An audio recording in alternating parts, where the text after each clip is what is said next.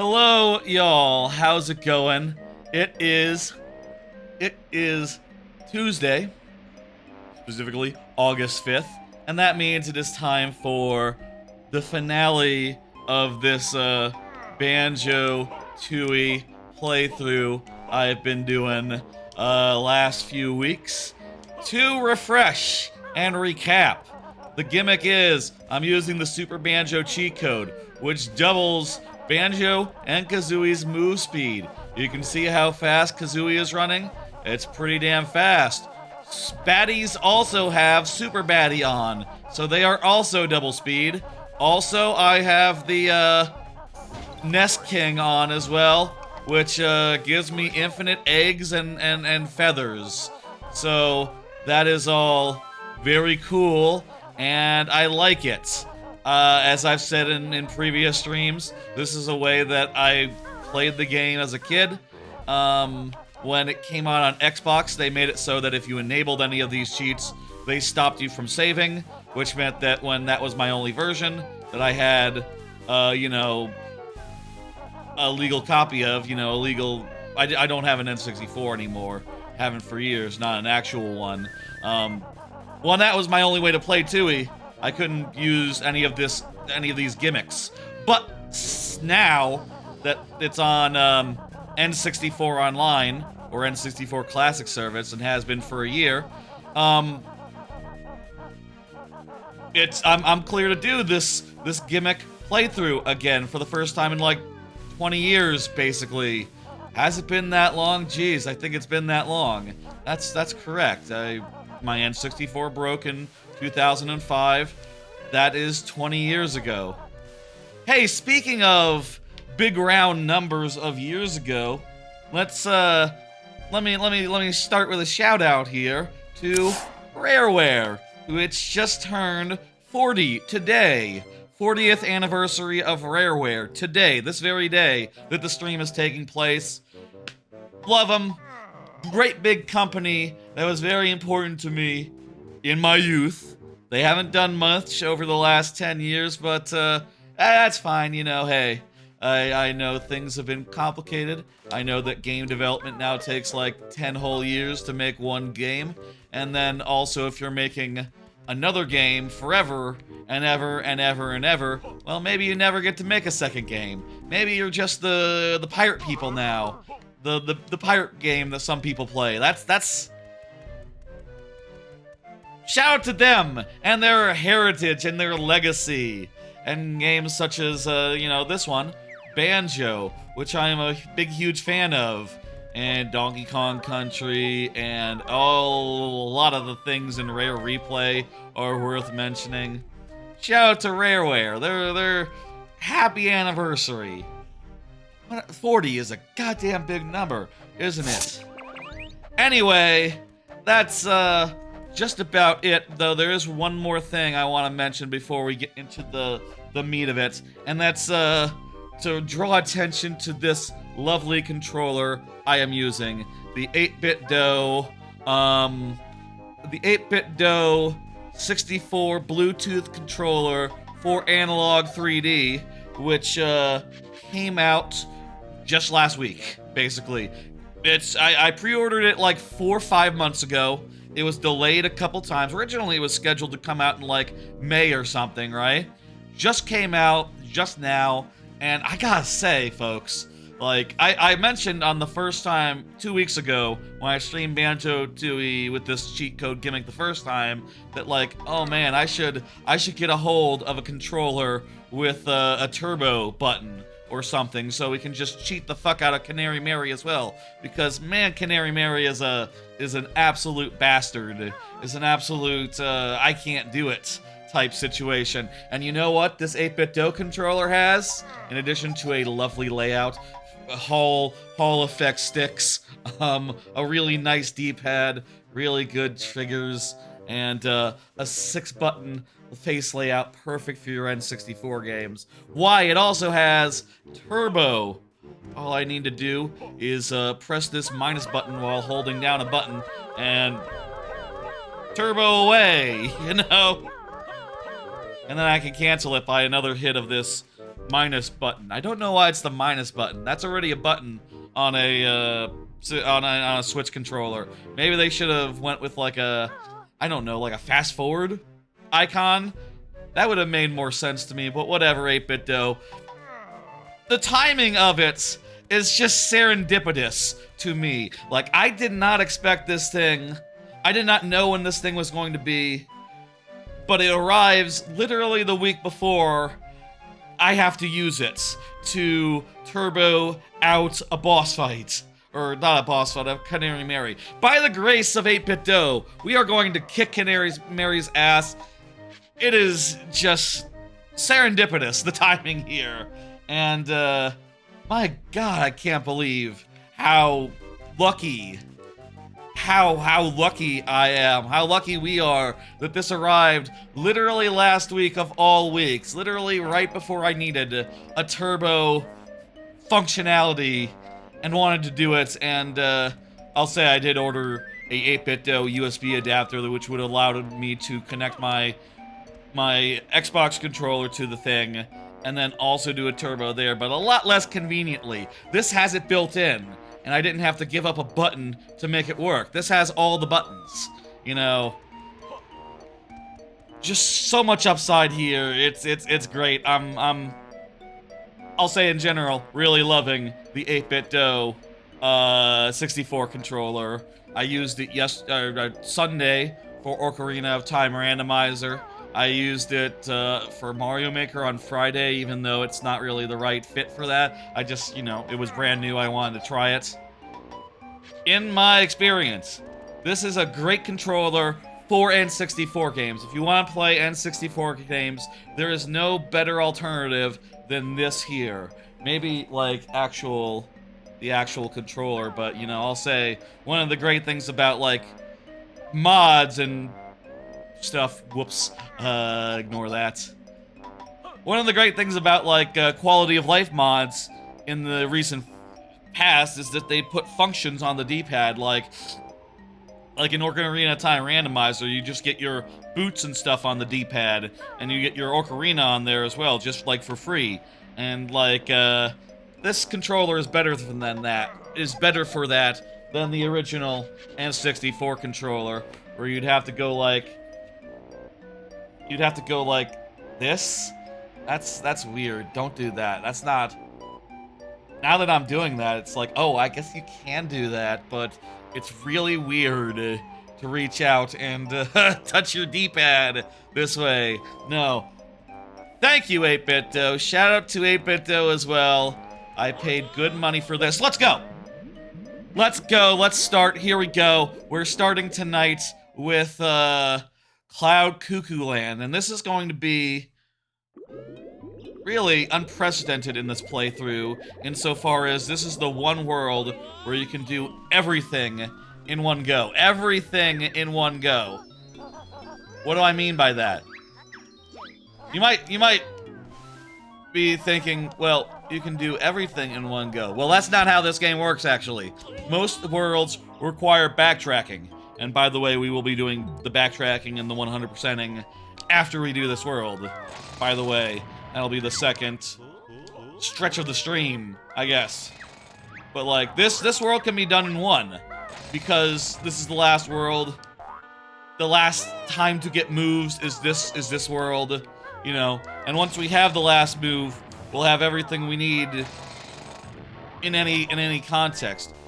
I will say, you would have to have beaten Canary Mary previously, and is there something else you need to do in an earlier level to make it so that you could only, this is a one-stop shop? I don't think so. I think just do Canary Mary, and then everything else is just clean. It's just clear, you know? If you didn't do Canary Mary early, she wouldn't appear here, and you'd have to go back to Glitter Gulch Mine, and then come back after you defeated her to actually do her here. But suffice to say, we did most everything we can in the rest of the game. There's maybe like 10 Jiggies left in the rest of the game, plus some Jinjos, some of which I have have taken notes on, like, oh yeah, there's the one in Grunty's in that you go through Jolly Roger Lagoon into Grunty Industries to get. Gotta remember about that one. Also, there's one in Spiral Mountain that we didn't get.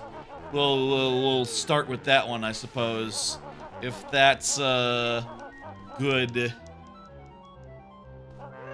Is there anything stopping me from starting with Wumba?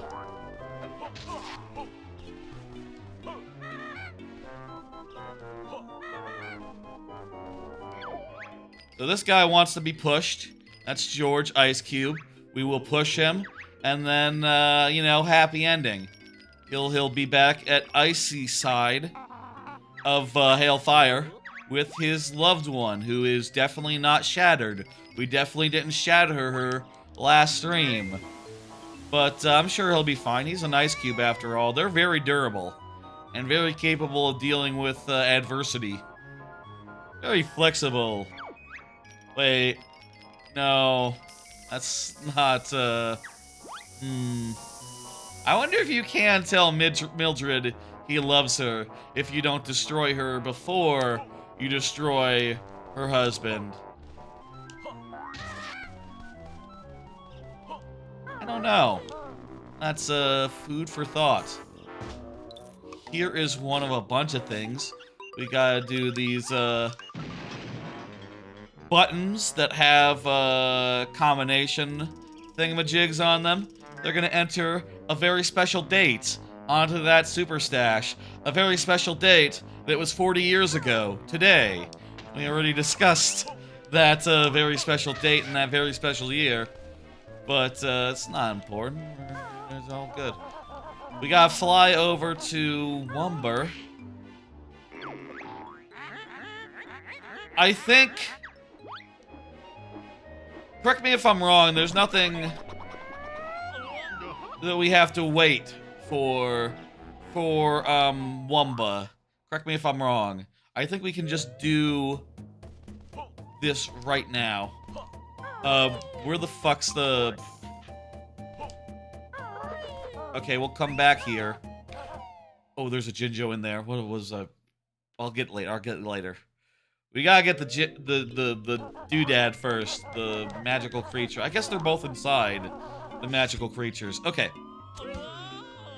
Start with the inside. Get the warp pad.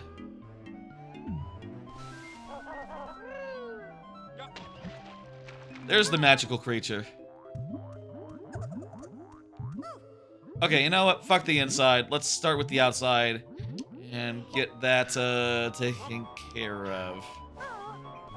We're gonna do everything that you can do as a bee, which I'm pretty sure... There's nothing like... You don't have to do the rain song or anything, right? Like, rain song is for opening, making a rainbow, growing some plants for climbing on. Yeah, no, we're... That's it. By the way, right now I have this controller mapped, where both my triggers are Z, just like it is on the labels, if you could read the labels. And, I put R on, this side button here, you know, the bumper button. And I have my rewind/menu button on L bumper. This game doesn't use L, so there was really no, you know, no concern there, no issue. I figured it'd be a good way to map it. I had to do some funky stuff because it doesn't let you remap 64 controllers, so it's not currently being seen as a 64 controller. It is connecting through the 8BitDo USB dongle thing, and through that I have customized it. Or rather, I think it is seeing it as a regular Nintendo Switch controller, and then I have mapped, like, the buttons strangely to make this configuration work. It's kind of a whole trick and a half, but, you know, it's not important. I'm pretty sure eventually you'll just be able to remap the controller normally using the 8BitDo software, but that is currently a work in progress, last I checked, which was last week. Maybe it's not a work in progress anymore. If it's not, apologies for 4-day-old information. Hey, Chaotic. Whoa, I cast upon ye OBS crashing. I don't think it has, no, but you don't mess around with anything like that. I would know if OBS had crashed. I would know because chat would have disappeared. I need to remember that. I have no indication that How you doing, Chaotic Oven? Hope you are doing well. Cloud Cuckooland tonight. I love Cloud Cuckooland, let me say. Cloud Cuckooland is my favorite world in this game. As much as I don't mind the way that you have to backtrack in this game, the way I don't mind it because, like, it sort of makes this game into a ridiculous feast. Where, like, it's so big you cannot do it, like, as in one session nearly as easily as you can do, like, the original game.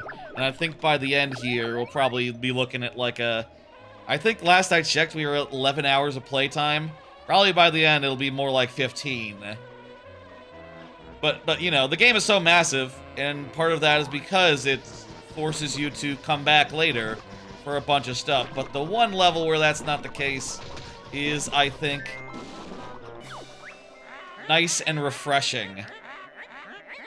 This is funny, I can move the cursor while not moving. And it's nice to have one level that you can do in that old style, where you just do everything you can, and then when you leave, you never have to come back. Is it a weird thing to say about a level? My favorite thing is once we leave, we never have to come back. That does sound weird, but I think Banjo-Kazooie fans understand. Probably, like, you know, there are a lot of people who are less fond of this game's backtracking than I am, less forgiving of it. I think those people who put Kazooie over Tooie even more understand. This is a popular sentiment that I am espousing, I reckon. This level's good.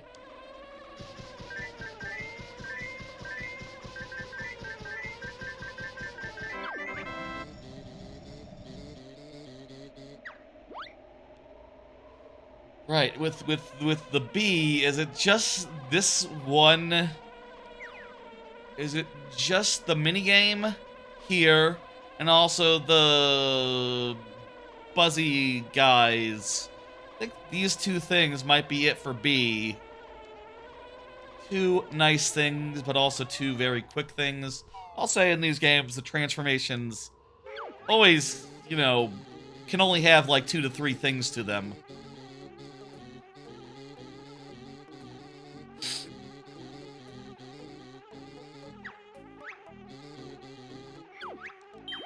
It's pretty straightforward. Blue is the best, green is the second best, red first. Also, fly around and hold down B to go fast. Actually, it doesn't matter, does it, if you go fast or slow. You just sort of go in circles and turn and do this. It's probably kind of hard to follow watching along, but point is, this is this is like peak performance right here. This is as good as you can do. Just like spin in circles and aim wildly.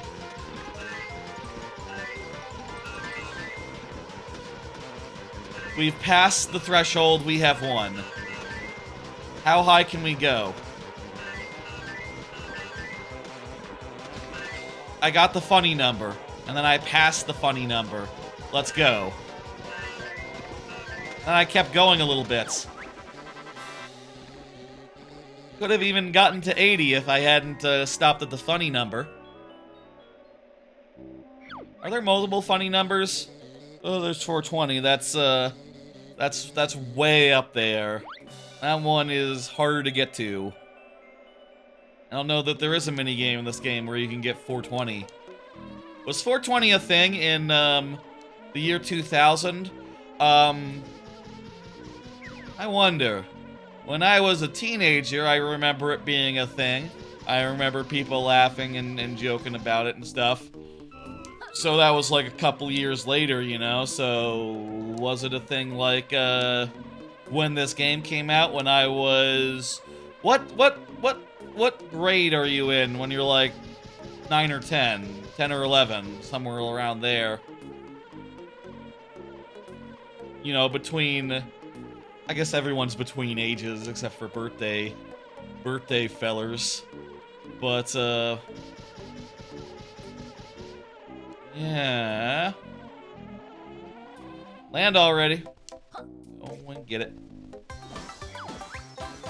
I don't know if that's elementary school or middle school, but either way, I was, people weren't talking about it when, at whatever grade level I was in.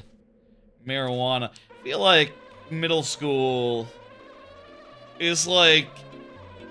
My memories of middle school was being treated a little bit less like a kid, but probably still definitely being a kid.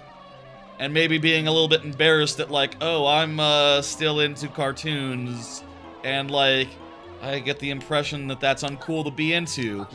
That's my memory of middle school. Just, like, an awkward middle ground between, you know, high school. You're basically, like, you know...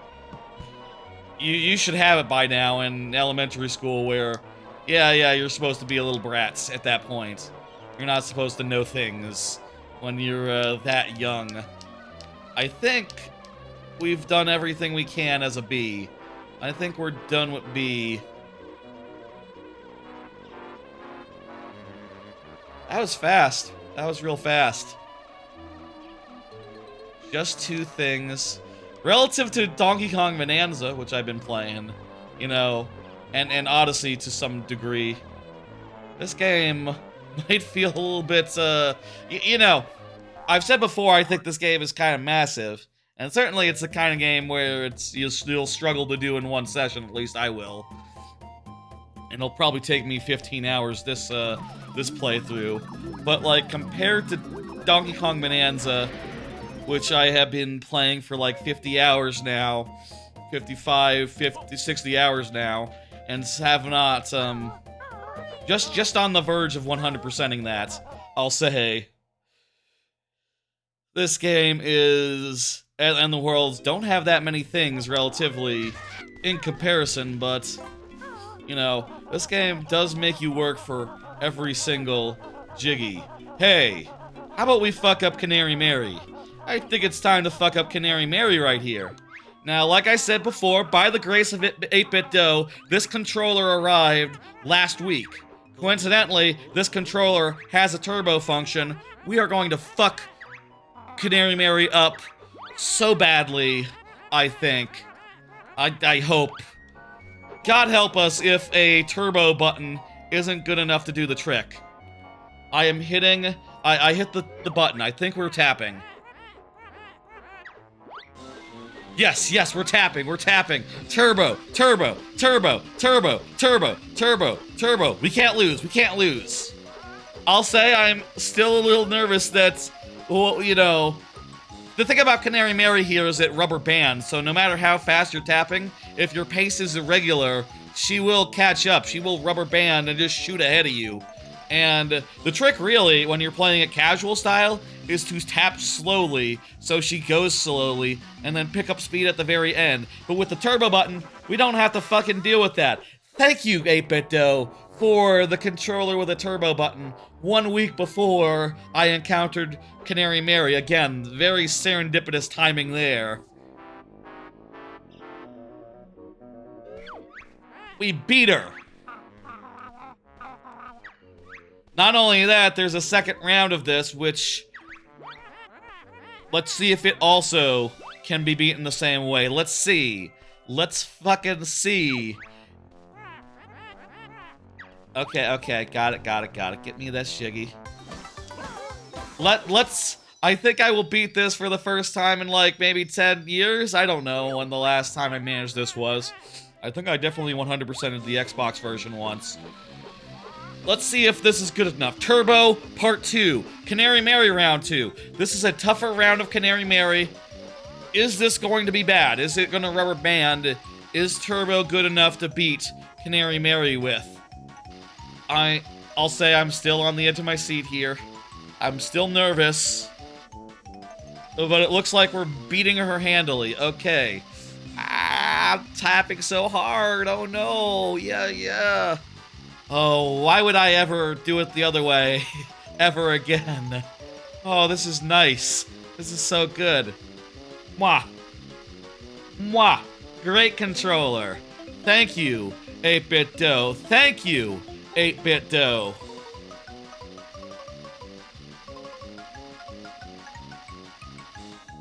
Okay, she's nowhere in sight. We're good. I think we've won. Eat shit, Canary Mary. Thank you, 8BitDo. Now I can turn off the turbo. Again, this got delayed months. This controller got delayed months. It arrived last week, just in time. Just in time for me to meet Canary Mary in this playthrough. Eat shit, Canary Mary. I hate you so much.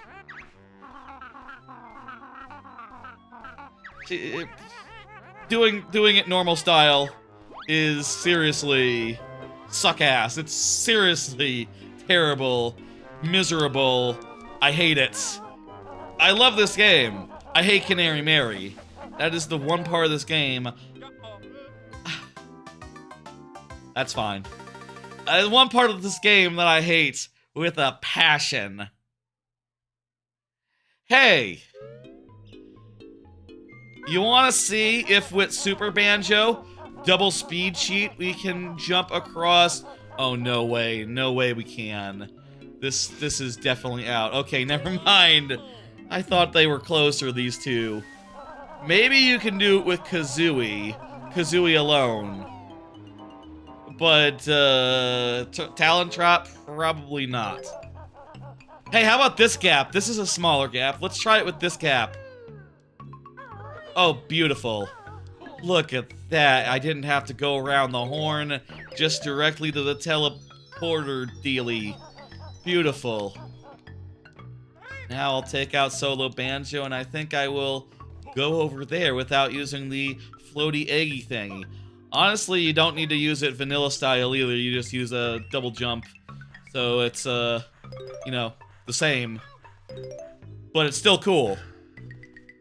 It's still cool to skip that, hovery guy in the egg that we didn't hatch.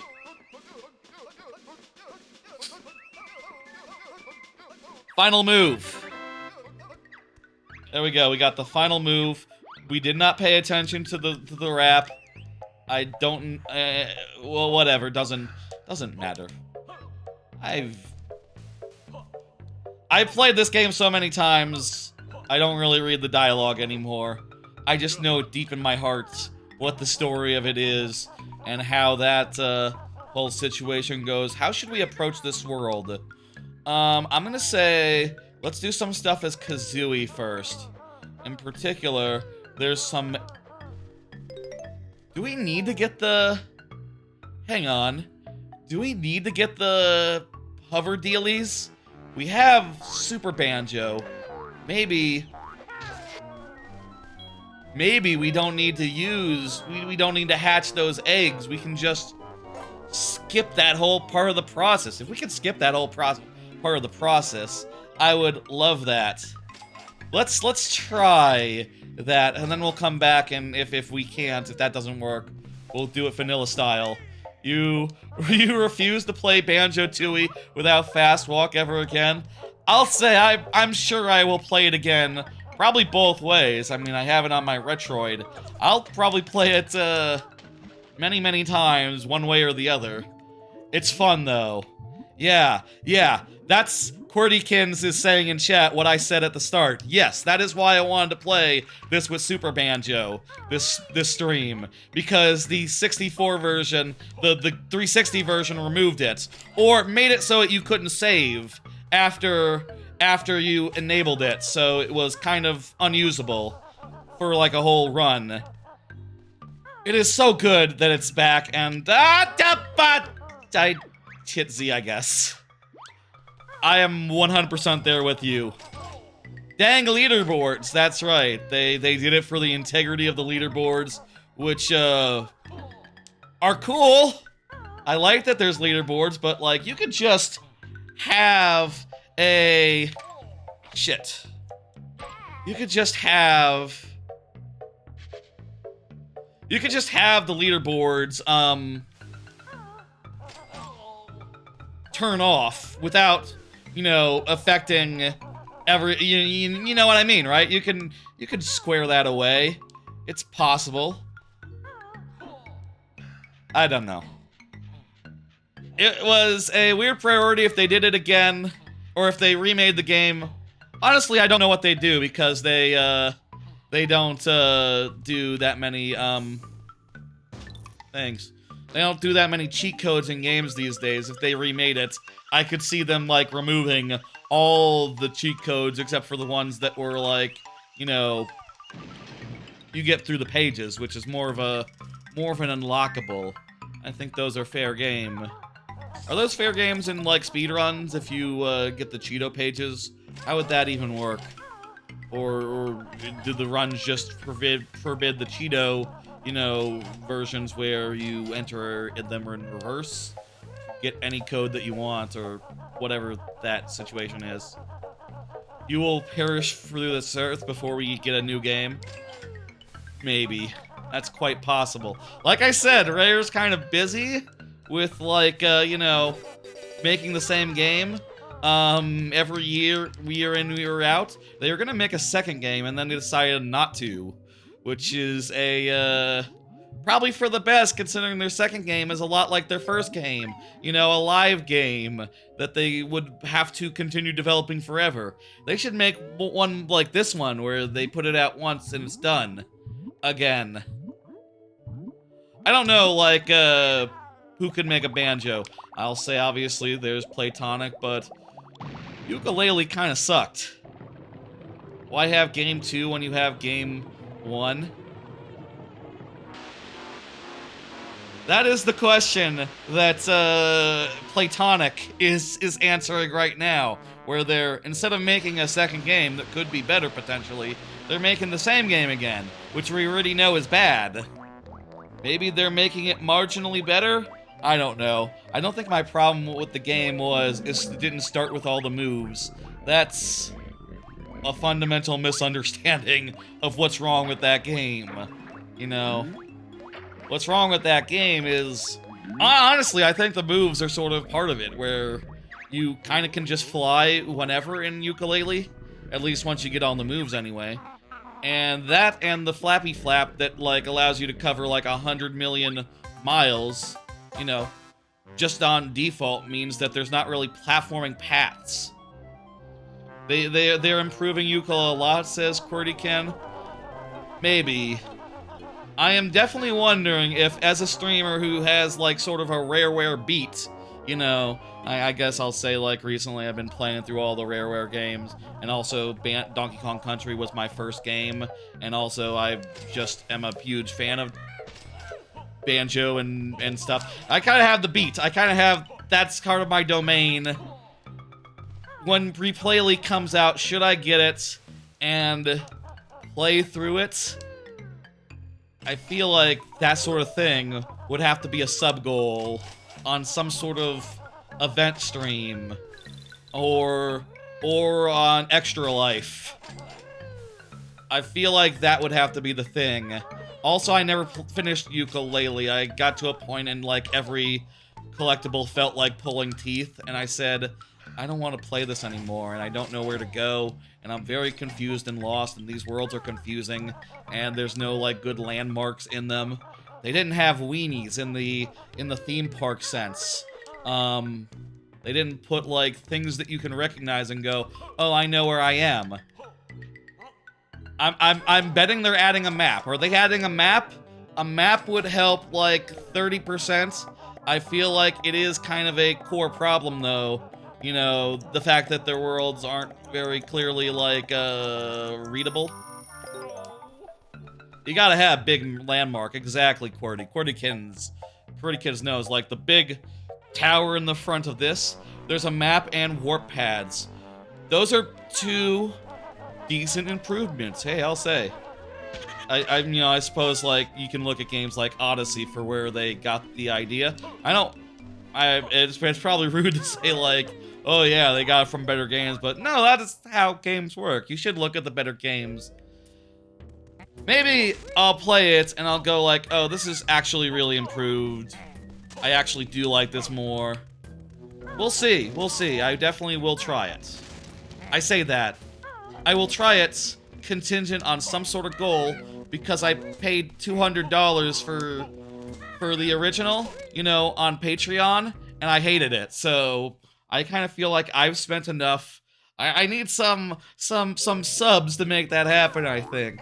Subs, or, you know, I'll say if we don't hit it through like the anniversary stream in November, I'll have it as another goal on the streamiversary.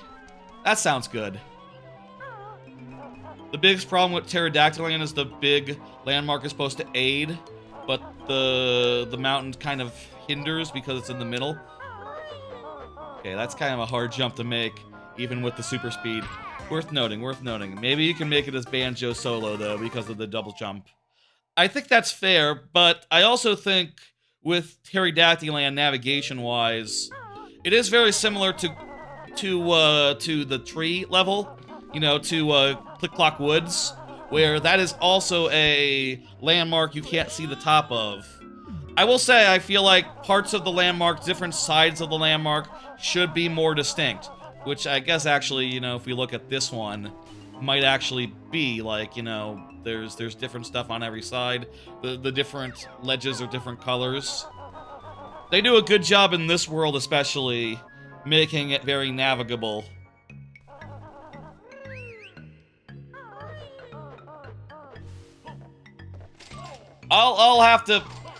We will have to see about Yooka-Replaylee, how that all works. If I'm willing to drop money, I'll say, let's make it a goal in November.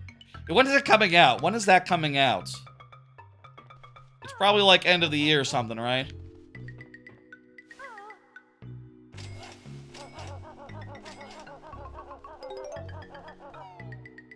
You rarely see anyone praise this world? Oh, it's my favorite. It's the only world you can do in one go. How do people not like it? It's the only world where that's possible.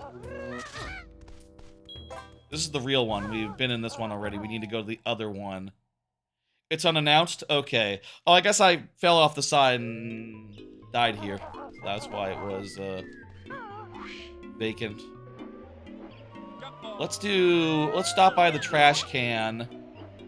And did we get the we already flew through the top.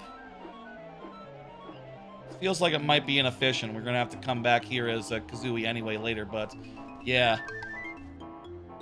I don't think most people are familiar with the term Cloud Cuckoolander. I'm not either. I think it just has a nice ring to it. You know, like Bubble Gloop Swamp doesn't, like, mean anything. A Bubble Gloop. That's kind of not a popular, like, conception. Freeze Easy is just a nice sounding word. Wait, I thought this was the 40th. 84. Maybe. Okay, you know what? Rare did say it's their 40th anniversary today, which would mean their 40th anniversary was in, like, would have to be in 85. It says 84 though. The safe says 84. Maybe that's including Ultimate Play the Game years. Maybe they're not counting that. as part of the anniversary on Blue Sky. I did not fact check the Blue Sky. I did not fact check the Blue Sky post from Rare Ltd that I saw this morning. I just said, oh, it's the anniversary. Seems like your safe disagrees with you. Rare, where? I don't... Who would know better, the social media manager of Rare Ltd or a talking safe from a 20-year-old game? It's really a toss-up. We gotta beat this guy's ass. A Cloud Cuckoolander is someone who believes nonsensical things. I think it's just it's another thing, right? I think a Cuckooland, Cloud Cuckooland is like a term. I've never heard it as like a Cloud Cuckoolander though. That's new to me. I'll say because we have lots of golden feathers, we don't have to engage with this fight in good faith.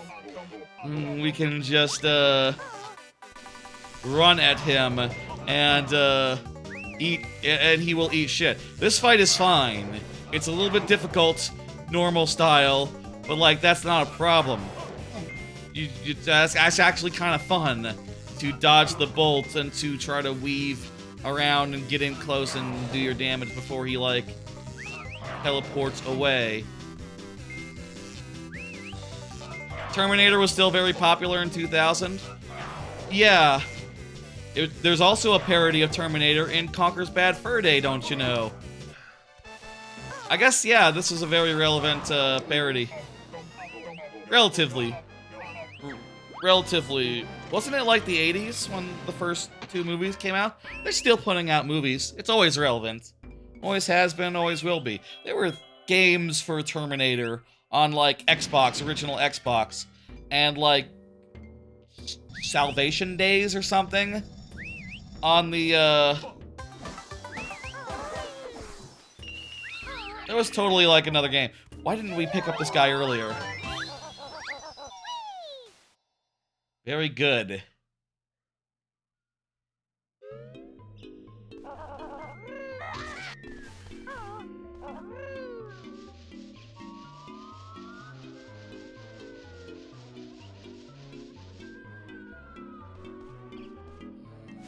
I can just invulnerability through this, right? Oh, to what end? There's nothing for a solo Banjo and Kazooie. We have to fly there to set down the bean.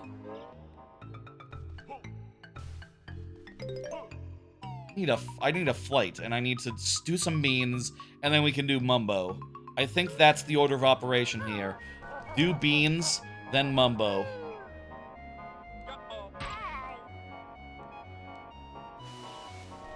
Do beans, we need to fly. To fly, it's right over here. Well,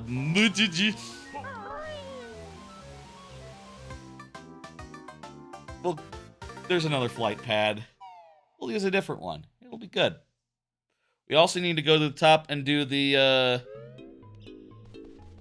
last of the safe dealies. I love how you can do this all in one go. It's perfect. It's a lovely level. And it's kind of funny because it's the opposite of the first game, where... Yeah, it is annoying they let you fly everywhere. You do have to level solo Banjo. Well, that's how they make it difficult to traverse, is doing the solo Banjo stuff. And making it part of the puzzle, like, how are you gonna hook this level up for solo Banjo? I think that's fun. I think that's smart. I would call that good design, personally. But yeah, you can knock it out all in one go. Flying is discouraged a little bit at the start, also because of the eyeball guys. You know, but once you sort that out, it's like... You know, you have to do a thing to sort that out, and you want to do that, like, right away. Like, first thing. Once you do, it's pretty nice. And very, Let's go over here. There's, like, one more bean on the other side of the deal, right? Once you do that, though, it's pretty chill. Very easy to navigate by flight. This is like the world that is most flight friendly, right? Like, of all the worlds in all the Banjo games, this is the one that feels most suitable for flight, and, you know, it has the most stuff, like, disconnected in a way that is kind of low-key, most convenient to fly around to. Like, this is the best way to traverse this world. Oh, wait, no, this is just a jump. Let's get Mumbo, let's cash that in. Also, while we're bringing Mumbo to the Mumbo place, let me just do, I think, a card. I have these cards on them that have things that I want to talk about. And, you know, sort of go through. This Mumbo part will be faster because Mumbo will be double speed, of course. But I wanna say a thing or two. And, let's start saying things or two. Throw it in the bag, and let's do it. Hey, did y'all see there's an Indie World Thursday? Yes, I believe it's Thursday, in like 2 days from now. 2 days from now, in the morning, Nintendo's doing another quasi-direct type thing, except it's their Indie World gimmick, which is similar to a direct, but only indie games, and it's 15 minutes long in America, 20 minutes long in Japan. I don't know what they're adding. Well, no one knows anything of what they're doing. Everyone has perhaps the one guess that you can make, which is Silksong. I'll make the opposite guess, and win, because that's how you can do it, you know? Yeah, the last direct was really terrible. Cordy is saying that, oh yeah, another email in video form. That is true of the last direct. Like, they had no bangers. I feel like there is more opportunity with a indie direct to have some actual interesting stuff in there. You know, Silksong, obviously, if they had that, that'd be fantastic. If they had, like, a big-name sequel to a known indie game, like, hell, I could see... You know what? Here's a prediction. Here's a prediction. It's not gonna be Silksong. Time to play the song, also. Rain Dance, let's go. And if the pad disappears, we know we did it right, and we did everything we need to do before doing Mumbo. And if it doesn't, I will be very miffed. Here's what I will bet. I will bet at the Indie Direct we will get a date for Hades 2. Hades 2 will get a date at the Nintendo Direct thing, and it'll be day one Switch on that Switch 2 version for Hades 2. That'll be like the biggest announcement at the press conference. That is what I will bet. And Hades 2 is a good game. It's a goddamn good game. If Hades 2 is there, I mean, it's already announced. We already know it's a thing. Pad disappeared. That's good. Good when your pad disappears. We already know Hades 2 is a thing, so maybe it's not the most exciting thing, but I think they will do a minute for that, and it'll have a date, and I will play it when it's out.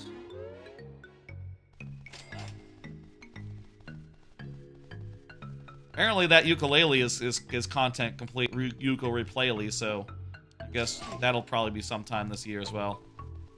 Again, might make that like a sub-goal or something, because I really hated that first game, but I would be curious if they solved the actual problems I feel like that game had. Curious, but not curious enough to, like, you know, make it just a regular thing that I do. I'm gonna make it a goal, because I don't want to... Either a sub-goal or an extra life thing. Probably one and then the other. And either one will be for it. You always wonder what this game would be like if Mumbo pads weren't a thing and Mumbo just learned a new spell he could use every time. How do you mean? You mean like just use them freely in the world? I do wish Mumbo had moves. I feel like if Mumbo had moves, Mumbo would be a lot more palatable. The fact that it's just like a long walk to the Mumbo place is just unfortunate. You know, I say a long walk. We made it fast because we're double speed and all, but, you know, Mumbo needs mobility, I feel like. I'm sure others would just say, like, no, he just needs to be in this shack and do his usual gimmick. And I'd say, like, that's probably fair. But, like, I don't know. It wasn't a bad idea to play as Mumbo. It's just they forgot to give him anything interesting to do other than find a pad and hit B. That's the root of the problem. That's the core of the problem. It is a problem, I'll admit. Pot of gold! Let's do pot of gold. Witchy World and Grunty Industries could benefit from him learning to shoot lightning bolts. Jolly Roger could be learning to change the weather. Cuckooland and Jolly Roger. That does make sense, actually, now that you say it. Like, what would be the weather for Jolly Roger, though? Would that be, like, sunshine? Like, clear out sunny skies or something?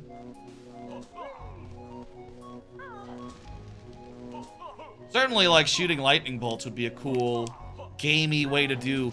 I guess, levitate, that's another thing that would be easy enough to imagine in gameplay form. I mean, like, Nuts and Bolts already has that, you know, as a thing. Nuts and Bolts, you can already levitate items. You know, that was later, of course, so yeah. You know, maybe they wouldn't have had the technology, and maybe also would have been one of the first to figure out how to control an object in 3D space like that if they had done it for this game, but that's an interesting notion. That's a really interesting notion, QWERTYkins. Thank you for the interesting notion. I like to chew on that. It's fun when you're playing a game to think about ways in which it could have been, ways in which a sequel could have been, and like what... I do think, you know, if they ever made a third game, I do think it might be a good idea to rethink the idea of, like, learning moves all at once versus level by level. But I think I like the contextual variety in, like, Odyssey and Bananza to a lesser extent, where it's just like, oh, you have a basic moveset, and then, like, oh, you possess this guy, and this gives you a new move for this level. I feel like that's just a lot more natural than just slowly expanding the moveset through regular means.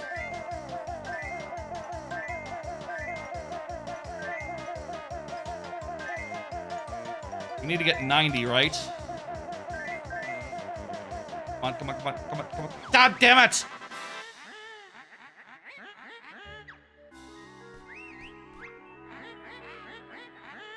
They could have totally made Mayhem Temple be Mumbo controlling enemies like Bowl's Revenge. Oh, that'd be fun too. And you can imagine, like, some of these ideas, you know, there's more applications to just like, oh, you control the big giant guy who's like a big scary golem. You could have it so, like, oh, you need to control a smaller enemy, like Odyssey style, for, like, various jiggies, you know?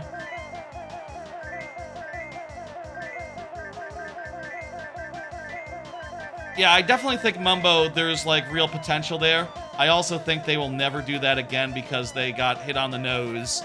And, like, you know... Damn it, damn it, damn it, damn it. Can I do it? Can I do it? Yeah! Yeah! There we go. Just barely. Just barely. Oh, yeah, you'd have to redesign the whole game, pretty much. And I'll say, like, it would be cool, you know, one thing I would think about with that sort of, like, flexibility. I feel like it, would be... I feel like if they had that, they would have to, you know... They should have had more collectibles, I think. Like, honestly, it'd be cool if Mumbo had a more fleshed out kit, one, And also if Mumbo had his own collectible that he was collecting in every world, and like that was like a whole separate like 5 jiggies worth of like Mumbo stuff per level. You know, it kind of feels a little bit sacrilegious to say that, you know, in Banjo and Banjo-Tooie, every world has 10 jiggies and that's that. And that's how they work. I guess this game does add 5 Cheeto pages to each world as well, for what it's worth. So literally, it's not unprecedented in the least. They could have had the Cheeto pages be Mumbo only, or be Mumbo's main item, I guess. But like, I feel like Odyssey and Bananza have proven that like, oh, you can just put tons of collectibles in a level, and you don't have to be limited to 10 or something. You can just go wild, and so long as you have a good hint system, when people get frustrated and like, you know, don't know where to go, it's gonna be, people will like it. Let's, you know what, let's go to the top of, the island now. Go to the top of, do the thing you do up top. 17 individual note pickups are not good, too low for breadcrumbing. I get what they felt like there, right? Like definitely sometimes in the first game, like you can't find a note and it's just, you know, 1 or 2 last notes and it's kind of frustrating, but I do think there should have been more note pickups, that's right. For like marking down paths and things of that nature, it's handy to have a lot of notes just mark up a trail. Like, in fact, right here. Well, I say a lot of notes. We collected one of the 2 already. Damn it! And we'll go back for another shot at the other one in a second. That's a trail when you have only 17 note collectibles. And it avoids a 99 out of 100 situation, yeah. I'll say, like, the obvious thing is you just put in a hit system. Like, Bananza just lets you buy, you know, use the currency you've been earning to buy hints for basically every collectible in the game. That's optimal. That's ideal. That's beautiful, you know. And I feel like that, you know, fits this current age that we're in, where I bet people are a little less impatient in general. Or a little more impatient, a little less willing to, like, you know, scour a world for an hour to find that last note. I recently replayed, Rocket Robot on Wheels, and, like, yeah, every time there's, like, collectibles in that game, right? Similar to in this game. But it's like there's a whole fucking bunch of them. In that game, they're in, like, different denominations. Like, there's 1 nuts, there's 5 nuts, and there's 10 nuts. And there were definitely a couple cases where it's like, okay, I have like 3 or 7 left. And it can be kind of frustrating not knowing, like, okay, am I looking for a 5 nut and 2 1 nuts? Or am I looking for 7 nuts? Like, what are we doing here? Hint system, I feel like that's the thing, you know? You gotta be able to hit a button or, you know, trade in some currency or something and be like, just point me in the right direction. Did Odyssey have something like that?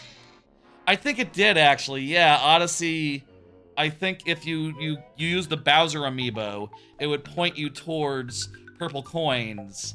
That's right. It had a hit system, too.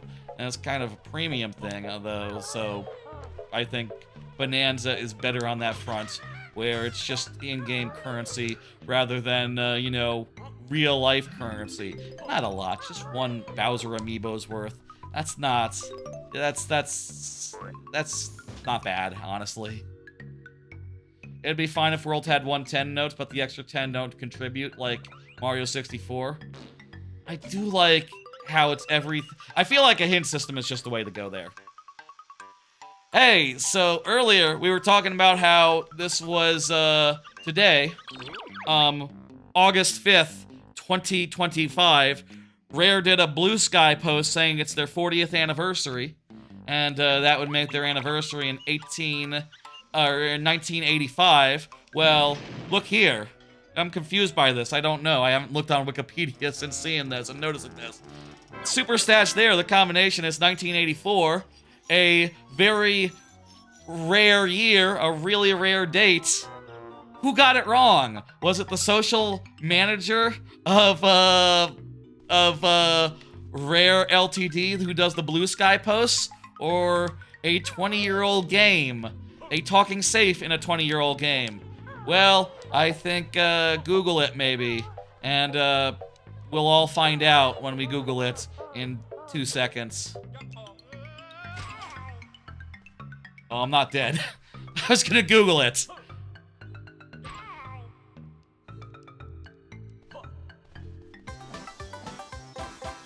What year was Rare founded? 1985 is what is what my phone is what my watch says. So maybe Tooie got it wrong.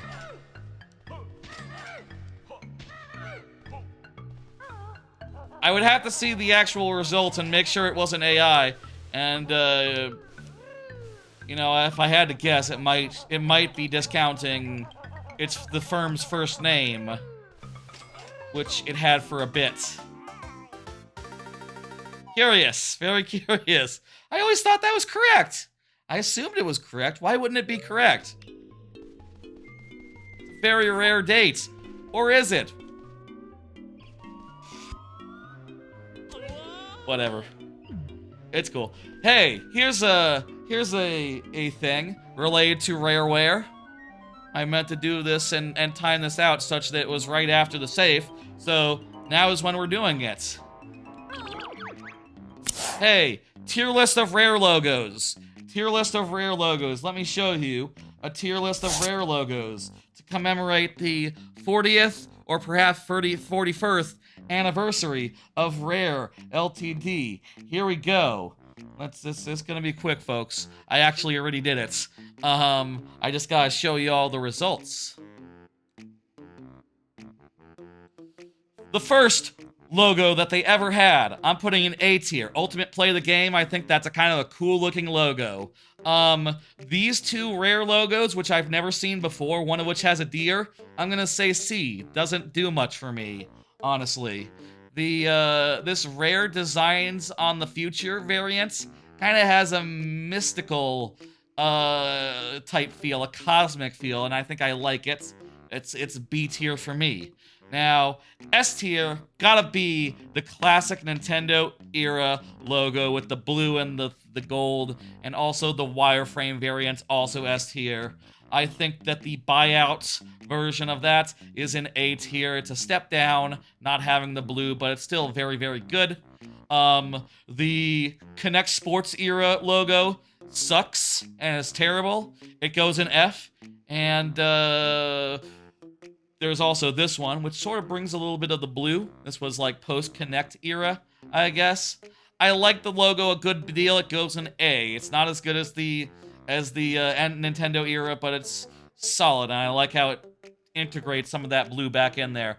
Finally, there's a new logo, apparently, which is like the blue, but it's red instead. I feel like that one's just a Sea of Thieves variant, not really like representative of the whole company or the whole brand. I put it in B. It is nice to harken back to the best logo, but I do think it's just a worse version of it. Make it blue and like more readable also. Seems like as some frames, it can be a little bit marred by reflections. So yeah, there's the tier list. Very straightforward. I think that's about right. Those two final Rare logos might be more of an A+, honestly, if I was doing A+. They're very close to S, honestly.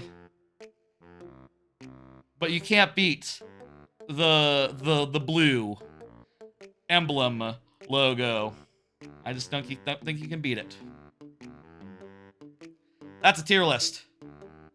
The 40th anniversary is the Ruby anniversary. Ah, that's why that design.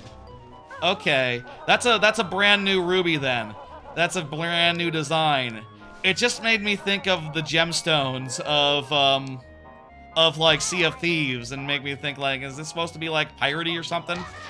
If you told me that was first revealed like 2 years ago, I believe you. I mean, I thought.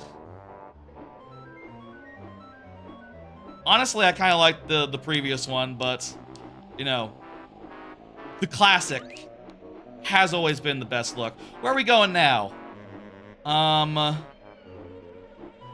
think now, let's do some banjo business. I think it's time for some solo banjo business, considering that, we gotta do the cheese, and we gotta do the, cheese, we gotta do the, sack race. Hello, virtual Missy. How you doing? We were just talking about Rare's 40th anniversary, and, the best, the tier list of logos that they did. You're just gonna have to check the VOD for that, because I'm not gonna pull it up again. We got places to be. We gotta keep moving. I might put that up in YouTube short form. I also might do a YouTube short about that date thing, because, like, you know, that is, I might do it soon, because, like, man, that's gonna go sour, like, right away. Like, that only works, like, tomorrow, maybe. And even then, like, yeah, it's the day that goes up, it's no longer the anniversary, so what the fuck? That's, immediately out of date. What are the odds of getting any Rare game before the 50th anniversary? Oh, man. Low.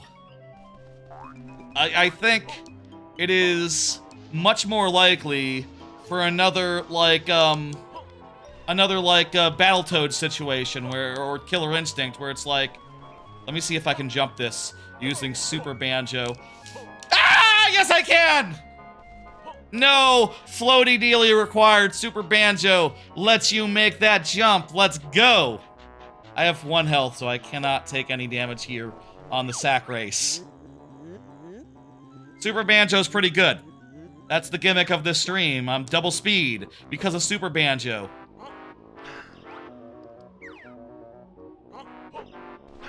Yeah, I think odds are bad. I think odds are really bad. I think aardvarks are cool anime. They kind of remind me of anteaters. I would have guessed he was an anteater, but he's an aardvark? Okay. I guess those are pretty similar as far as, like, snouts go. Oh, thank God. I thought I was just gonna die. Yeah, okay, good. I thought that was it for me. You gotta take the shortcut, obviously.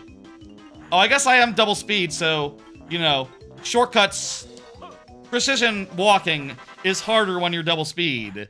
You know, that's been established previously. So, like, getting across that shortcut was harder than before. Also, we could have just walked and it'd be faster than his ass because we're double speeded. I like Mr. Fit. Mr. Fit, top tier NPC. I think he's right up there with Boggy and all that, and which, you know, and clearly Rare agreed, which is why he's in, you know, Nuts and Bolts. And is he in, the other one as well, the Banjo Pilots? I say the other one as if that's obvious what I'm talking about. I think he's in Banjo Pilots. Or is that just, Jolly Roger? Not sure. This time we go opposite direction of the chest. So the box is over there, so we need to go this way. He's so Ash Leisure dad-coded. You do love that. Yeah, he's great. He's great. Great design, great everything. And it's fun, like the 3 tasks that he has you do. In Banjo 3, you want Mr. Fit to return.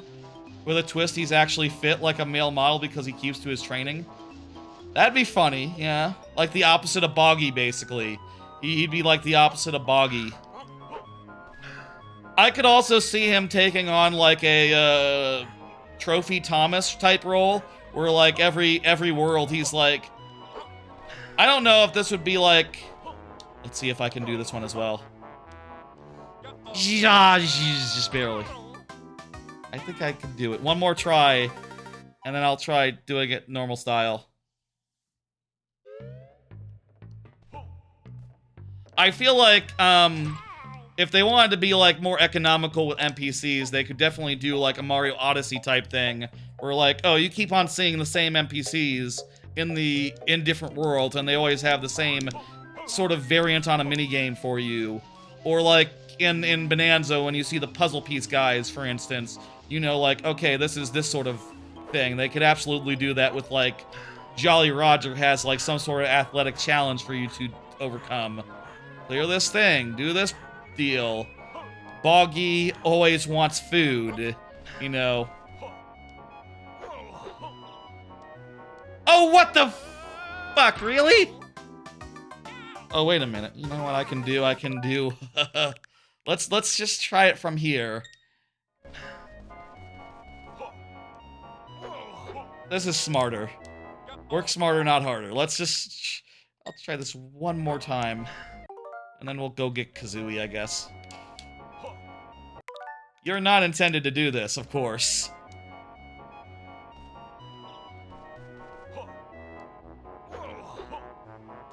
There we go. Perfect. Perfect. This one you can do as well. This one was harder. We fell like 3 times before we pulled it off. Might have been faster to just lay an egg. But, I liked jumping that gap, and it's something you can only do when you have double move speed from Super Banjo.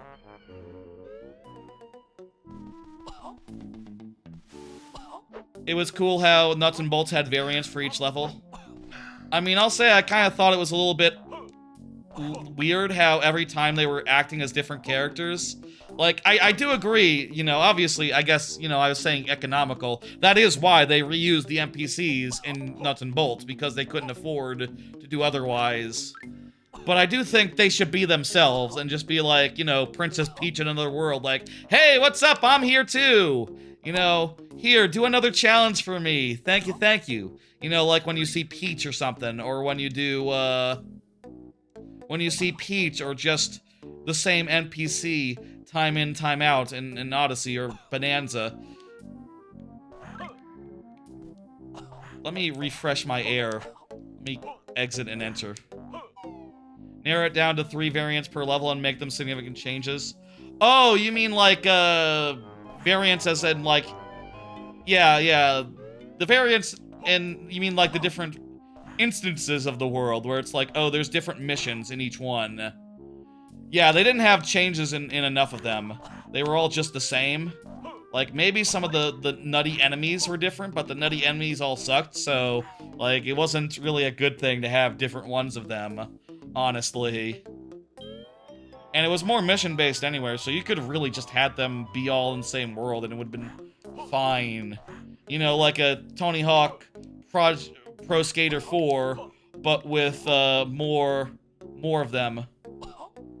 There wasn't a variant of Nutty Acres covered in lava from the volcano. Oh, that would have been a good one. Yeah. I think variants... I do think you're right. Like, they could absolutely do something with variants. That is one of the cool things. God damn it. This is hard when you have double speed. I think, perhaps, maybe. I think the variants, you could...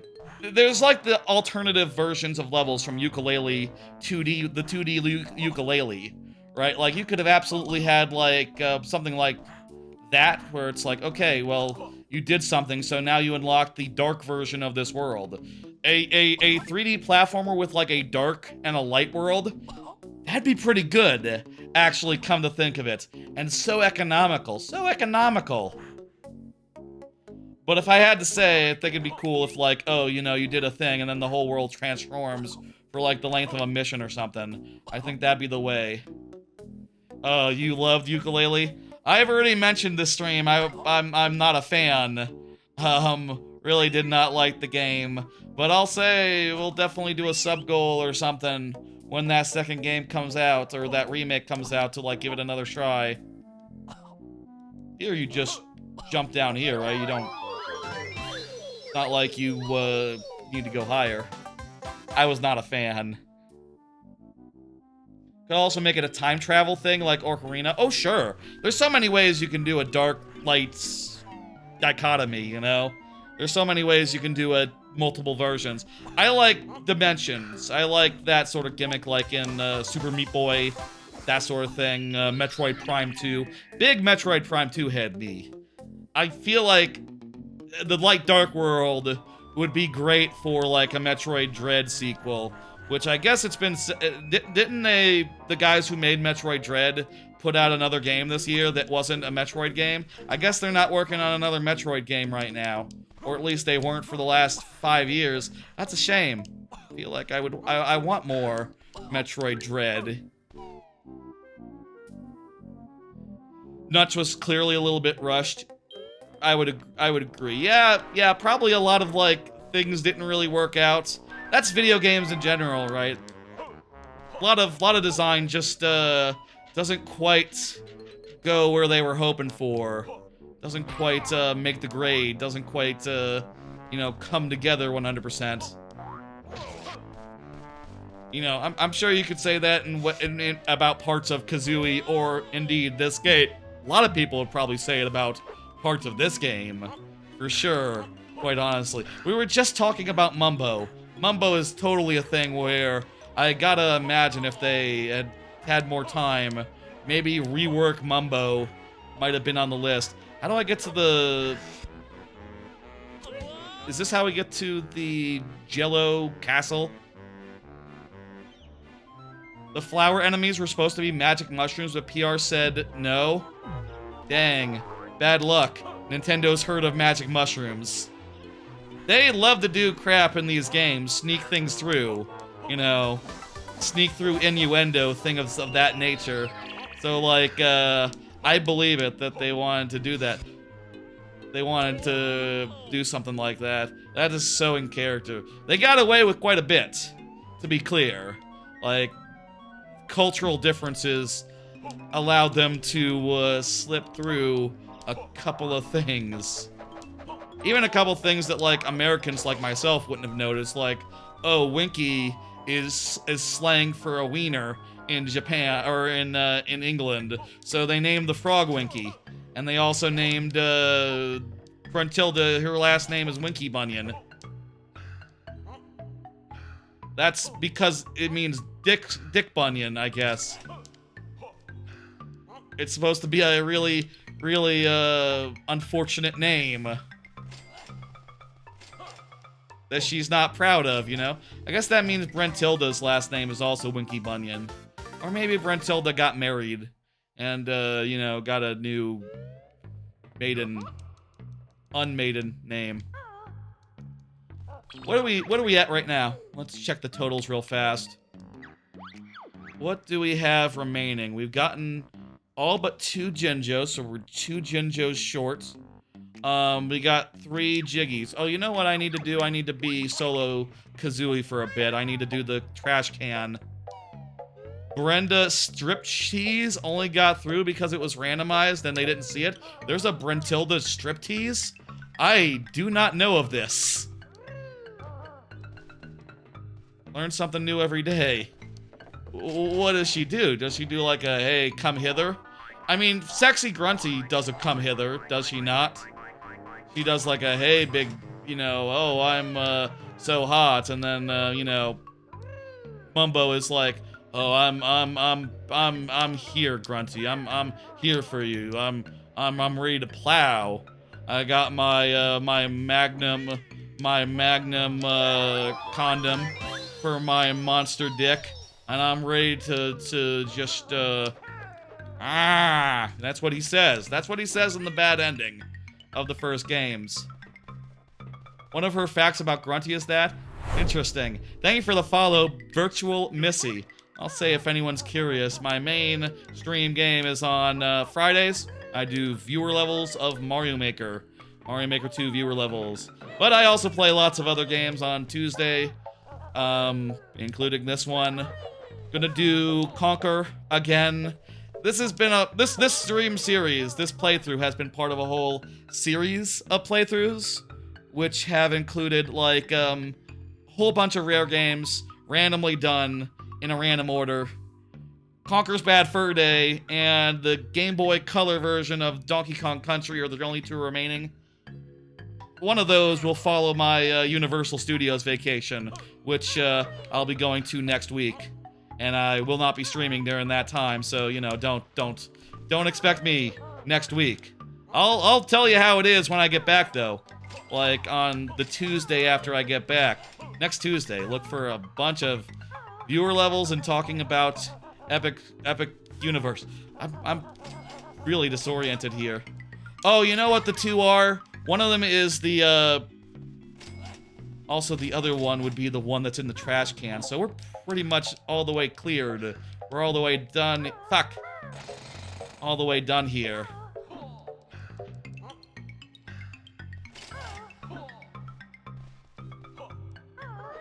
We're almost done with Cloud Cuckooland. I think everything from now on is the solo Kazooie stuff.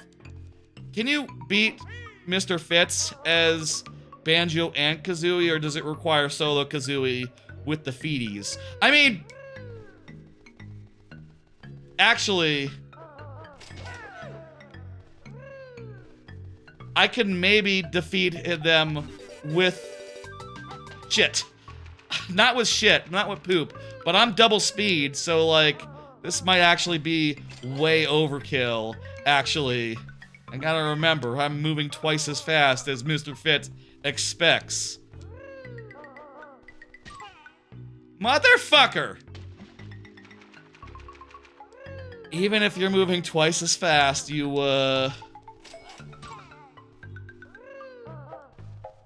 Oh, it's a line, not an animation. The striptease line. I didn't see that you said line. I assumed you meant like, you know, she does like an animation. It's one of the answers, gotcha, to grunty facts. Okay, I understand it now.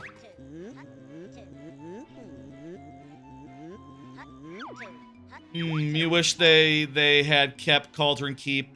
When they made the decision to downside Cauldron Keep, they put Jiggies in the Hive world to make it an even 100. Or in like Spiral Mountain or something. Wow, yeah, this is so fast. It's not even close. SUPERBANJO does that to you. In the hub world. Yeah, I gotcha. I kind of guessed what you were trying to say there, honestly. Yeah, even 100 would have been nice. I understand that it didn't quite work out that way. It was a 2-year development cycle. That's so short. By nowadays term. Christ! Wow, that was an unforced error. No problem, QWERTY. I know it doesn't...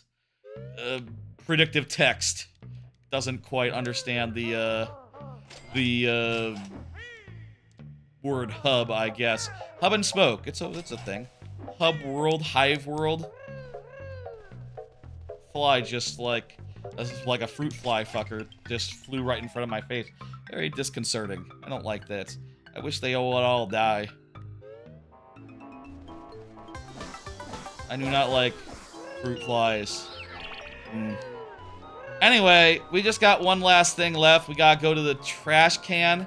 And let me just check and confirm real fast. Yes. There's one Jinjo in the trash can, so this'll work out. Let's see if we could... We could probably make there with a glide, right? Would have liked to have an insect colony as a Banjo-Kazooie world.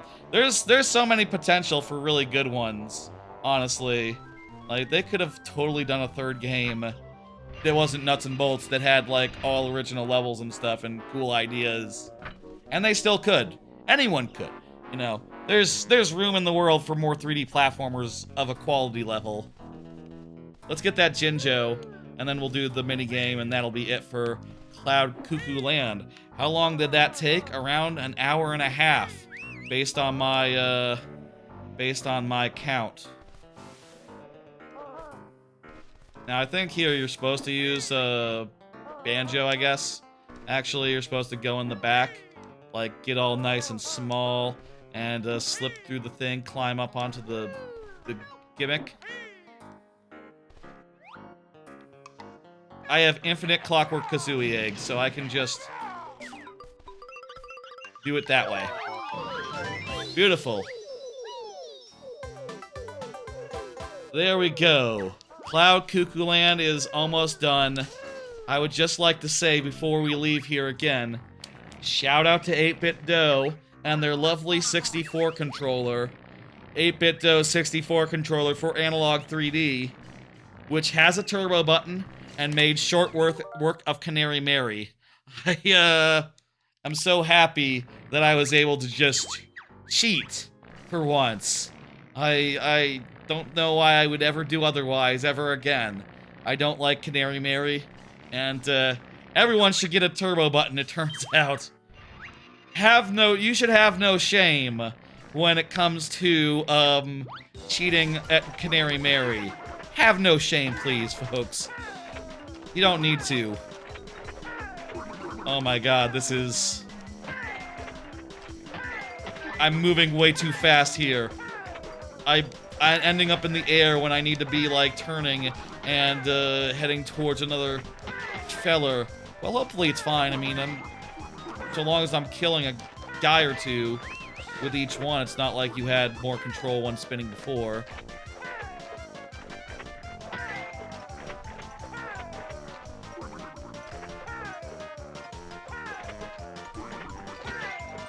How many points do we need? I hope it's not that many.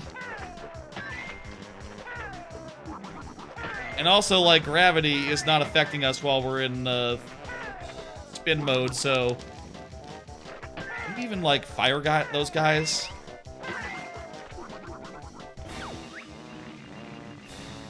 $49. How many is it total?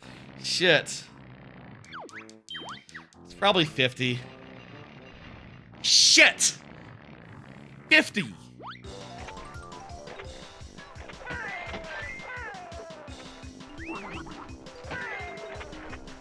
We'll get it this time. It's funny the differences fast speed versus slow speed makes. I think it's funny anyway. I hope it's funny. Kind of like a quarter of the gimmick this time. This stream. Kind of a quarter of the whole conceit. That it's fun to go double speed. That's a Minjo.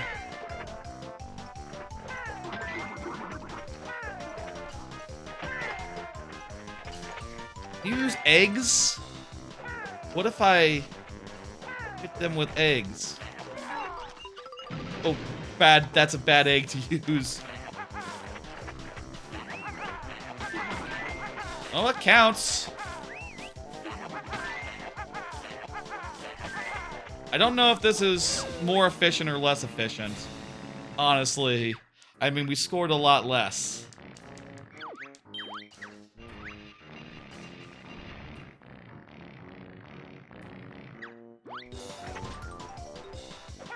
What if I occasionally pooped out a grenade?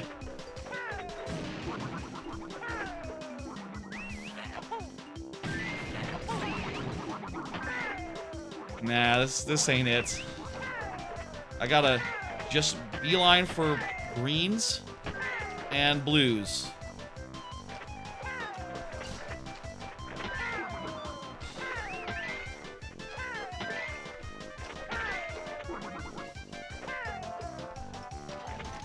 Oh my god.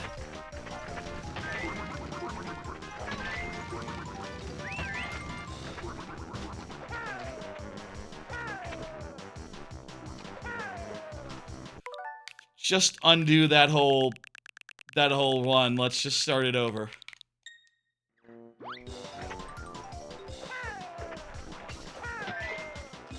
If we start it over, does that mean, like, it's the same pattern every time?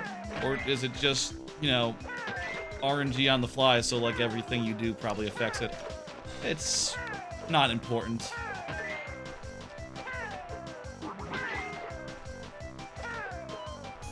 This is chaos. This is sheer, just chaos. The first time was so close. What if I had rewound the first time and just did the end over? That would have been the smart thing to do. The efficient thing to do. Not the fair thing to do. But, like, this playthrough is not about fairness. Not about fairness, folks. about fun.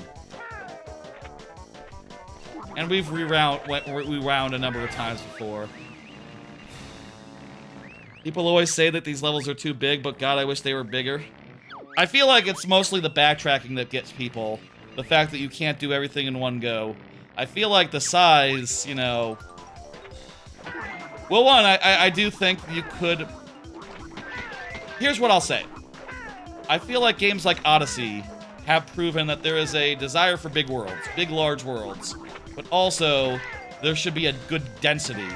You know, when they made the worlds bigger in this, they should have also, like, doubled the amount of jiggies here, maybe. And made it a lot more packed. I feel like that would have done a lot to alleviate concerns.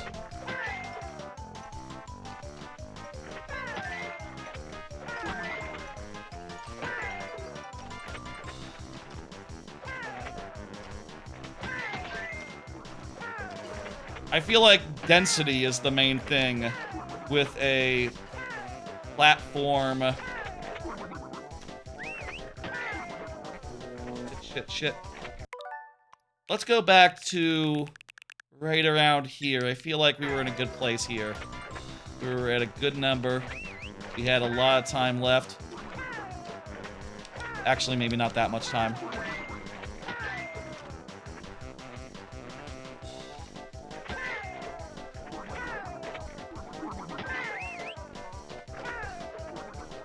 Maybe that one's... We'll try again from the start. Density is important, yeah.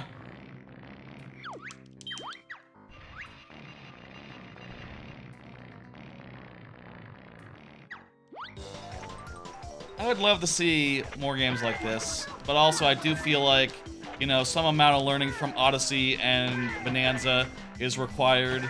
Like, yeah, I think maybe at this point, it is probably better to have a map if you're gonna have big worlds, and maybe, like, fast travel where you point at a map rather than remember areas. Those are all probably just good changes that help with the first-time experience, you know. I do think games like this, you know, they got by in a large portion because there was, at the time, somewhat of an expectation where, like, oh, you don't know how to do something? Let me rewind. That is a whole missed opportunity. Not using my time right. I shouldn't be counting it.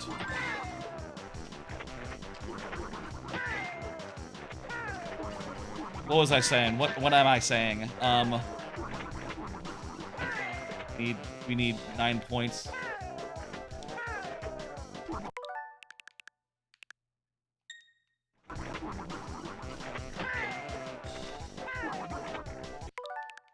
How about at the 2?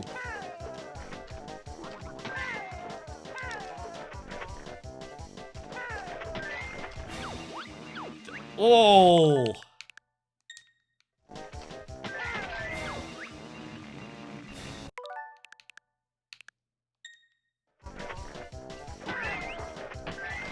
There we go.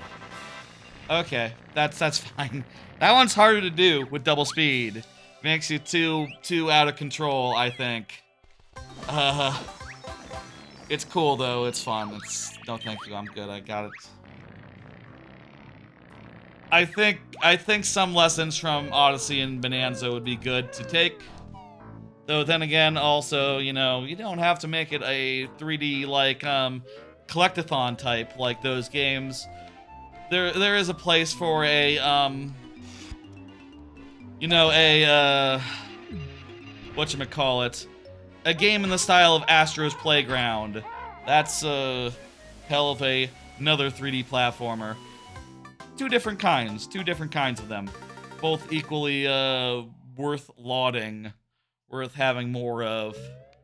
I feel like with older games, if you didn't know how to do something, it was like, go buy the strategy guide. What are you complaining about? And that was normal.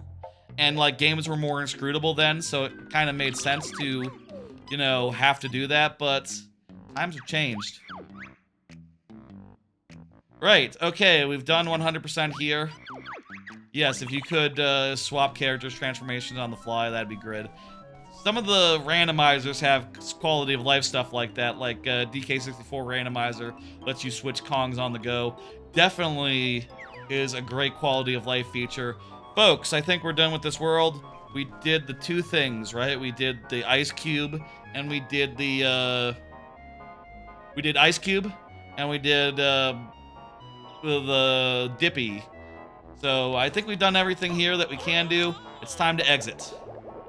And in particular, we'll be going now to, actually, let me just back up a second and say, folks, now that we're done with, Cloud Cuckooland, what we're going to be doing now is what they call backtracking. There's a lot of this game left to do. Like if we open the totals again, we can see there's 20 notes left in Isle of Hags. Maybe that's the 20. There's 1 Jiggy and a honeycomb left in and a Cheeto page left in Mayhem Temple. There is 2 Jiggies left in Glitter Gulch Mine. There is 1 Jiggy left in Witchy World. There are 2 Jiggies and 2 Cheeto pages in Jolly Roger's Lagoon. There is 1 Jiggy and 1 Cheeto page in Pterodactyland.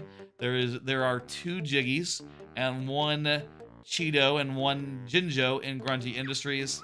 And finally, 1 Jiggy and 1 honeycomb and 1 Cheeto page left in Hailfire Peaks. Now, I do not 100%... Oh, also Spiral Mountain has a Jinjo. 1 Jinjo in Spiral Mountain.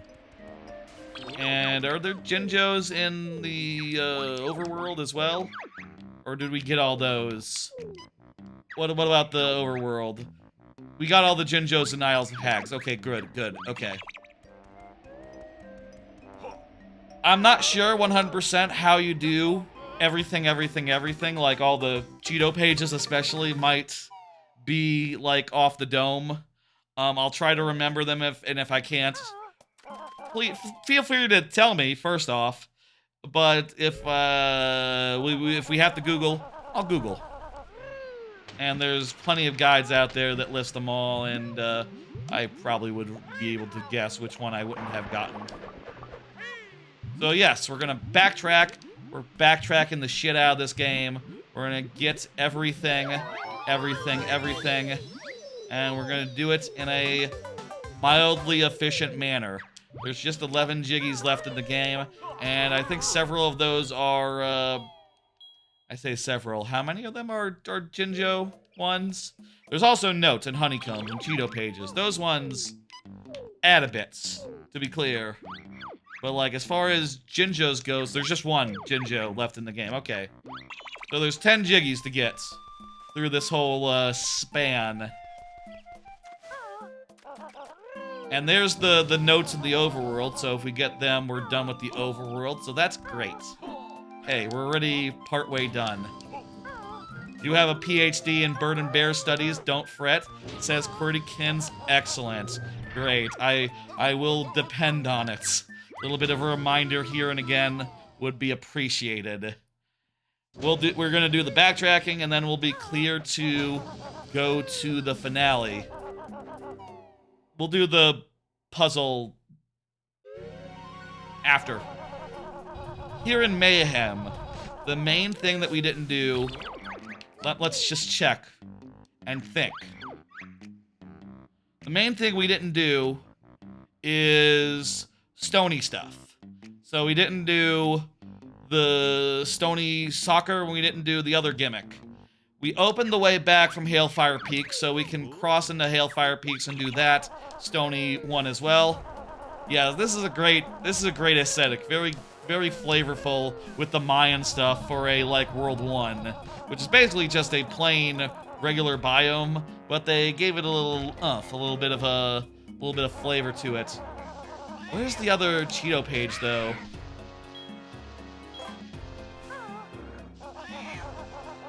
I know I got the Cheeto page. What would the 3 Cheeto pages be in this? I know where the honeycomb is. Oh, is it? You know what I think it is? I think it's the, yeah, it's like advanced grasslands. That's right. I watched, that what's his name? Yahtzee Croshaw video about Mario biomes. I was totally thinking about yeah, this is totally a grasslands biome, but a little more interesting than that. That's there it is. There's the Cheeto page. Didn't exit through this way when I was in Caveman Land. I exited through the regular door. I got the other one. Yep. Yeah, I got that one with the one in the prison compound.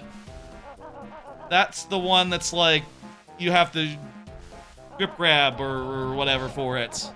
You know what? While I'm here, I can save myself a little bit of stony stuff by doing a little bit of this. Save myself half of a stony trip. Just like a quarter of a stony trip, really. It's really not that far afield from what we have to do. I think then all we have to do now is get we have to do two things. One, we have to do the soccer, and also we have to open the way for the mole. What's her name? It's been a minute. Her name is Rose? No, it's like Dilberta? Dilberta. They don't really do the transformation goes in a small hole thing. Yeah, Dilberta. They don't that often. This is like the one time that they do in this game, which I think is cool. They make every one of the transformations pretty different, pretty distinct, pretty unique. Like in the first game, like let's face it, every transformation other than Crocodile and Bee, I guess that's 2 out of 5. Most of the transformations are just like you run around and you go in a hole. And also you get some sort of secondary ability like, oh, you can go in cold water, or you can climb on surfaces, which are cool, but like, I don't know. I don't know what they were thinking in Banjo-Kazooie, not giving most of them an attack. Like, I think that was an oversight. And I think Wumba's transformations are better. I mean, I don't think that's debatable. Is it debatable? Do people debate it? These transformations are better across the board. More involved, more moves. They have less to do, arguably, because the game is split up between more characters. You know, it's like, okay, well, you got this transformation can do these 2 things, whereas maybe before it'd be like it can do these 3 things. Because there's, you know, you got Mumbo, you got Banjo and Kazooie solo, and you gotta divide it up between all those things. Am I double speed for this as well? Yes, I am. Oh my god. This is, gonna make this much easier, isn't it? Never been a big fan of the, of this minigame. I feel like it takes a long time, and also I'm maybe mildly irritated that there's 2 versions of it. You know, you do it 3 times here, and then 3 times in, I'm just gonna toss that one.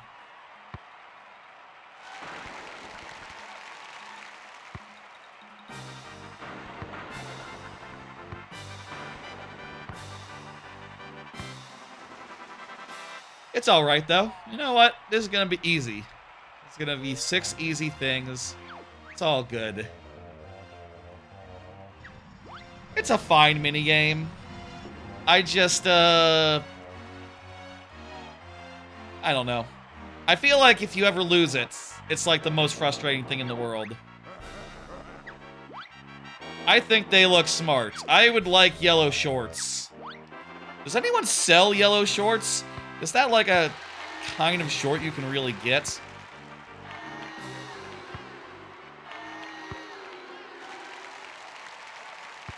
Don't think I've ever seen yellow shorts in real life. And fair, they'd probably look goofy. Would they literally look goofy? Does Goofy wear yellow shorts. What color are Goofy's shorts? Is red shorts is Mickey Mouse, right?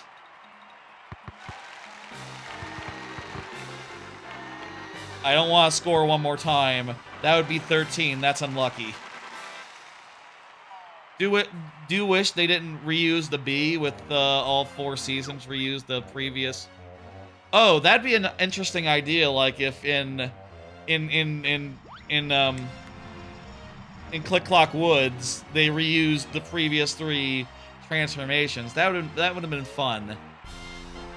A lot of the Jiggies were designed for multiplayer. What? What do you mean?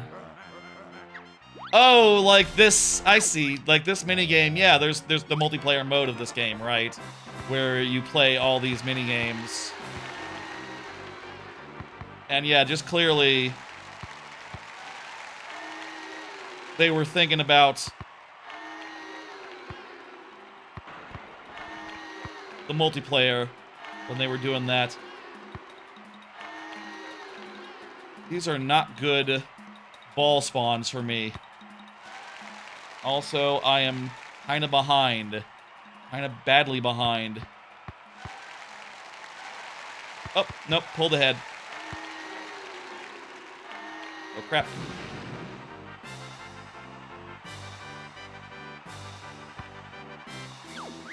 Damn it! Hey, let's cheat. Go back to here. Save ourselves 20 seconds. That's unlucky. But I'll take it. I don't like 13 as a number. No.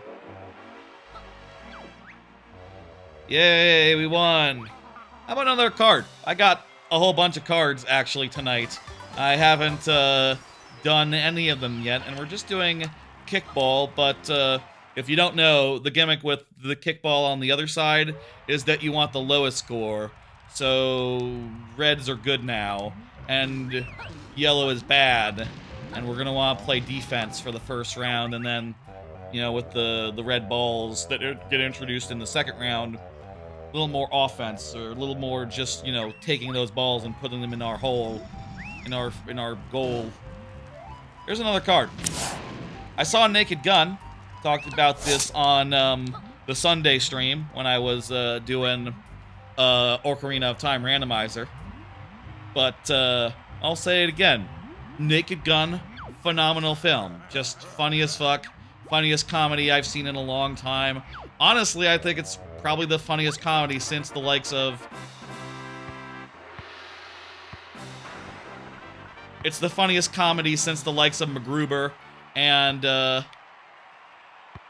honestly, it's the funniest comedy since the likes of MacGruber, Anchorman, and were there any other comedies from around that time? I feel like it's the best comedy in like 20 years. And, you know, I don't think that's any exaggeration. It's funny as fuck. There's non-stop gags. Feels like a shit assholes.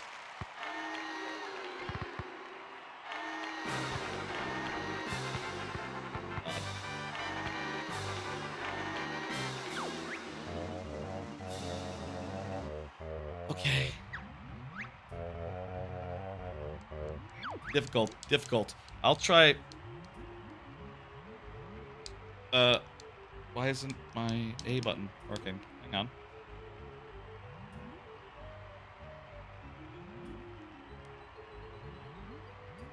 Eight BitDo controller. What's going on? Hang on, let me just, 1 second, folks. I think my controller got... Maybe it's connected to the PC or something. Give me a second.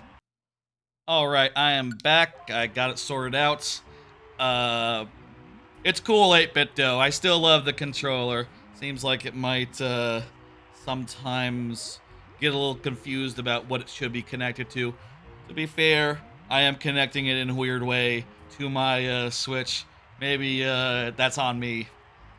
8BitDo, it's still a great controller, still highly recommended, and it, again, arrived at the perfect goddamn time, considering Canary Mary and such. How are you gonna have us go to a lava level for kickball and not have a lava pit as a fiery hazard? I don't know. I feel like the AI would not be able to handle that, is the problem. I feel like the AI would struggle with that, and that's why they didn't do it. But I think it's fine. Naked Gun is goddamn phenomenal. Oh, damn it. Fuck. Let me... Shit.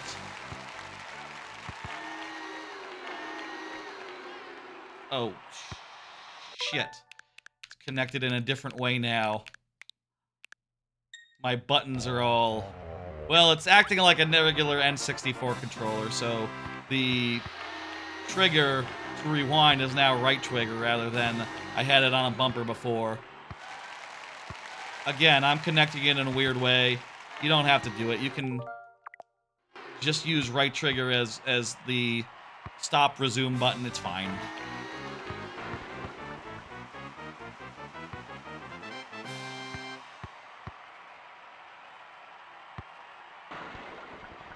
We need to score some on red.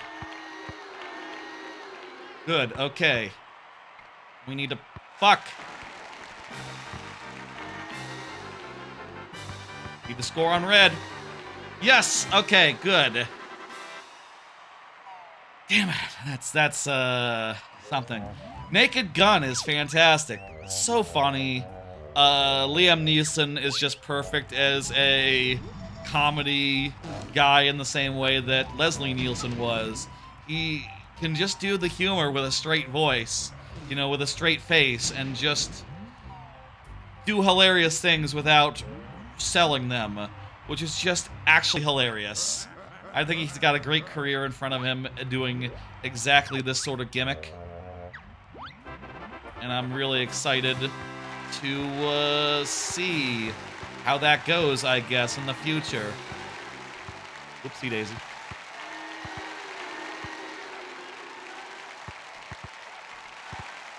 I can move fast enough to grab my own balls. I mean, grab balls after I shoot them. Soccer balls, you understand.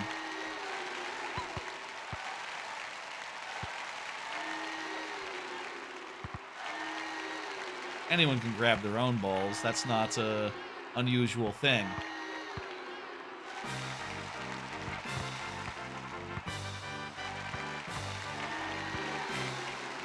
Yes, just barely. Elaborate, says Cordy Kens. I forget what I was saying. Naked Gun is fantastic. And really, I hope Hollywood makes more movies like Naked Gun. I think it's like the next best thing to like MacGruber and Anchorman and, you know, the comedies of old, like Airplane and all that. Like, it's in that echelon, and that's fantastic. I feel like I had something to say about Naked Gun that I didn't say last time. What the fuck was it? Naked Gun thought that I had coming out of Naked Gun, going into Naked Gun. The gags were great. Oh, the constantness of it was fantastic. God, I had some sort of thoughts yesterday and went, oh yeah, I should have mentioned that. But I totally forgot what it was. Maybe by Friday I will remember it, and I will make a point to talk about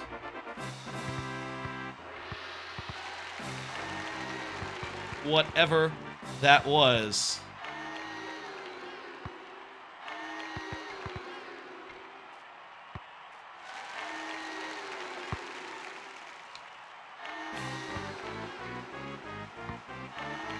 Oh, come on now. Purple! Gotta score on purple! There we go, get some scores on purple. Or that's red, actually. What the fuck? I'm confused here.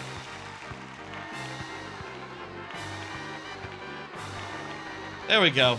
Easy. Easy. Easy, okay. It was really damn good. Oh, I know the thought. I just remember the thought. My thought coming out of Naked Gun and seeing it was like, you know, last week, right? I saw Fantastic Four, and I thought, this is really good. This is really great. I enjoyed it. It was fun. I had a good time. Then coming out of like this movie, I was like, oh fuck yeah, that was good. That was so funny. I loved it. And just reflecting on that and going like, oh right, you could come out of a movie feeling things other than like, yeah, that was okay. I have no issues with that movie. You know, you can be enthused, and was just enthused to hell for Naked Gun, and you know, at the time I think I was like, yeah, I could see Fantastic Four being a 5 out of 5, not an all-timer, but a 5 out of 5. And if that's the case, then like Naked Gun is like a 5 out of 5 and an all-timer. You know, it gets a heart in like letterbox terms. I don't have a letterbox though, so I don't really do official reviews. What is he saying? What is he saying? Star, sun, star. Moon, moon. Star, sun, star, moon, moon. Is it always the same? Star, sun, star. I feel like it's the same, but I googled it once, and everyone was like, no, there's several different combinations it can be. But I feel like a blank should blank before blank, and then 2 blanks. I feel like that's what it always is. But maybe my imagination. You like stone banjo, but you have never heard in your day you would have a stone jaguar. That's fun. I mean, I like stony banjo, but I think that there maybe should have been stony jaguars as well. That would be cool. Both things are true. I do like, on some level, how this is like a transformation just for Banjo, really. And later in the game, you get like Dragon Kazooie, which is a Kazooie transformation. This is sort of like that, but for Banjo. Kind of, a little bit. Probably doesn't really count as much, you know, you can't do your moves. Mayans worship jaguars, and that's why they're jungle cats. That's interesting if they thought about it. I would hazard a guess and say maybe they didn't. Okay, I think we're done with this world, by the way. I think we're, yep, done with it. But we still have to go to the prison and do the jailbreak, and that'll lead us into, Glitter Gulch Mines, which is convenient because that's the next world. Not that we have to do these worlds in order. And I'll say, like, just timestamp-wise on the VOD, I think this is all one timestamp. I think it's just backtracking and mass, and the entirety of backtracking as one chunk of the stream. And we're not going to worry about, you know, labeling each individual world. We're going to keep it moving and make nice, swift progress. In a lot of these worlds, we just need like one or two things. Talk to the prospector here, and then we'll get our Jiggy. It's Billion Bill. Good. It's a good joke. It's a good pun name. There's some good pun names in this game. Yeah, we killed her. Whoops, I accidentally hit the big trigger. 1 second, let me switch this back to using, to my previous configuration. Let me get that sorted again. 1 minute. Let me just grab this Jiggy and then I'll switch it back. 1 minute, folks. Also, before I do, how much more do I need in this level? Okay, this is great. I just need that Jiggy with the shoes. Okay, this will be a really quick one. 1 second. Okay, now it's connected the way that it was before. I'll say, honestly, probably will prefer to just use this one on my PC for things like randomizers and stuff in the future, and just use my other one for Switch stuff, my N64 style controller. But, you know, having just got it, and it's like turbo functionality, couldn't resist using it for Canary Mary tonight. It's very rare that you have to do Canary Mary in a stream. Quite uncommon, so I'm not expecting to, you know, have to do that again anytime soon. How many other games you need to, like, do the tappy business? Hey, thanks for the follow, QWERTYKIN70. Hell yeah, hell yeah. You're gonna get going? See ya. Hey, come on back. Come on back anytime. I do lots of other stuff on other days. Have a good rootin' tootin' time. I always like these yeehaw guys, yeah, with the guys who jump out of the ground. It's a good gimmick for an enemy. Is there any cross-world stuff we do here? I gotta also remember to think about cross-world stuff.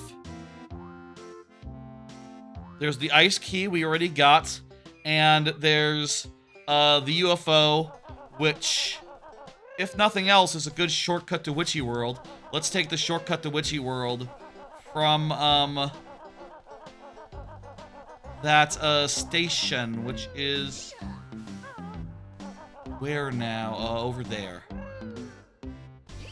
Right? This isn't the train station. This is the fuel storage. Yes. Another card here. Real fast. Do another card. Talk about what's on it. Again, these cards are things I'm meaning to discuss that I prepared ahead of time to a certain degree. And the next one has to do with, reminder. What do we have to do here? We have one Jiggy and one Cheeto page. What's the Cheeto page? Let me Google real fast.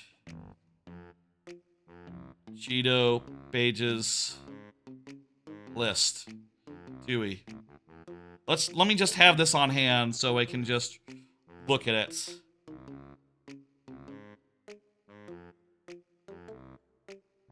And let me try to get it from anti-fandom, because fandom sucks.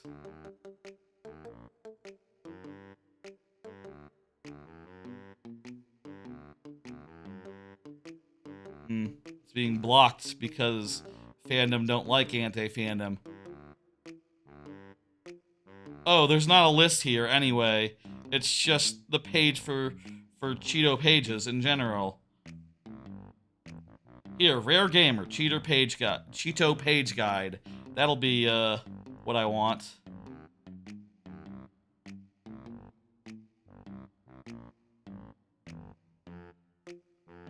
Just a good old-fashioned wiki page. Okay. Haunted Cavern. Saucer Apparel 400. Inferno Van, door on the left. I thought we can check the other two. I'm pretty sure we did the, we did enough for, UFO first time. So I'm pretty sure it's either this one or the door. Let's check the van one, just because that's a little less convenient if that's the case. We also have to feed a guy and escort him back to his ma. Oh shit, it is the van.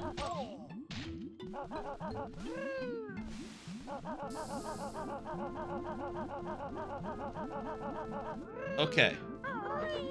There's that. Did I do the other two guys? I think I did. So I just need to get the heavy one. And I don't even know if I need to feed them, or if they're just good to, There's one to find, it's the heavy one that requires the cargo taxi pack, right? Yeah.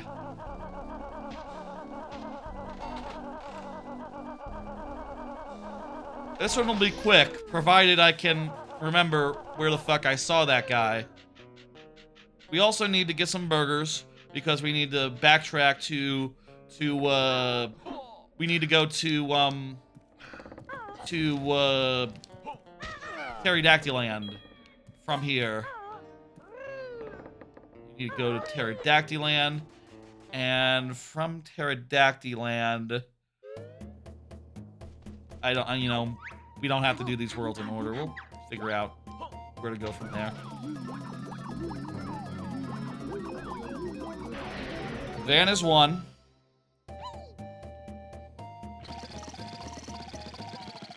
I suppose it's good now to see these other areas and know, like, okay, see these other areas and know that, let's see, Space Zone? Or... No, it's Mumbo Skull.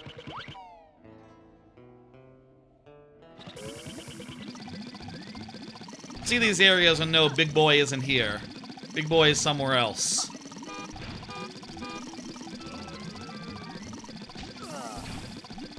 I am not sure where. We will find out. Hey, how about another card? I got another thing that I watched / finished over the weekend, last weekend, and that would be Takopi's Original Sin. 5 out of 5 with a heart. That is, I do rate anime and give reviews to anime, so that's why that has a rating. But Takopi is phenomenal. You know, the basic idea is that it's a cute cherub of an alien falls to Earth and meets a kid, and it goes in some really buck-wild directions and, you know, skews dark, you know, and that's not really a spoiler. Like, the show starts off with a trigger warning, you know, with a content warning, basically saying, like, hey, listen, suicide is bad, and if you have any sort of suicidal thoughts, please seek appropriate help.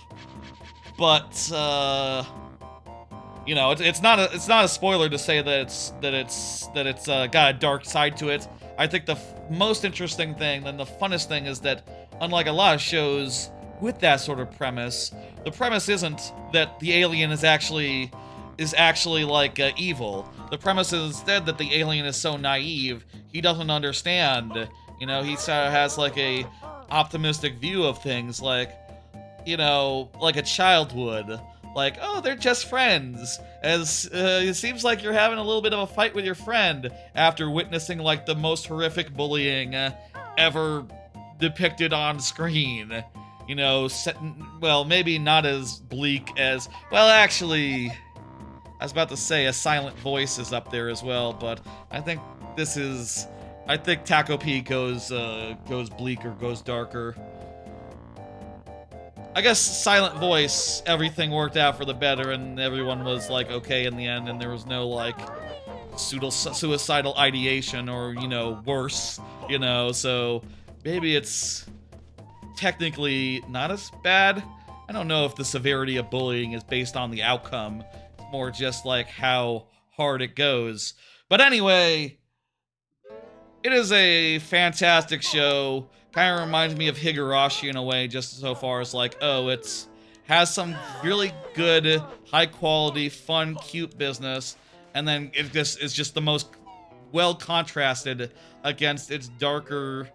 When it throws dark, it just really goes for it production value wise, and as well as just like how severe the depiction is and how like understandable it is as well. You know, it reminds me of Higurashi, where like it depicts broken households, generational violence, you know, that sort of deal, just really sharply, really accurately, really just with a very perfect understanding of all the characters and like where they would be at with this and how this would affect them like psychologically and shit, you know.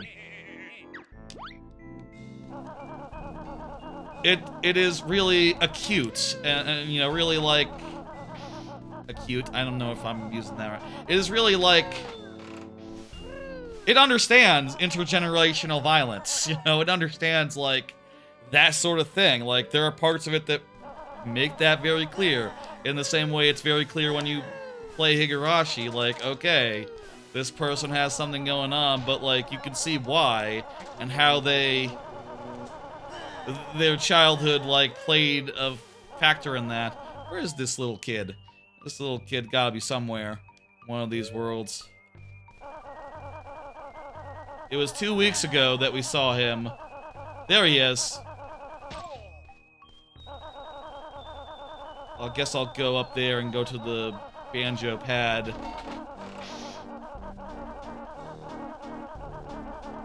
I maybe should have checked and seen if we had already fed him, because if we haven't, I don't know if you can as solo banjo, but we will see. I hope it's nice, and, you know, it'd be very reasonable if you could, considering that you will have to do solo banjo for this kid anyway, so that'd be convenient if so, but we'll see. Takopi is beautiful. It is... Yeah, he's ready to go. It's beautiful. Its art is glorious at times. It's just like so amazingly done, like on effects, on like, oh wow, you know, intensity. You get like a real intensity from some scenes of that show, and you know, and like the way characters look at each other with just the most like intense look you've ever seen animated. The most just like, I do not even see you as a human type look. You know, just goddamn. Production value-wise, Takopi is a masterpiece. And story-wise, it's incredible as well, also a masterpiece. I think it is very easily a front-runner for Anime of the Year, and I don't like the look of that character's ass crack. No, looks a little bit too much like you could just see it. You can just see it. It's fine. I'm sure nowadays, if they did it again, they would try to make it look less like just buttocks. Just buttocks. Takopi is phenomenal, and I would highly recommend it to anyone who is, like, you know, the least bit able to handle that sort of sensitive stuff. Obviously, you know, if you have the problems of depression or suicidal ideation, like, maybe, like, think twice, you know, and all that before watching. I don't know, you know, it's if that's an issue for you, you're not, that you know, it's an issue. It'll be an issue for you, but I had a fantastic time. I enjoyed it thoroughly, and, like, I fucking love the ending. That is a show where you just have no idea where it's gonna go, and then it goes a place, and you're like, oh my god. It kept on surprising me throughout its 6-episode run. That's like the only bad thing about Takopi. It was a 6-episode in and out, which I feel like it could have been longer. I would have loved to see more, but also it was just so tight and compact and just solid throughout that 6 episodes was all it needed. I wonder at any point they thought about making it a movie. You know, I mean, that would be reasonable, like 6 times 20. That's like a 2-hour movie, basically. But I do think if you were in a movie theater for... Fuck me, I didn't enable... Damn it. I didn't open the backtracking from Pterodactyland last time. I totally forgot that you have to do that. You think it wouldn't be a problem because you can, like, you know, you don't have the tools to get up there until later, so what's the disconnect? But, yeah. Correct me if I'm wrong, that's all for Witchy World until we come back to get those fries for those cavemen. I believe that is all. So let's go to Jolly Roger. We're gonna go out of order, but now that's less of a necessity. less of a thing. Let's just go in order. Keep it simple. This world. Is there much to do, actually? This world has... Oh, it has 2 Cheeto pages and 2 whole Jiggies. Damn. What are the 2 whole Jiggies that we missed? Let's stop and think. One would have been the glide, but we actually managed to get that using our super speed ability, our double speed powers. So it's not that. It's egg laying, it's tip top, and it's the poison well guys. We have to stand on a button in Hailfire Peaks for the ladder. Let me make sure that the toxic is off, because we do need to turn off the toxic. If it's not, it is not off. It is off, so that is good. I believe we got everything. Did we get the one in the store? It'd be weird if that was the one Cheeto page we got. I guess that is the one Cheeto page we got, huh? The other 2 are, let's see, Atlantis. They're inside one of the Seamies. Talent Torpedo, one of the temple entrances. Right, yeah, there was a Cheeto page inside that we couldn't get earlier until we got Kazooie an upgrade. So, yeah, that's another thing that we couldn't get before. Again, the whole point of backtracking is to get things we couldn't get before, so that is all well in line. Let's go see Tip Top.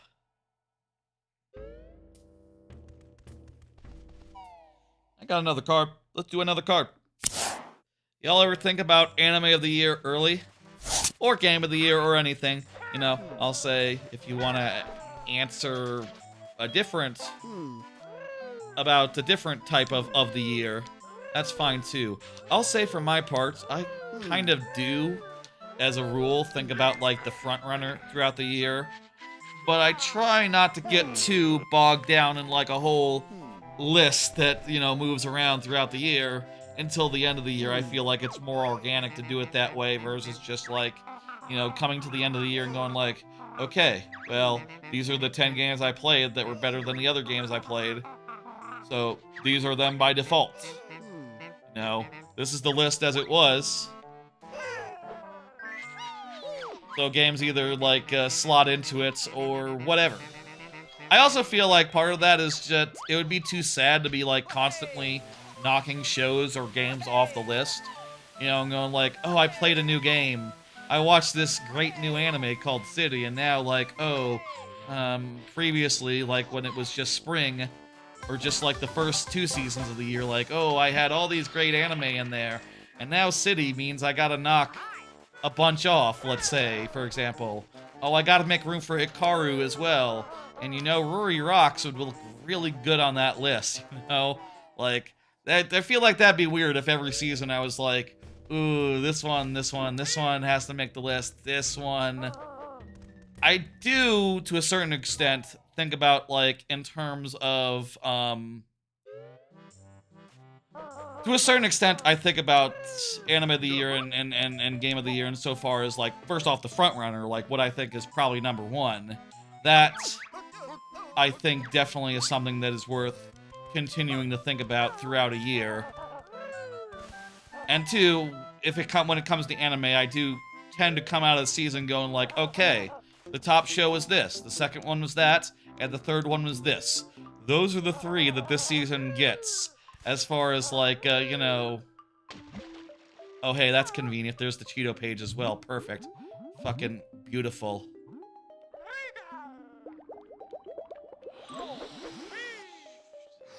Reasonably beautiful. Of course, this is the area I spent the least time in, because previously I went and got the Jiggy, then I left this room and never came back.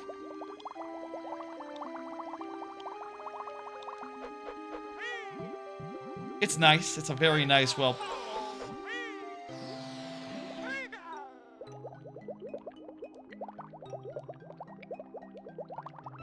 There we go.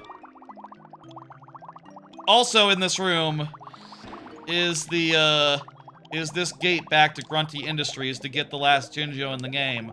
I forgot about this earlier. Fucking hell. Forgot about this earlier. Doing it now. It's all good. I do tend to think about like just, you know, what are the best ones, and probably have like 3 in mind for each. I like if the anime of the year is like a balance between all the seasons, though I'll say just, you know, obviously, like, yeah, it doesn't have to be, and like there's room there for like, oh, you know, one slot could be a movie if there's a really good anime movie. I feel like there haven't been any good anime movies in a while. Anime movies have been a little bit mid recently. There we go, last Jinjo in the game.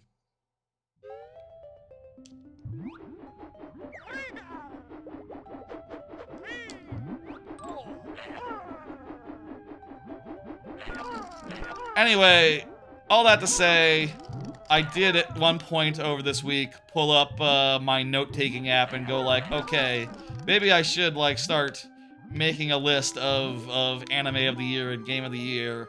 And now I do have a working list to work on, but I decided not to like actually sort it yet and just leave it as like, oh, you know, here's the shows in order for this season. Here's the shows in order for that season, you know? Rather than like putting them in the order they'll eventually go. There are some that I think will definitely make the list, but like, you know, it's not a matter of like, oh, this is the 8th best show this year so far. It's like, oh, this show, I want it on the list. Whatever happens, that show has to be on the list, even if it's number 10, you know. And if a show that might be above it otherwise goes below it, that is fine. No. Is that it? No, we have to go down to the Atlantis and do one more thing here. Another Cheeto page. It's in the one that you open with the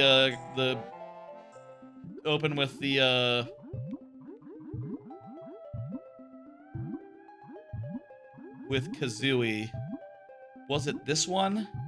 You know, if you're doing it like yourself, if I were doing this again, maybe leave that one closed until you have the items. Except I just didn't know like which one it was.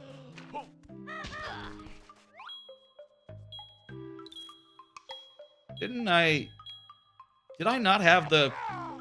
No, you get the Clockwork Kazooie after you finish this one and use the Talon Torpedo to open the gimmick, so didn't have it yet at that point. That's right, that's right. Let's get out of here. That's, let me think for 2 seconds. There's no more backtracking, cross-world stuff that we need to do here other than, you know, come back later for the last Jiggy. The last Jiggy, we have to go to Hail Fire for. I think let's continue going in order. Let's just go up one world at a time. So let's go to, you know, rather than just going to Hailfire Peaks from here, which would be convenient, I think let's go to Pterodactyl Land. That sounds like a plan. Another card. Still playing Bananza. Yeah, like I said, Bananza. I've said the last two previous streams of Banjo, and also like every stream for the last couple weeks. Bananza's been a fucking hell of a good time. You know, the first 12 hours of that was on stream, so you can go watch my first experience with that. That was a hell of a good time, just that first playthrough. But since then, I've been having fun, like, getting every world done as much as I can, like, without consulting guides too heavily. I've been having fun, after that, doing, like, oh, you know, just when I'm done looking. I did it that way and got enough to do all the post-game stuff, right? After that, I started using hints and just really knocking every level out, and that has been also really satisfying. It's pretty cool how the hint system puts it on screen when you hold down a button. But if you don't want it on screen, or, you know, once you start getting close to it, you can stop whistling so much, and then, you know, you actually have to look for it a little bit. What do we got here? We got... Ooh. I know where the Cheeto page is. That's in Dippy's pool. And it's the Ugga Buggas with the Jiggy. But where are the 20 notes? That's the question. Probably the cleft. I'm gonna guess it's the cleft. In which case, it should be, there's guides and stuff. We'll check. I'll Google. It's not inside the wigwam, is it? Probably not, right?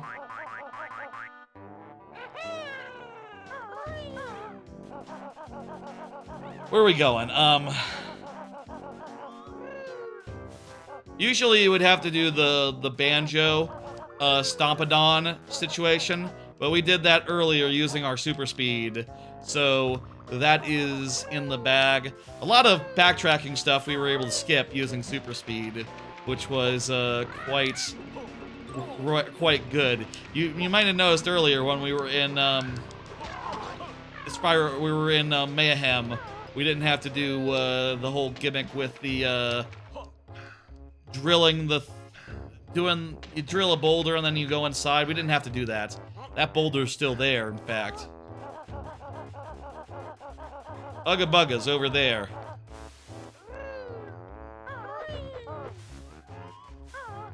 There's something we need to fly to get, right? There's the Ugga Buggas. And the Cheeto page is Dippy. Yes, that's right. Okay, yeah, we gotta go get, we gotta fly over the Dippy.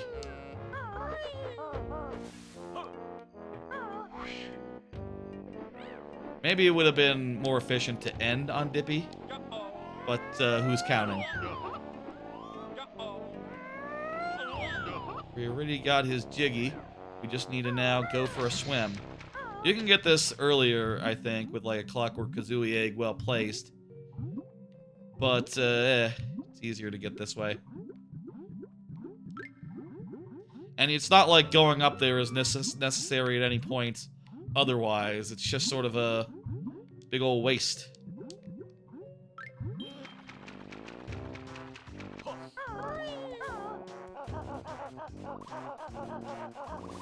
You don't have to talk to him. Like, as soon as the water goes in there, you get the Jiggy. It's really nice that they had it work like that. Ugga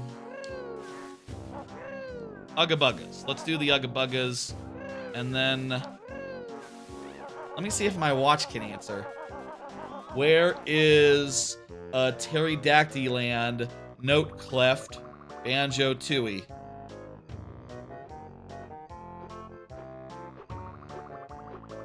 I can't help you with notes, is what it said.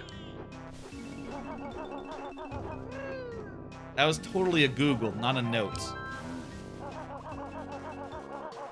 Google, where's the Note Cleft in Pterodactyland, Banjo-Tooie?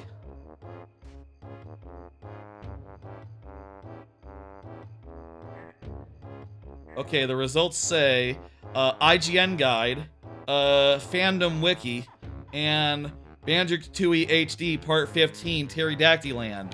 That's, none of those answer my question. Actually, I mean, I bet if I watched them or opened them or, you know... That would have been a good time for, like... I say it's a good time for an AI summary. I feel like if you're asking on your watch, you're probably not looking for a web page to look at. Not an AI summary, let's say, but one of those things where it extracts the thing from the page. Like, extract it from a specific page, but, you know, extract it, nonetheless.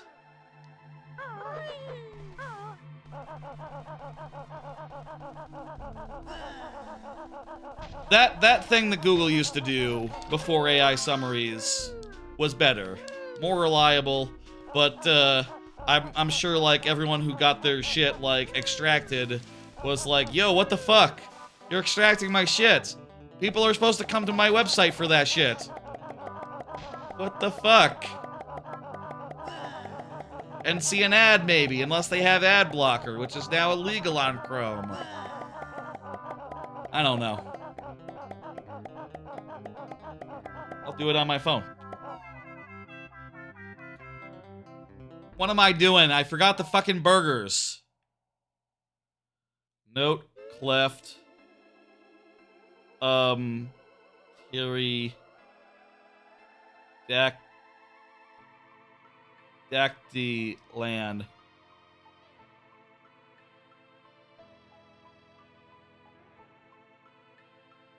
Under a rock near Wumba's wigwam. Under a rock, okay. Okay, I could do that.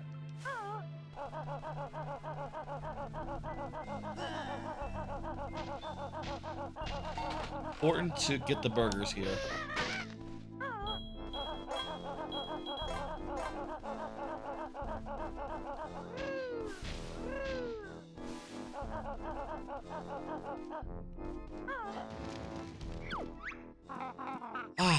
Okay, well, whatever.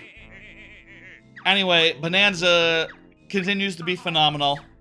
I'm having a hell of a good time with it. I feel like it is a top 5 games of all time easily. I think it goes on that list, and I don't know if it's at the top or the bottom of the top 5 yet, but you know, give me a year or two, and I'll think about it and figure out like where it lies. And if it like it has it unseated my previous top 2, which as a set were Odyssey and Donkey Kong Country 2, respectively. You know, both of them tied for first. Is Bananza just the new undisputed number 1? Too soon to say. I will say I'm nearly done with it. I've nearly 100%ed it. I've gotten all the,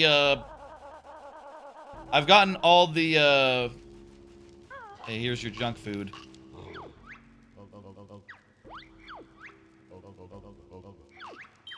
Yes.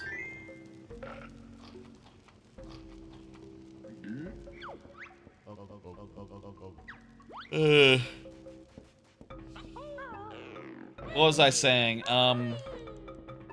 I'll say I've gotten every golden banana but one. And coincidentally, I've gotten every unique golden banana but one.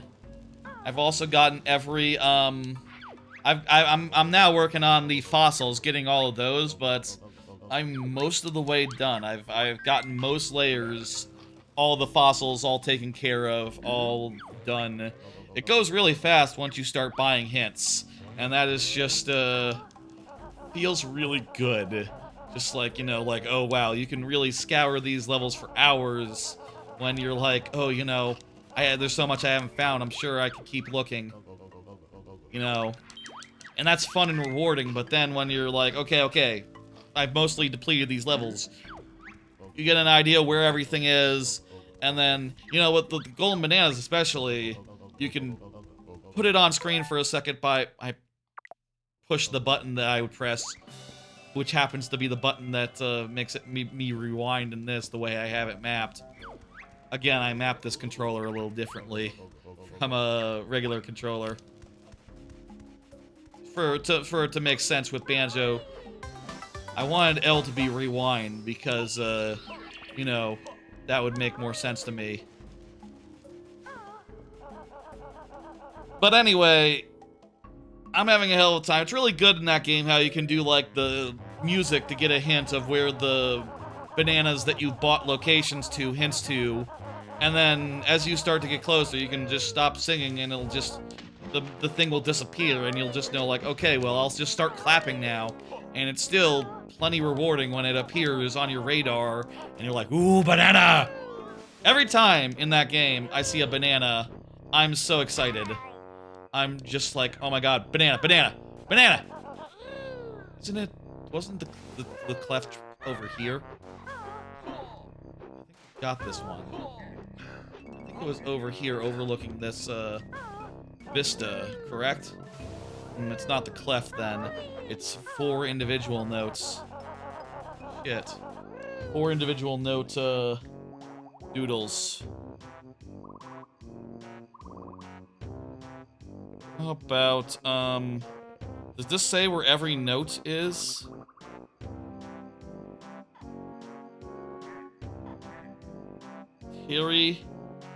Dactyland notes. Let's try IGN.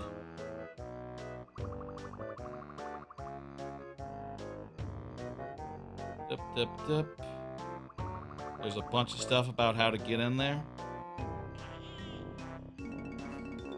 I'll say, hang on.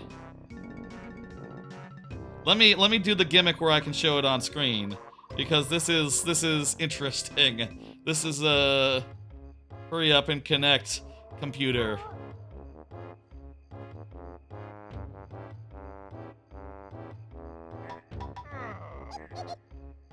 Well, I guess it disappeared. There was an advertisement for Epic Universe for a second, which is very relevant considering I'm going there. This is just, I guess, general purpose. Here's the jiggies.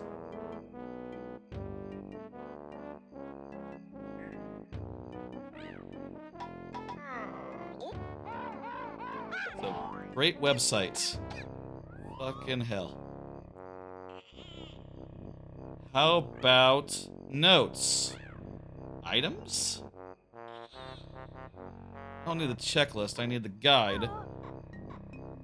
I need the next page of the guide, which I can only get by scrolling down to the bottom. If I do that, it's gonna die on me, isn't it? Oh no, I can do it like this. Banjo, there we go.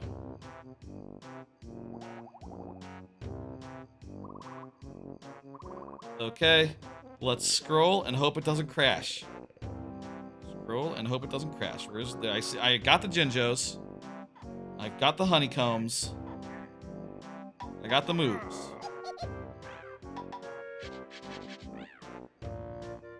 Oh, cool. It doesn't have the, it doesn't actually have the, notes here.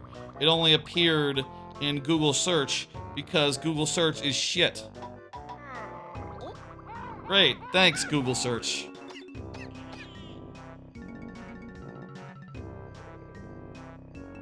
Let me see. I need a note guide.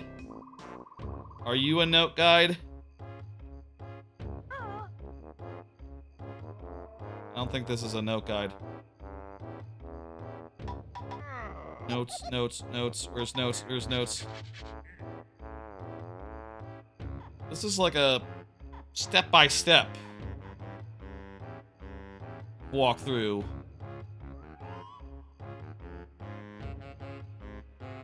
No, this is not how I would play this level. We're not starting from the start. I just need a note guide. How hard is that? Game facts, that'll be it. Come on, game facts.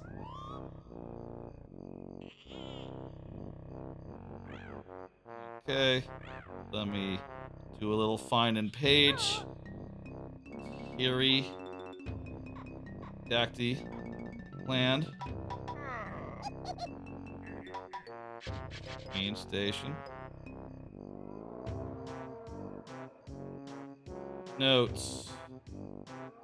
Guide. Notes.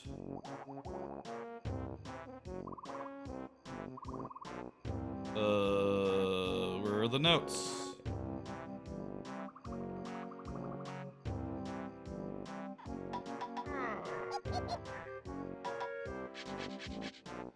Let me search for 20 notes.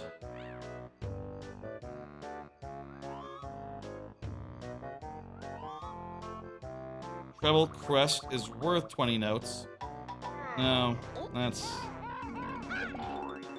not it. Okay. Pterodactyland note guide.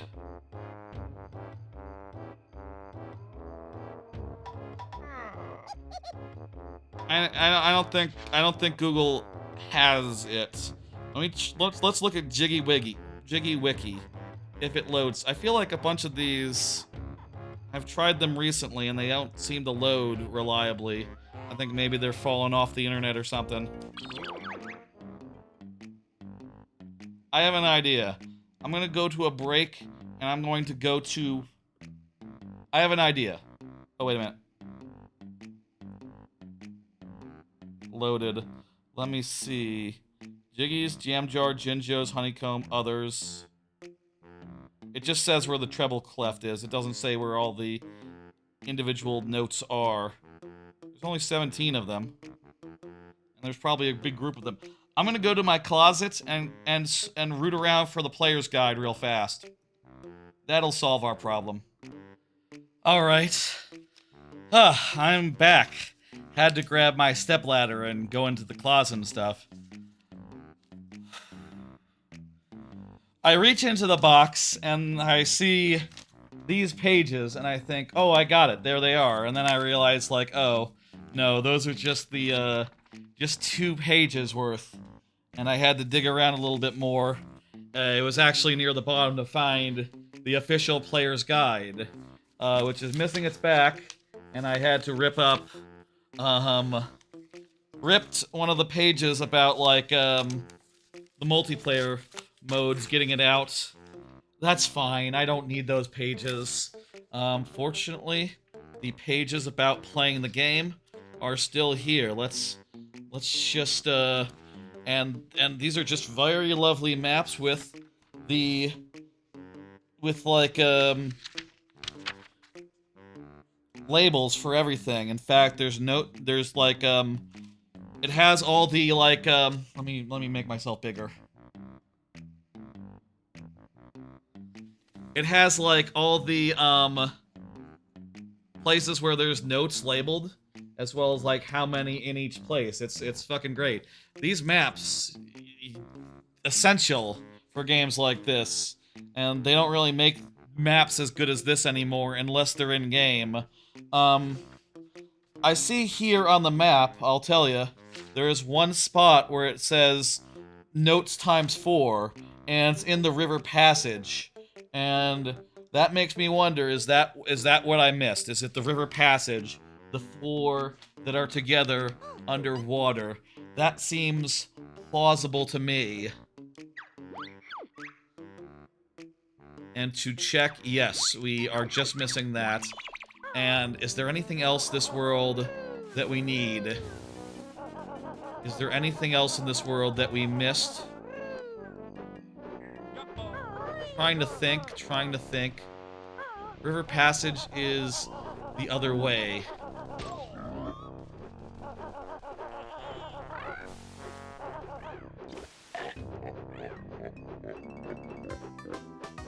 Hey, Hannah, bruh, how you doing? We're backtracking now, by the way, if you're wondering. But it's good. I ran and got the player's guide. So, whenever we don't know where notes are, and are there any other, is this the only world with missing notes? Also, by the way, I have 880 total. Yeah, no, I think I just need to get the 20 notes that are missing here, and we'll have all the notes in the game. So, you know, we're about to, this was the only step, this is the only place where I need to get the player's guide out. I mean, that said, I think I'd rather reference the player's guide than IGN or what other walkthroughs exist. I feel like the player's guide just did it better. Guides were better 20 years ago. Like, it's not even close, honestly. Like, IGN, those guides suck. GameFAQs was better. GameFAQs was better. And if you wanted even better than GameFAQs, you paid for it. And, well, I reckon the problem is mostly that we don't pay for ads anymore, and, you know, I'm not gonna say I would ever pay for a guide again, you know, but oh boy, you got some good quality. You got maps, things were labeled. It's you know, quality. You just streamed Banjo-Kazooie, lost your sanity. Dang, too bad. I quite like Banjo-Kazooie. Oh, there they are. They're totally there. Just under the water, a little bit hard to see. I must have... Didn't see them last time we were here. I believe this means that we are done with this level. And indeed with this world. 2 worlds left. Let's go. The backtracking is going quite well.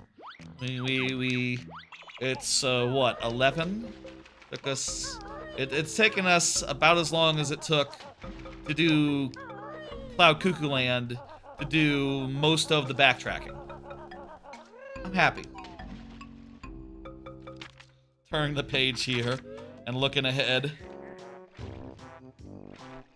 We did that business. Now we have to go to Grunty Industries. Or do we? Yes, there is the 2 things. We have to cross the muck, and we have to dive in the muck. 2 little things, really, that are both going to be very quick. We could take the train. It's faster to walk. I think that by the time, like, you summon Chuffy in and get him out. Oh, you love the game? This is your second playthrough? But you don't know why the second time is 10 times worse? I'll say, player's guide. That's what you want. That's what you want. For the first, second, third time, you know, I'll say I was a kid when I got this. It's not like I acquired it late in life. There's no such thing as a late in life player's guide, you know. That'd be a fun gimmick, though, for like a playthrough, you know, Let's Player, right? Like, you know, if they started every playthrough with like, here's the official Nintendo Powers guide. Let's have a look, shall we? Let's look at what Nintendo Power says we're supposed to do. Would that be... What do you think? Would that be, like, interesting? That'd be a good way to, like, you know, at the top of these streams, I'm often, like, you know, at the top of these playthrough streams, I'm often like, here's what we gotta do. Here's the worlds we're gonna go to. Here's what we're gonna do in those worlds. Cheeto page and 2 jiggies. I believe the... Let's see. What are these 2 jiggies? The jiggies are, the 2 muck ones. But what about the Cheeto page?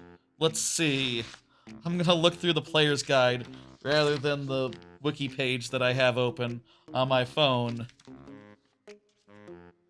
You know what I'll say? It does take a bit to flip to the right page and find where it talks about the Cheeto page you're looking for what it's worth. Like, it's not searchable. It's not all in one place. I mean, sometimes they have, like, indexes and stuff. There's the one in the repair depot. There's, one near the, leg spring. And there's...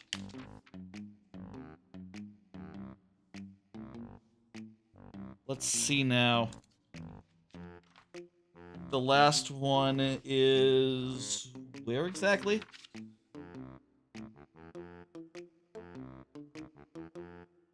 I don't see it, but I'm probably just not looking hard enough.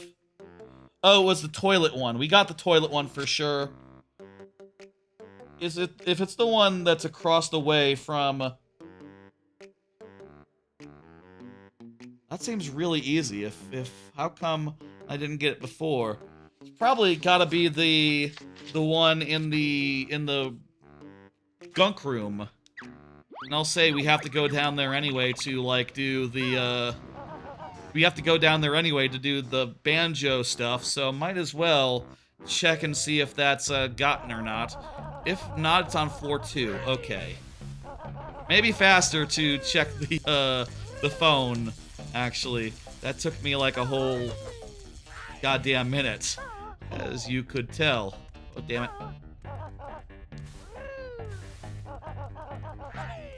But that's not important. It's all in good fun. Split up. Let's start by doing this one since it's right here. And we'll head on down. I still got a couple of cards to talk through. Let me pull another one. Still playing retro games. That's right. Still playing a whole bunch of retro games. Just, you know, whatever's good, really. I, you know, recently got a Retroid, and it's just been very, very easy to just play. I put a bunch of retro games on there, and I've been having a great time. Part of me does wish for, like, some more advanced systems on occasion. Like, I kind of wish that... I know there is Wii U emulation that you can do on Android. I feel like it's a big pain in the ass to set up, so I haven't set it up.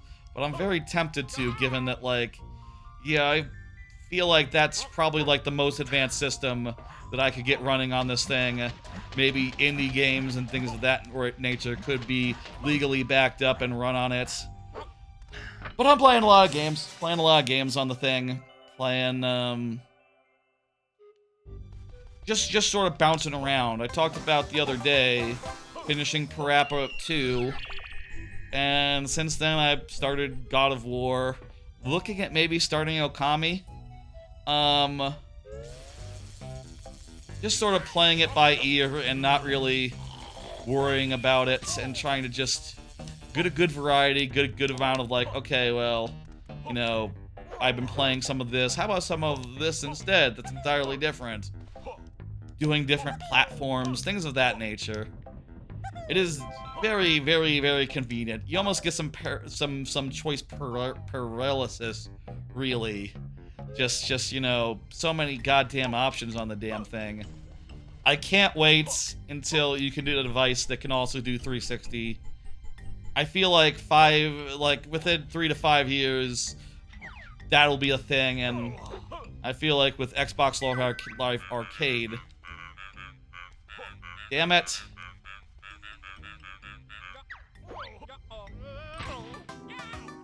Double damn it. Damn it, damn it, damn it. That was, You know what? I think there's split-up pads at the site, at the location. So we bring Kazooie down, and we'll check the damn thing.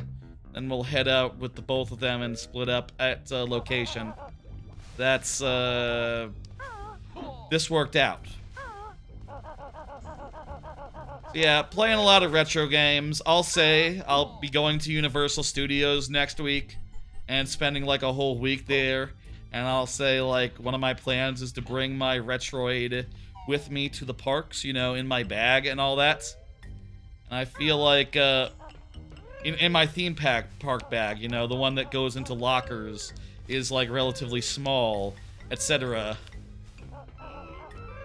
One more Cheeto page in the game. There we go. There's the one we were missing from here.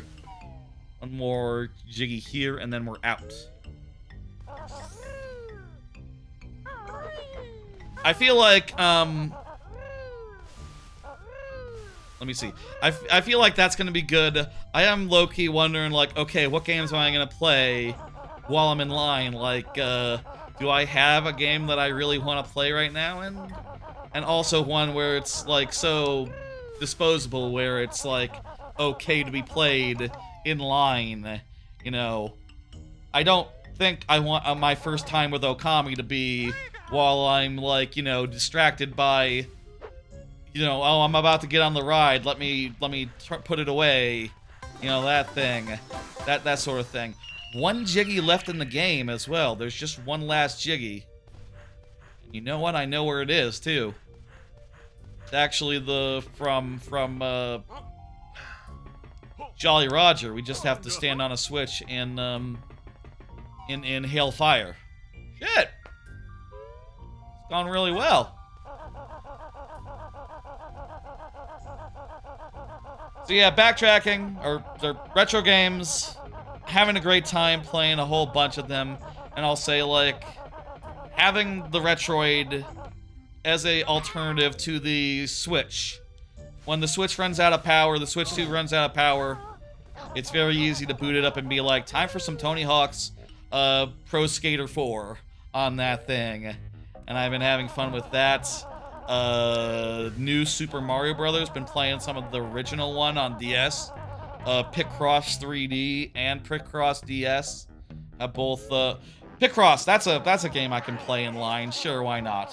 That's a good one. There are some good ones that are like low effort, low investment that are perfect for killing some time in a line. Just gotta think of them in the moment and, you know, be on top. I keep looking at the collection and looking through my list of games and thinking like, oh man, there's probably like a bunch of games I should play, you know, a bunch that I should do. I should use the fast travel is what I should do right now, actually. Why am I walking? It's basically the other end of this world is Clifftop here. It's a good goddamn time. I think I pretty much, I'll say for what it's worth, I think I pretty much have every retro game I can think of that's like worth playing on my thing. That's not true. There's definitely some games where I just said like, I don't, you know, I never played a Final Fantasy. I wouldn't play 3 in particular, nor 7. I got 6. I could play Final Fantasy 6. You think if I play Final Fantasy 6, the original version for the first time, you think it holds up? I wonder.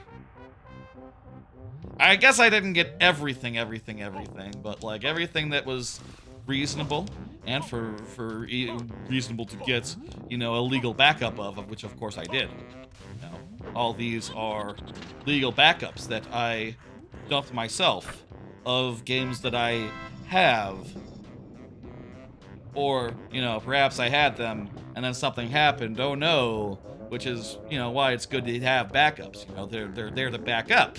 You know, if you lose them and can't, you know, show them, if anyone were to ask, that's just a tragedy right there, is what that is. Anyway, retro games are fun.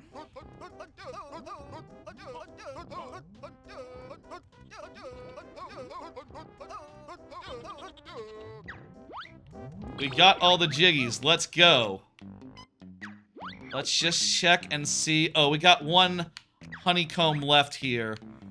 We got a honeycomb left. And also, isn't there a Cheeto page? Yeah, a honeycomb and a Cheeto page is left. 1 second, let me pull up the guide. And, look. This, of course, is, love these maps. I love these maps. Hailfire Peaks. One of the honeycombs is where the fish is. I think I got that one. One of the notes is in one of the alcoves on the volcano. That's a possibility. The Icicle Grotto has a honeycomb where it attaches to the volcano room. That one seems very likely. I feel like I didn't go in there from that side. I feel like I just ran by. If I had to guess, I'd say that one is the most suspicious, is the most likely. There's the Cheeto page and the Icicle Grotto. I think I definitely got that one. I distinctly remember going and getting it.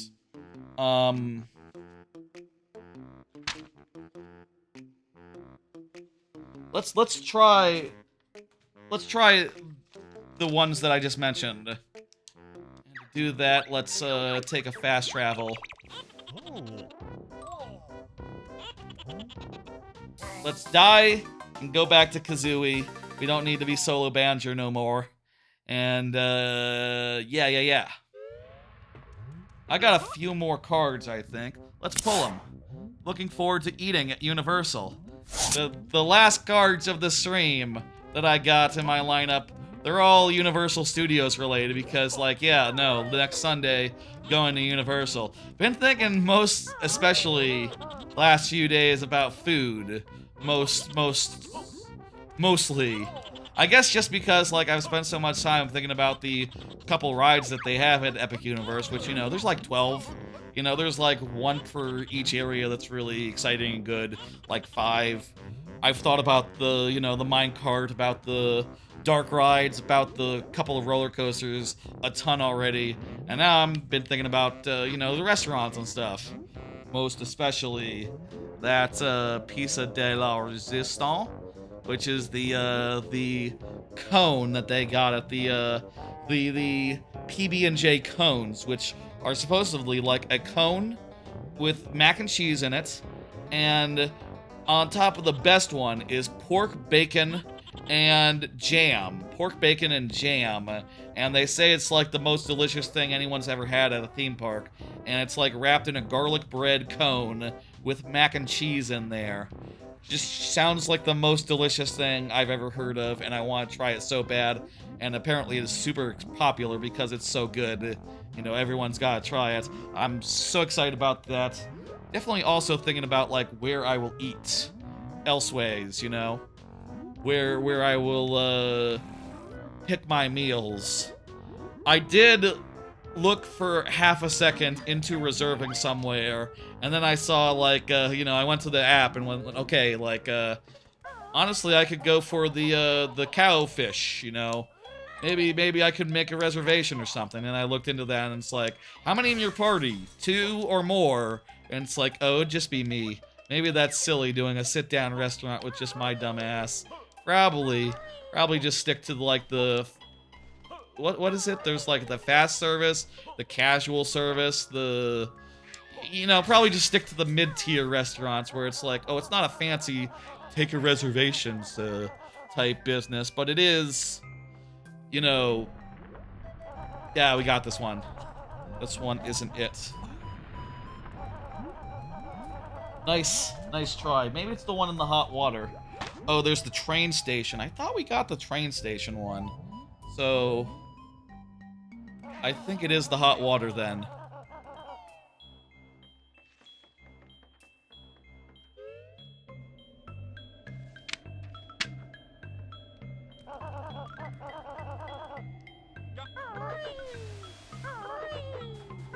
Let's go to hot water. It's over this way. Maybe we should go as solo Banjo just in case, because then we can go down into the hot water versus going just as ourselves. Oh, you know what? Take the fast travel and then we'll... It's a hop, skip, and a jump from there. So yeah, really thinking about, like, where I will eat. I know Confisco is the Confisco Bar and Grill. I think that's, like, my go-to if I had to pick a place where it's like, okay, it's not that busy, generally. It has good, solid food. Can't go wrong with Confisco, I think. But definitely curious about other places as well. Definitely open to whatever. I guess it is train station, because that's done.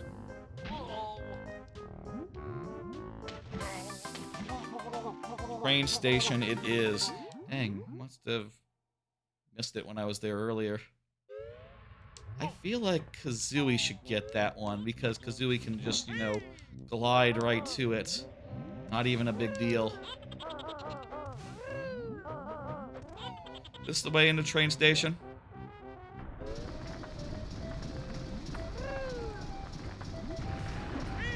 Did I, like, die or something? What the hell?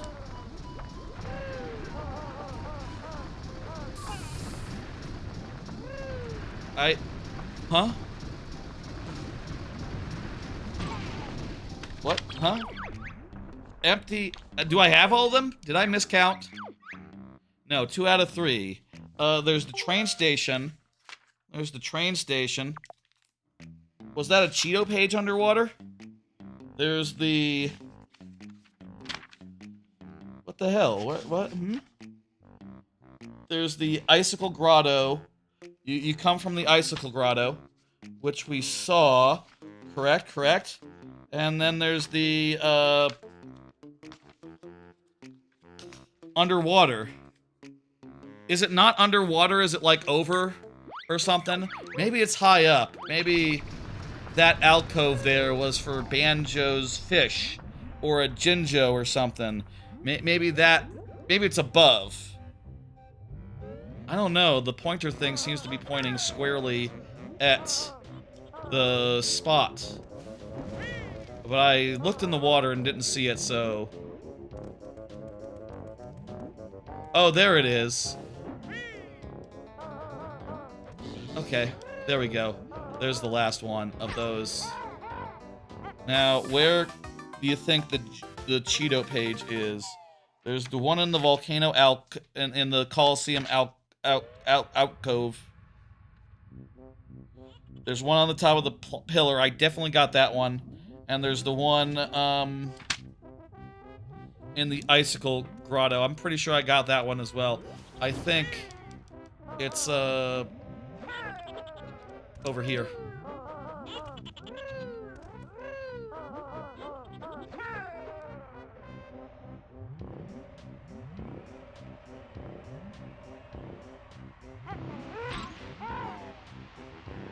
Maybe we should fly rather than glide.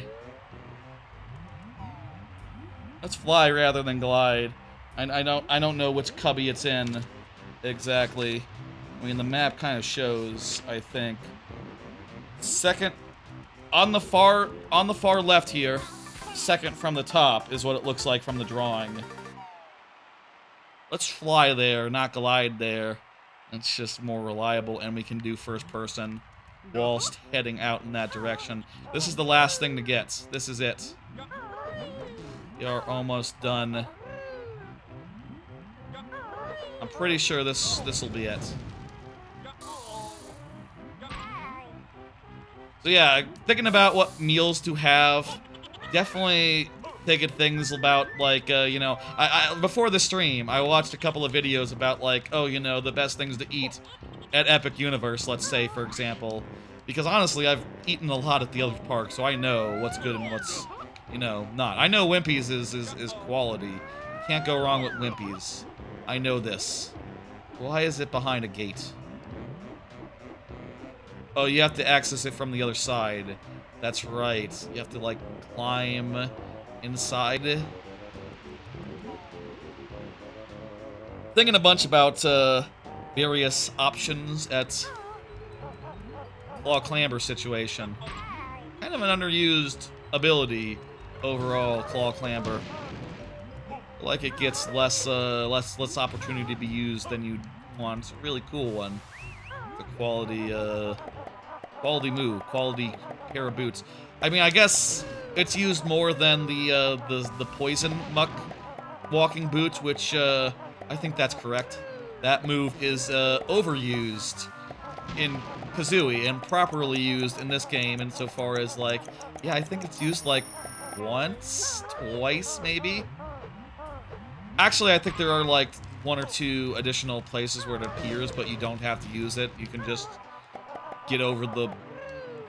There's places where, like, oh, you know, you want to get the Mumbos, take the boots. Or jump real good and just take a couple damage from the chompy fellas. You know, that's sort of where the boots wind up in this game, which is about right.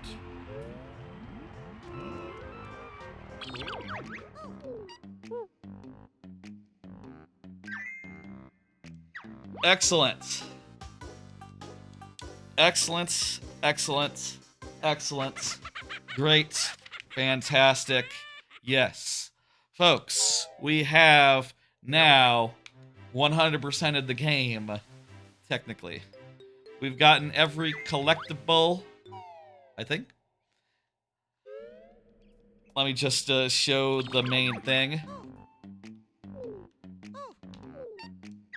View overall totals real fast. We have gotten every item in the game, every move, every Jinjo, every honeycomb, everything. Every note, every jiggy. It's 11:22 at night. I think we're making good time. And we're making perfectly good time. We've been going around 3.5 hours tonight. Now it is time to do one last thing before we head out and fight Gruntilda, which is quite simply we're going to cash in all these Cheeto pages that we have specifically been going for, and then we're going to enter them into the code wall. And we're also going to stop by the Jiggy place to open, you know, all the doors that we need opening. I got your pages here. I got all 25 of them. It's cool, my man. You're good. Anyway, I'll say, of where I'm going to eat at Epic Universe, I was thinking the Atlantic because I heard it was, like, the best place. And then after watching some videos, it's like, oh, right, it's table service. So it's going to be slow.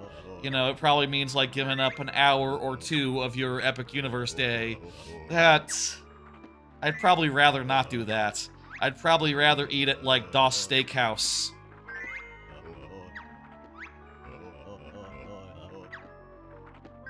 I'd rather eat at, like, Das Steakhouse or, you know, even the, Hogwarts French restaurant or German restaurant or whatever. Some of those sound interesting.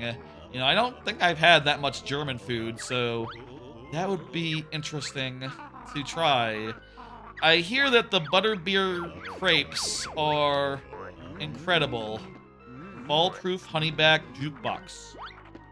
I've heard that the butterbeer crepes are incredible. I'll say I've never been a big butterbeer person. I'm not really a big drink person. I don't drink drinks, even. You know, I've mentioned I don't drink alcohol. I also don't drink soda or anything of the sort. Any sort of sweet drink, neither. But ice cream is a whole different thing. And if this is a crepe topped with, like, fancy flavored ice cream, it's like, yeah, that doesn't sound bad. That sounds good. And, like, you know, maybe I should try that butterbeer ice cream as well. Why not? Like, I don't know. Maybe it's cool. I don't even know what it really tastes like, so... The butterbeer that they have at the parks. Controversy noted. I feel like maybe every time I talk about the Wizarding World area of the parks, maybe should start with controversy noted. Terrible person. I don't like her at all, but you know, I'm not missing out on a part of the parks that I pay for. Absolutely not. Also, it's very well done. I don't know. The parks are. Terrible person, what are you gonna do? Hopefully, I don't know. I don't know what I hope for her. But, I will try not to think about her, is what I will do while I'm at the parks. I will just have a good time and enjoy the scenery and stuff, and, fantastic food, I hear. I hear Epic Universe has, like, best theme park food imaginable. As far as the other parks, I feel like the Jurassic Park, rotisserie chicken place, probably, like, the go-to as far as lunch goes. I've been to the burger place in Studios before, and it's pretty okay. The one that's, like, a old-timey, like, an old-timey, like, it's like an old-timey, how to describe the disco place. It's like a 50s diner. Mel's or something. That's not bad. I had it in Japan as well. I feel like they had the same restaurant, but the food was probably pretty different for what it's worth. Definitely didn't taste like an American. Didn't like strike me as the most authentic. Was a little bit Japanese when I was in Japan, which makes sense, you know, if you think about it. I don't know what else I will have. I'm definitely wondering, like, should I get breakfast in the parks? Or should I try to do breakfast, like, on the way to the park? I will definitely be trying to do early entry. So, like, you know, matter of, like, can I get up, have food, and then, you know, get to the parks in time? Or is it just gonna be like, yeah, get up, go to the parks. Oh god, they're opening right as I'm getting there. You know, I'm taking the bus to Epic Universe. Or whatever, they're opening, oh no. Am I going to want to stop at the Starbucks and be like, okay, give me an egg thing. Anything with an egg. Do they have that much breakfast stuff at theme parks? I feel like they don't. I feel like my options might be a little bit scant whilst on the premises. Probably want to eat at the hotel if I can. Or maybe just fuck, you know, have 2 lunches. Fast in the morning and just push through to like a... Damn it. Oh, that's in the wrong space.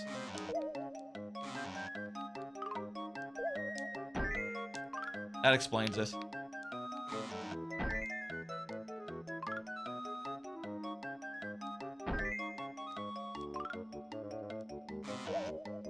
I wonder if I like skipped breakfast and like ran to the parks and just, you know, made do on a snack. Let's say I got, you know, honestly on the Epic Universe Day, what if I just I mean, I think I'll be starting the day by going to the Harry Potter area and taking out the that ride, since I hear it gets a massive ride. Probably by the time I'm out of that, I'm gonna be very hungry, so maybe like a butterbeer crepe. Butterbeer crepe for breakfast. A crepe is pretty breakfasty, actually. That wouldn't be bad. I'd go for that. That sounds like an idea. Is it a good idea? I don't know. But like, you know, as I get closer, that's the main thing I'm thinking about as far as strategy goes, as far as like, okay, what am I doing? Otherwise, I think I have a pretty good idea. It's like, yeah, there's not that many rides. And the other parks, I have clocked. Except, you know, there's always places in the other parks I've never eaten. I've never eaten at Finnegan's. Is Finnegan's good? It's like the Irish bar or something in studios. Are there good places to eat in studios? I think... What did I have last time I was there with family? Did we eat at the Minions Cafe? I think I ate at the Minions Cafe last time when I was there with my cousin, because she's local and all that. I was like a year and a half ago. I went over, nearly 2 years ago now. I went to to Orlando, stayed with my cousin. This was right after when I was between jobs, right? I was between jobs and decided, okay, I'm gonna go to Universal this weekend. Fuck it. I have nothing stopping me from taking a vacation right now. Because, you know, no job and all that. So, had a great week. Did a day at each park. You know, Universal, SeaWorld, and 2 days for Disney. And, that was a hell of a trip. Looking forward to being back in Universal for a longer period. That's gonna be a nice time. I forgot to enter codes. I need to enter codes as well.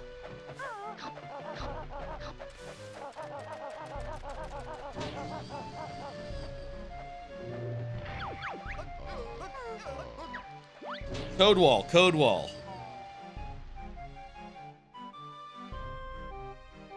Been a while since I got the jukebox. I'll say this file, we're not gonna go get the song that you can get. You know, there's a song that only plays like in the middle of Grunty, you know, in the middle of the Grunty fight, where you started it, you know, gotten midway, but you haven't finished it yet. I'm not gonna go get that one. Maybe I should make a save state. No, that's silly. That's very silly. Make a save state and come back. You can always do it off stream. Like another playthrough. There's nothing stopping me. Now I have the turbo controller. Canary Mary is no... I can just do it in the other... I can just complete the other file that's like 90% done. You know, just needs Canary Mary to be beat, I think, for the final Cheeto page. Here we are, back in the code chamber. Haven't been here since the start of the game. Feels, funny being back. Remember when we were here and we entered in the double speed cheat code and a couple others? Eggs, feathers,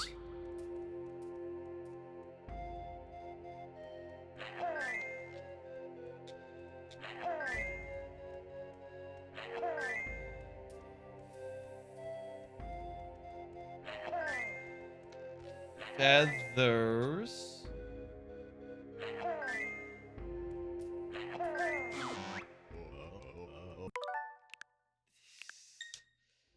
Time for rewind. Fuck for rewind. Okay. Feathers is done. Honeyback and fall proof. Let's start with fall proof.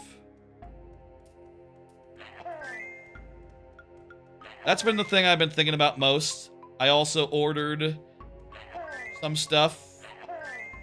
You know, like a new lanyard, new like place to put the you know, the hotel key and stuff in. You want to have that around your neck at all times, like your you know, including your park key and your express if you have express. I got express for my first day at Epic Universe, so that's going to be really nice.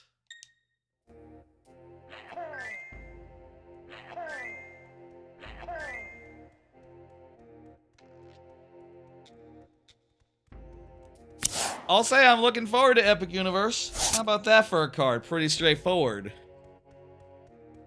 Fall proof. So F. Really looking forward to it. Like I said, like, just on a basic level, I am so excited to go on Honeyback is the next one. Go on all the rides. I think like the one I'm most excited for is the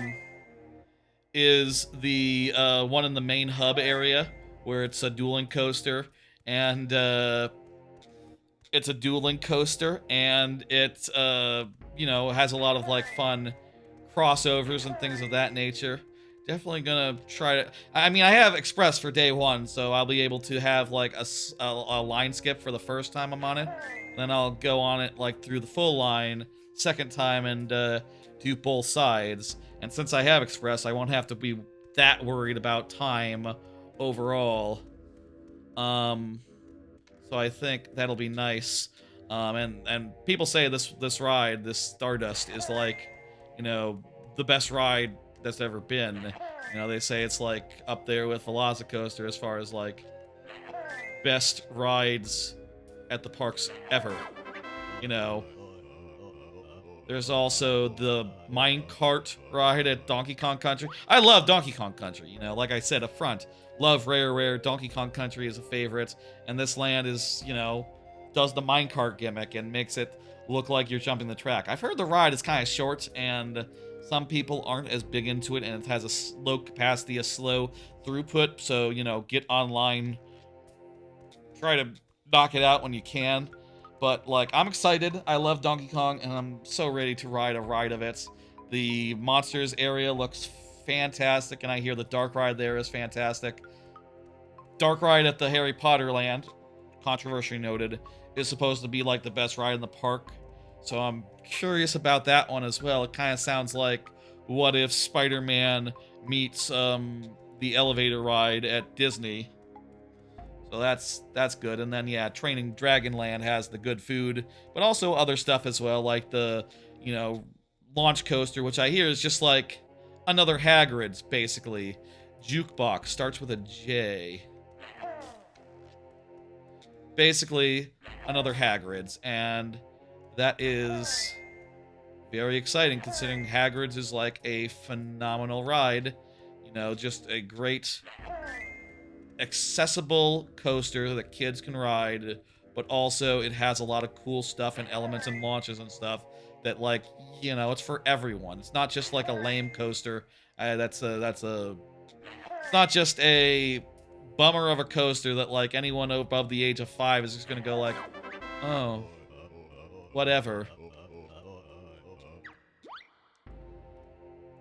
I guess I'll say, like, I've been looking forward to this for so long.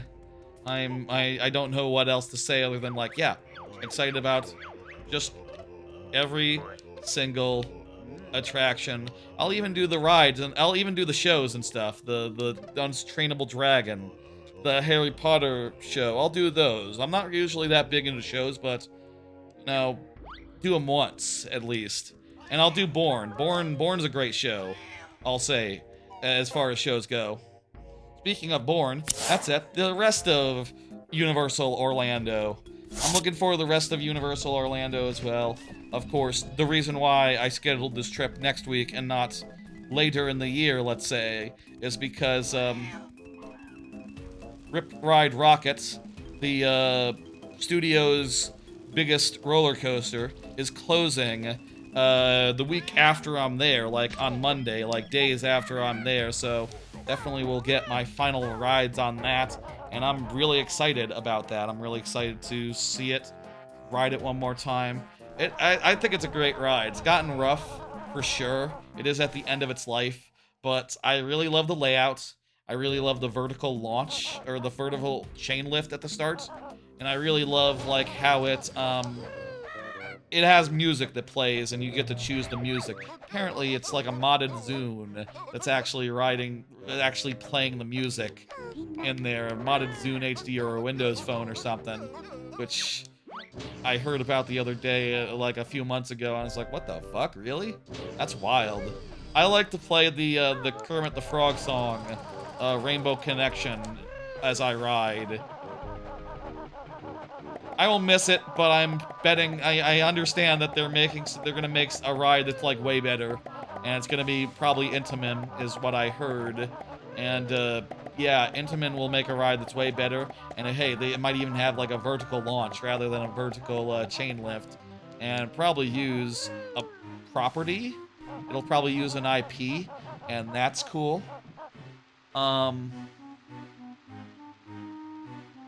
I'll say I'll be staying at the Aventura, which I'm looking forward to, as far as, like, it's really close to Volcano Bay. So when I go there on my, like, in the morning, let's say, or even, like, after the other parks, like at night, I could do a night Volcano Bay. I feel like that's just gonna be a really nice way to either start or end a day. And, you know, I'll get to see it and hang around, and then leave and do the other parks, and not have to deal with a long bus ride back to the hotel, because it'll be basically right there by the entrance. I can also go through, I think, the Sapphire Falls, and use their water taxi, maybe, which I love the water taxi. Best way to get to a theme park in general. And, you know, at the other theme park, there's tons of rides that I love, like Velocicoaster, which I will gladly ride. You know, I will probably ride every ride every day that I'm at the other parks, which will be fun. Guess that's it for that topic. Here we are at Cauldron Keep. It is time for Cauldron Keep. This is I'll say, let's do timestamps for multiple parts of this. We'll have a timestamp here at the start. For like this and Klungo, there'll be a timestamp for the quiz show. There's gonna be a quiz show, don't you know? And let's do a timestamp for Grunty herself, or the final boss. We gotta fight the final boss and all.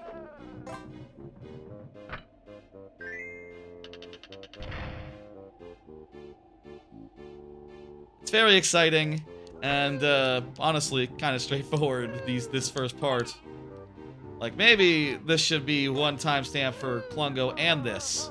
Also, by the way, if you didn't notice, like, what the previous segment was, I have now cashed in all the Cheeto pages, and have activated all the cheat codes that you can get legitimately. So now we are, like, as powerful as Banjo-Kazooie could ever be. As powerful as they could ever be. Except maybe in Smash Brothers, if you, like, gave them some sort of immunity. Like the star. And maybe the mushroom as well, the mushroom. Probably, arguably, that's their most powerful, but I don't know, man. I'm recovering instantly. You can do that in Smash Brothers as well. If you do a gimmick. I was looking for, like, a skip cutscene button. There isn't one. I'm tired of cutscenes now. We watched some up top. Actually, I guess maybe we don't have a choice in the matter. Maybe the cutscenes are unskippable because it's an N64 game. I didn't think about that. earlier, did I have a choice in watching the cutscenes? I think at the time I was just like, oh, I'd skip these, but you know. Maybe some cutscenes you can skip and others you can't. And then this one is like just, you know, in-game, in-engine. And the ones that are like, you know, you can replay later that are also in-engine. Seems like a weird distinction. Where is he?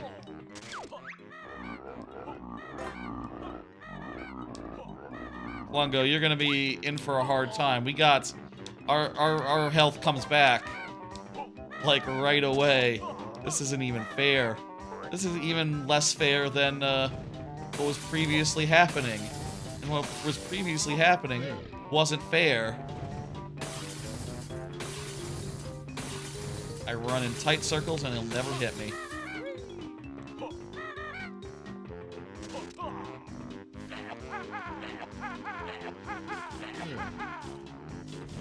Does that count? Is that a hit? I heard him go, ooh.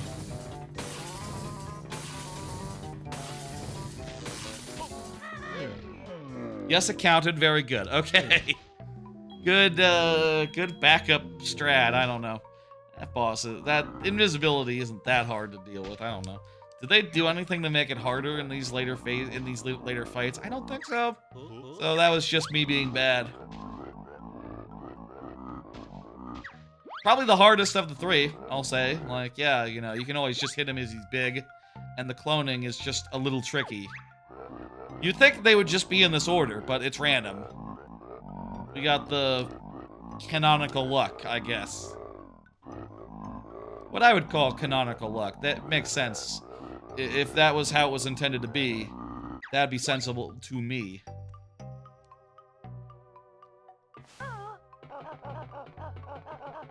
Was that really long enough to justify a whole timestamp of the VOD? I don't know. Hey! This is a cool room, though. Man, it'd be cool if you spent more time in this room, or rooms with these textures. Like, those are really good textures, you know? You think, maybe, at some point, they wanted a whole world of this. Time for Tower of Tragedy. Let's fucking go.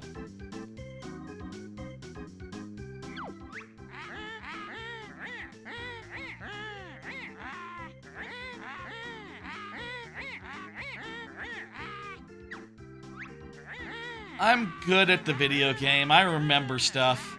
I'll probably get through 100%. Nice. You know, thumbs up. Whole 9. I think, how many? I think I had like, I think I have like 1 more, 2 more cards for what it's worth, if anyone's curious. I didn't know how many to prepare for backtracking. Turns out we kind of had a bit to talk about whilst backtracking was going on, like where things might be, things of that nature. And, you know, it wasn't quite the, oh, it's time for tangents section that I was totally expecting. That's Blobelda. Blobelda. And there's me. It's just some loser bear called Banjo, yeah. That's a good line. One gets tunned. B to thing. He's the grubby boiler monarch. Take a look at this scene. What do we got? Ancient bearded camel, mighty evil dinosaur.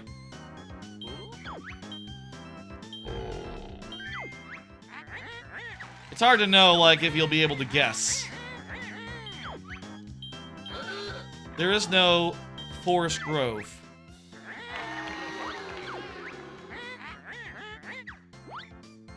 Let's just ring in, fuck it.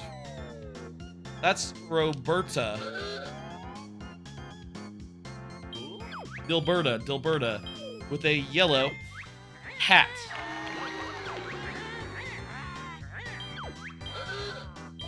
Hi-Fi? It's got windows and a chair. Look at the screen.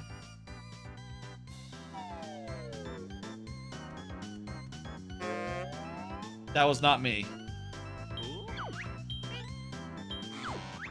It's toxic. It was toxic waste, wasn't it? No, I think that's the water one. That's the one from Jolly Roger, wasn't it? I guess I was not taking that in very well. It's a wasp statue. And there's an entrance to the beehive right below it. He helped me by cooling the train.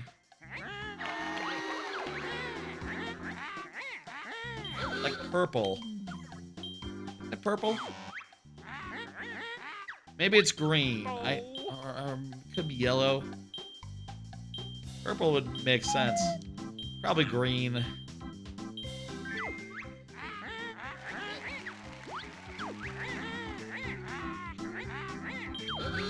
Oh. One? No, that's not it. There's like some downstairs, I guess. Must be 5. Must be 3.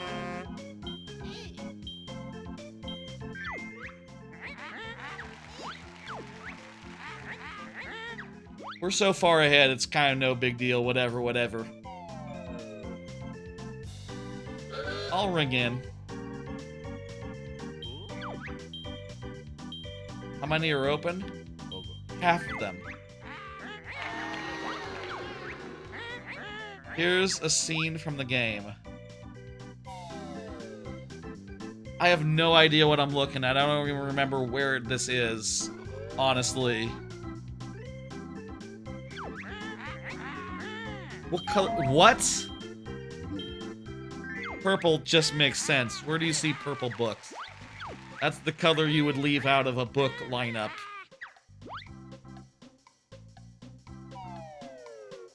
Big O pants, old rubbish, a nut. Big O pants, old rubbish. Oh, what the hell?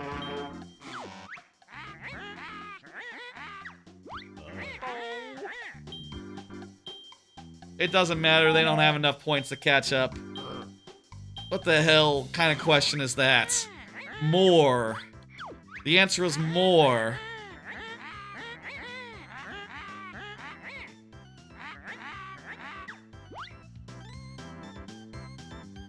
I would not have guessed that. Not a great question.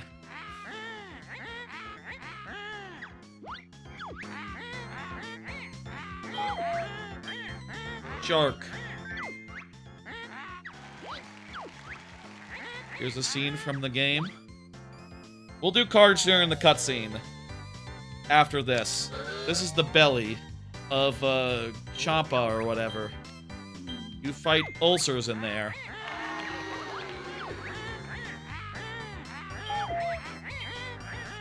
What? How? That's... We gotta get some, folks. Hailfire Peaks. I'll ring in. That's Hailfire Peaks.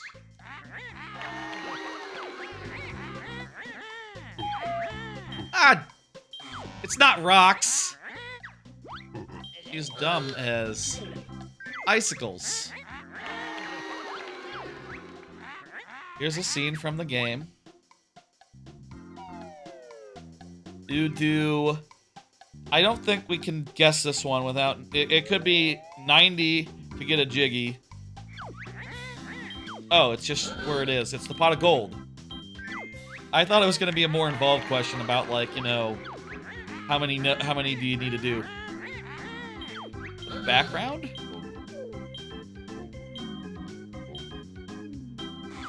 What are we talking about? The background on the wall? It's like question marks.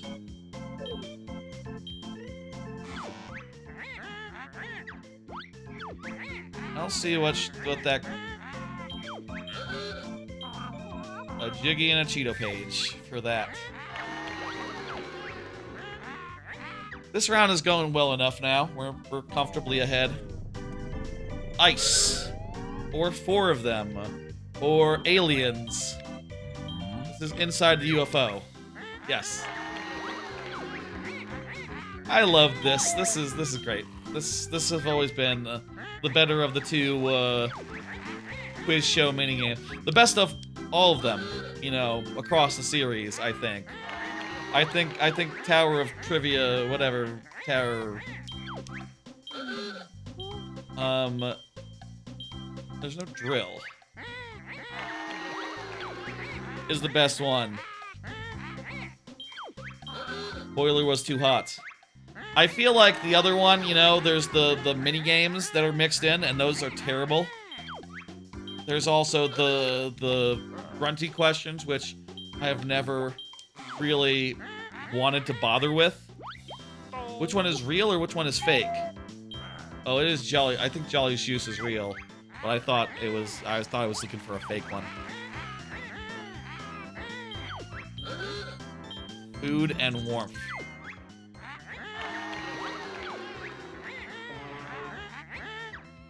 I've never liked the minigames, and I've always, like, had to go out of my way to... I'm not even going to answer this one. I'll let her have it. Or not, as the case may be. I always go out of my way to get jokers so I can skip over those. And then I guess on the, on Gruntilda questions. Because it's just not, I'll say 4. Because that's how many... There's 3 of them, and then the 2 parents. 3 kids, 2 parents, that's 4 beds.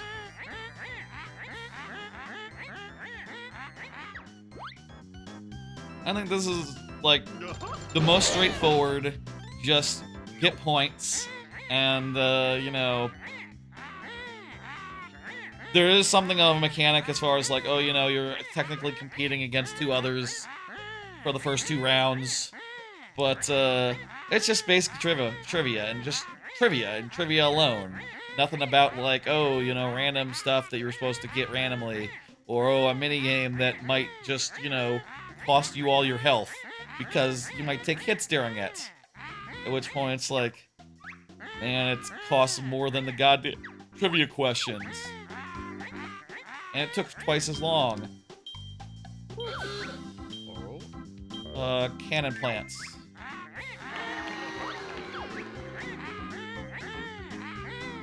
It's, Guffo. Guffo is a great name. 2 years.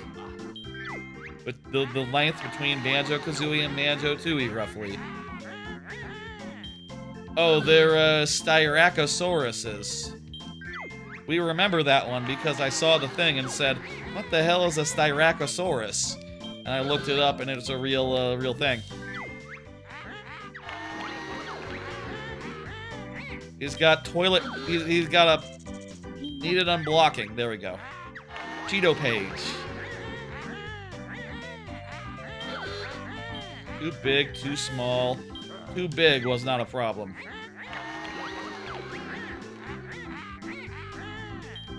It's, Super Stash Deluxe. What brand of food container is not seen in the trash can? Oh, I don't know. I got it! It's a teepee. A tent. Okay, yeah, close enough. A teepee. We call it a teepee here in America. Lord Woo Fack Fack.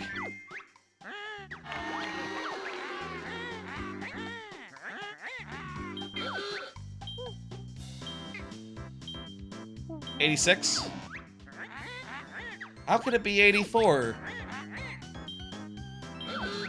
They weren't a studio back then. Mayhem Temple. And 82 was before Rare existed, according to the official. Saucer Apparel. Kind of timeline got fucked up some point. Stars. Oh, there were like 3? I think there were like 3. Yeah. Again about Guffo inside the trash can.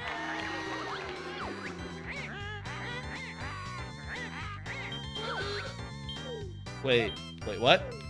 I don't know. Good guess. Earthquake. That'd be a fun one.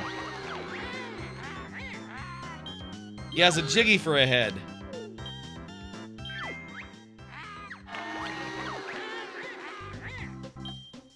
Oh, I don't know. It was never mentioned. Yes. Bottle's first name is also not... It's Bottles.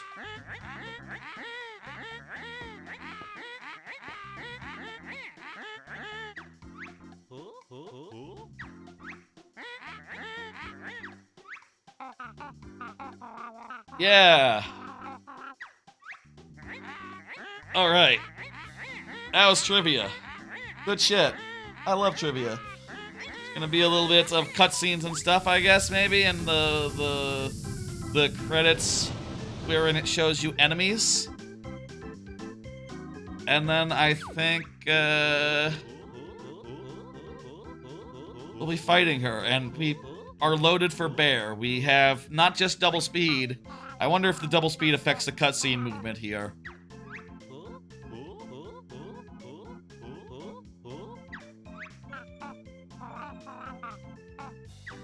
Go ahead, guys. It might be faster. Might be faster. Feel like that might be halfway between fast and super fast.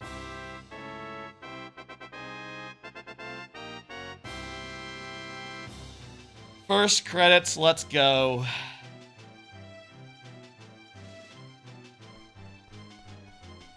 And these are the people who worked on it, not like, you know, monsters or whatever.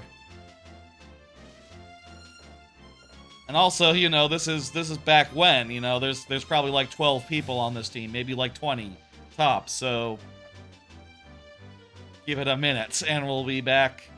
And, you know, on to final cutscene. I could probably hit start. Let's appreciate these folks. How many can we recognize? Steve Males. I don't know. Shute. Hollington. It's interesting that they don't have, like, roles called out. Or, like, you know, what they did. Leads, just engineers, art people, music. Grant Kirkhope was not called out for soundtrack in particular. Was David Wise on there? He might have been. He was like in a, you know, overseeing capacity, I think. Like he was sort of like just head of sound, I guess. At a certain point doing a lot less soundtracks and a lot more whatever. Whatever the boss man of soundtracks do. Which, you know, I feel like probably isn't as fun as making soundtracks, probably. If I had to guess. I don't know. I'm talking out my ass. What the fuck do I know? All I know is that he eventually went and quit there, and now he makes soundtracks for whoever asks, basically. You know, indie developer, sure, I'll make you a song for a price. You know, Donkey Kong Country Tropical Freeze, sure, I'll do the whole soundtrack. Let's go. Really kind of low-key wish that they had approached him for Bananza. Talked about Bananza earlier.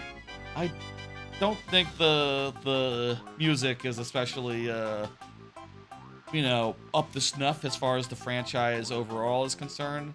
Just kind of forgettable. There is the music that plays when you're in big form, when it's like, it's just kind of loud music. I don't know, it really is. It's all dance music, I guess, so it doesn't really...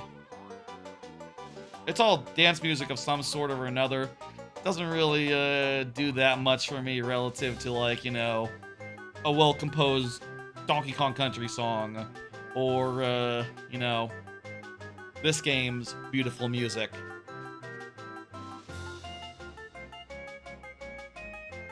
More bombastic than anything, which is good, but, I don't know.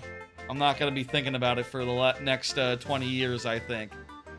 I do think that is one of the things where Odyssey has the upper hand, soundtrack, between the two of them, you know.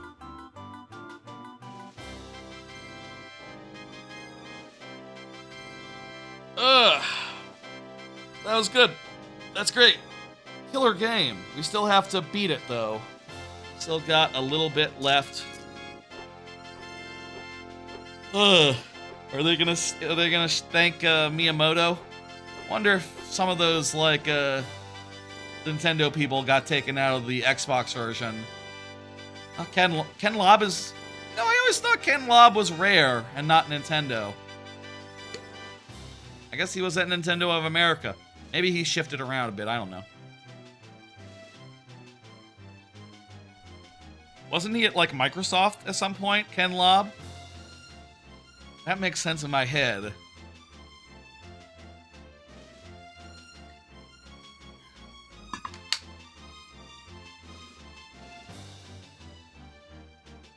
Ken Lobb.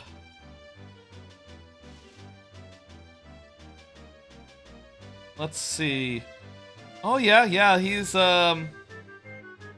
formerly of Namco, Nintendo of America, currently employed by Xbox Game Studios. Okay, yeah, no, totally, he's an Xbox person now. That's correctly remembered.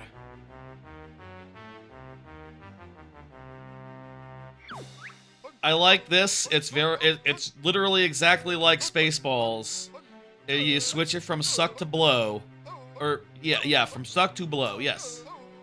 Literally the exact same. I probably said this the last time I got to this point in the game on stream. Like, you know, previous... Year ago. 2 years ago, I think. More like maybe a year and a half. I did Banjo-Tooie, but I tried to do it all in one go. And I mostly did, but was unable to get a couple of jiggies. And Canary Mary. But I did come back like a couple days later and finish it off in like an hour or so. Basically like a 12-hour playthrough. Which is just short of being able to do in one go. I'll say though, this playthrough series I think has totaled out to more like 15 hours. So, you know, I guess last time I must have been going very fast and, you know, doing things more efficiently than even I give myself credit for. I was definitely like stressing it a little bit more and trying to think optimal thoughts, I guess. Whereas this time maybe was a little more chill, a little more just like, yeah, just do whatever. Just go world to world, and then, you know, we'll get it all in the end.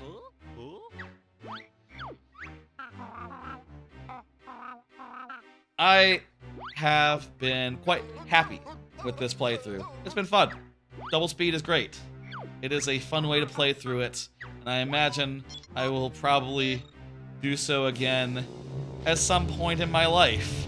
You know, I'll probably do it like off stream. I mean, I know I'll do it off stream. Probably this is the one time I'll play Tooie in full across 3 streams. You know, this is... A lot of time would have to pass for me to be like, okay, we're doing Banjo-Tooie on stream.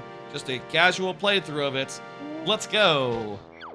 And not like, you know, maybe I'll do like a randomizer of it if there's a randomizer of it. You know, that's actually quite plausible, come to think of it. That's extremely plausible.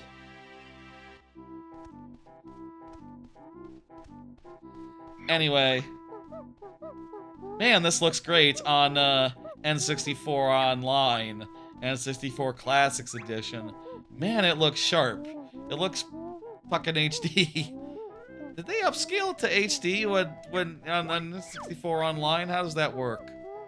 I don't know, but it looks goddamn awesome. Do they do it more upscale-y on Switch 2? I wonder. It looks fucking great.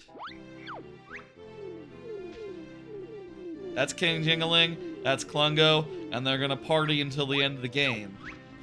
There's a great song that you can see if you double back. Put the double back just to see the song, and also it'll be in the jukebox. And it's like the one song in the game you can miss. It's just past midnight. Fuck it, we're good on time. This is gonna be the shortest of the 3 Banjo-Tooie streams, double speed Banjo-Tooie streams. I think let's double back over there real quick and listen to that song for 2 seconds, and then we'll head out from there, and that'll be a playthrough, and that'll be a stream. I'll say, having... This must be the end now. We've had the credits, and everyone's alive. We gotta do the final boss. That's, yeah.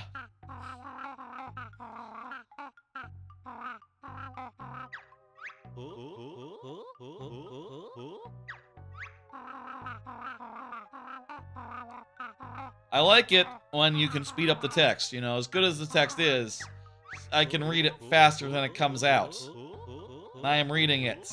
I'm going like, yep, that's good text. But like, I would like it to be double speed. I think like most other conversations, you can just hold down the button and they come out like real fucking fast, so it's not unprecedented. Also, like, for once, we have literally... Oh, also I just realized we never cashed in our honeycombs.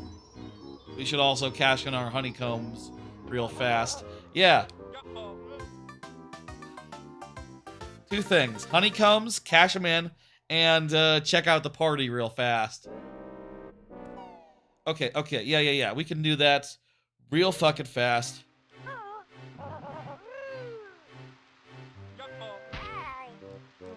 We're fall proof also. Worth remembering. And not die via fall damage anymore.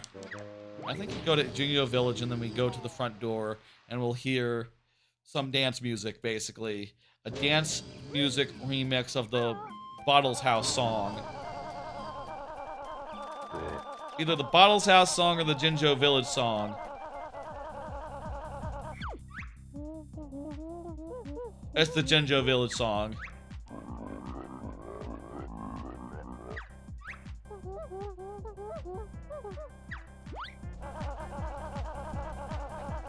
Good, it's a good song. And now we've heard it. We can also hear now. And did I stop into a sad house when I had the chance? There's now happy houses. That's the Happy House Jinjo song. There's also a song for Happy Jingling song. Did we hear sad jingling song? Who remembers? But, you know, now I might have the complete collection of, like, percentage that you can get. None of that counts. None of that counts towards collection. You don't need to get every song. That's, just something that, you know, I am aware of, and I know that you might want to watch out for if you're thinking about that sort of thing. All that stuff's on YouTube now. You can just do it that way. And even before it was on YouTube, it was ripped by people. You know, over the... You know, not... When this game first came out, things were not ripped that instantly. You know, it wasn't like, oh, you know, a game comes out and then a week, like a day later, there's like 8 hours of it on YouTube. You know, 8 hours of all its large soundtrack, essentially. That's not how it worked back when. But, you know, after a few years, people got to ripping. And before too long, it was all ripped. And in good quality. I remember, at the time, like, you know, 20 years ago, there was like a project, a forum project to rip every Donkey Kong Banjo rare Donkey Kong Universe game where one guy, Sparky Z, I believe, was ripping every single game and trying to get it, like, you know, perfect. No sound effects, no nothing. And that was like a whole to-do back in the day. That was not easy. That was not trivial. Things have changed. It's now trivial.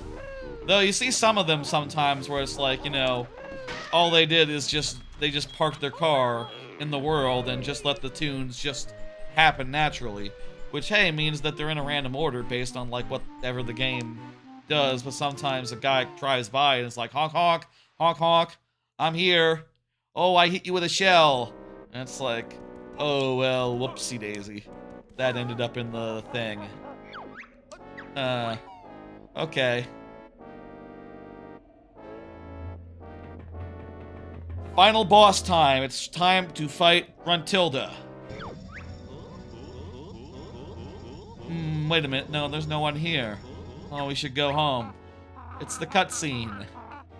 Real nice view, yes. Where is Gruntilda anyway? Has anyone seen Gruntilda? I enjoyed our adventure too. But, I guess it's over now. And we can end, and I can send you somewhere. Oh, wait a minute. No, I can't. There's a tank behind me. A drilling machine. I guess that's why there's no drill in Glitter Gulch Mine. It'd be redundant, you know, there's already another bigger drill in the game. You can't upstage the final boss like that. Also, maybe they just, like, you know, had other ideas. That's all it was. They had other ideas. I like how these games just fit in as many ideas about each archetype as they can fit, as they can think of. It's just really nice. It means that every world is flavorful and full of ideas and nice variety. Best example of that is Freezeezy Peak with all its Christmas cheer. But there's plenty of stuff elsewhere that, like, you know, same story. We have all the cheats this time, so, like, she's got nothing. And it's not even like, you know, Banjo-Kazooie, where it's like, oh, aha, my thing is doubled. It's like, no, I have infinite everything because of the conceit of this stream. And also, now we have the Cheeto ones.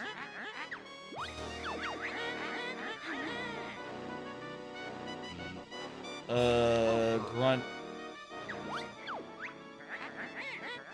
That was a tricky one to do quickly.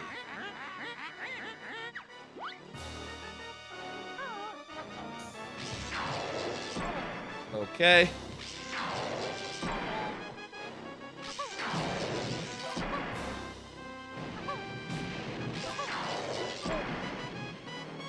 Ooh. My God. That's so shit. Oh my God. I forgot how shit that was. On the 360 version, I kind of like it. I don't care.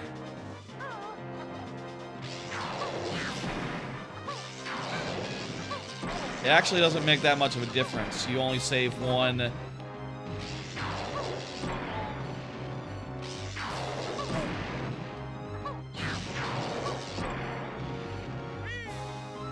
We still gotta hit her one more time to finish the phase. The honeyback is gonna get us back up to max before we fucking know it. Like, we barely have to try.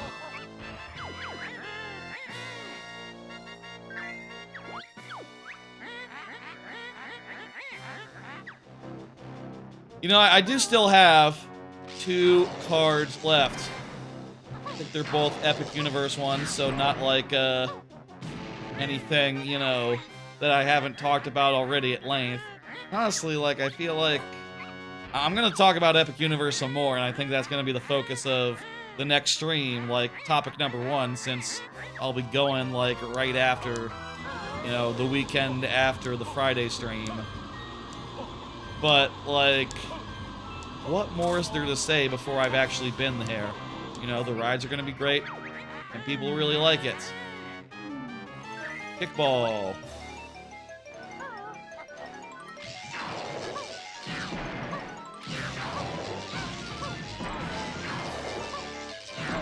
There we go. That time got it. If you can get it without moving, you start to move, the up-down thing gets reset. That's kind of bad. Let me do these last 2 cards. Looking forward to Disney too. That's right, mentioned before, but I'm doing a day of Disney after all the Universal. I'm going to be picked up by my cousin, and I'm going to stay at her house for for 2 nights and do Disney on Friday with her and her sister. I know that we're going to have a very lovely dinner at, like, the French place of Epcot. That's the one thing I think about, like, the French area of, like, you know, Harry Potter. Like, I know it has good restaurants, but, like, I am going to be eating at, like, Epcot's French Pavilion. So, like, maybe I should... Oh, this is an easier way to do it. Maybe I should just leave the French for Friday. That said, like, hey, you know, compare them. Have a little bit of, like, you know, Universal French and Disney French. I know in the plans, I definitely want to do Hollywood Studios. I definitely want to do Epcot to end.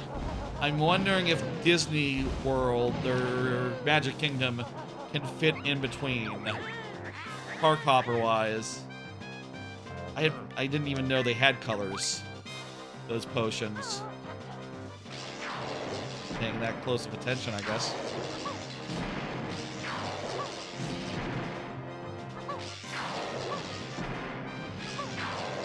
Or to strafe. Stay right here. There we go. Got another phase done. Easy, easy. Looking forward to it. Those are the 3 parks that are on my agenda. I don't know, like, how reasonable it is to do them, but I'll say, like, I'm not going to be trying to 100% them. I'm just going to be focusing on, like, a few rides each. You know, like, Magic, honestly, probably that first one has the most, right? Hollywood Studios has great, like, dark, you know, what's... The rides that have the carts that move themselves. Like, Rise of the Resistance and Mickey Minnie as, like, the best, one of the best roller coasters at the park. The Rock and Roller Coaster, which I will ride. Do Tower of Terror if there's time before park hopping starts. We'll see, we'll see.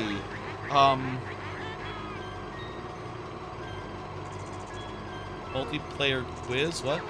I have no idea. I didn't play the multiplayer quiz. I'm playing the fucking main game. Come on now.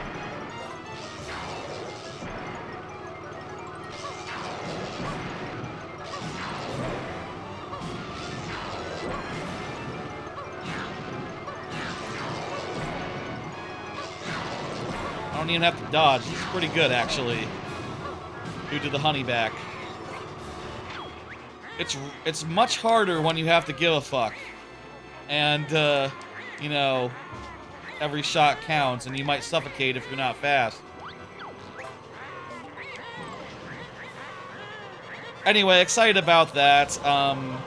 Yeah, I guess the plan is all those rides at Hollywood Studios. Then, if I can just do Tron and the log flume ride they added at you know, I say added, rethemed, Tanya's Bayou Adventure or whatever.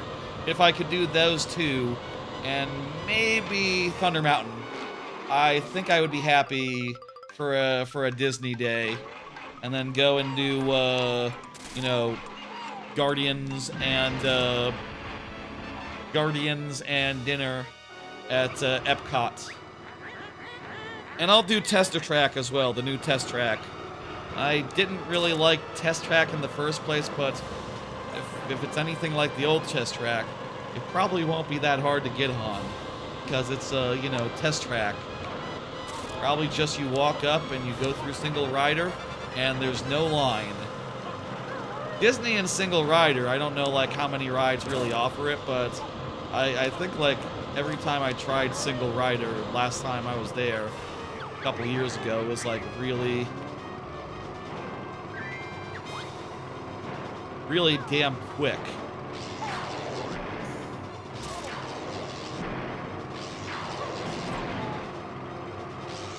We used, like, Genie Plus the last time I was there, like, at most of the parks, and then on the second day, we just sort of did single rider and stuff.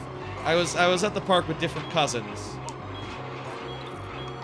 One day versus the next. Like the first day I was there with the cousin who has the house, and the next day I was there with the cousin who at the time was driving in for Disney, like, you know, an hour or so. And then, you know, after recently she now lives there more closely. Which is cool and good. I wonder if if there's a best, you know, if it matters like where Gruntilda stops, where the Hag one ends up.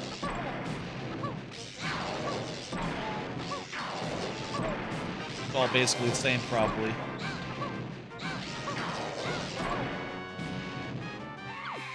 We are losing a lot of health. Maybe it's not plausible to run out.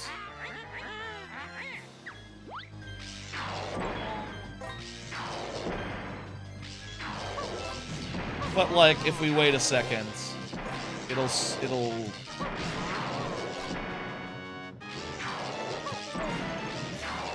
There's a knack to this, like just flicking the stick, flicking the button, just long enough to take the shot, and then move right after. But I do find it annoying.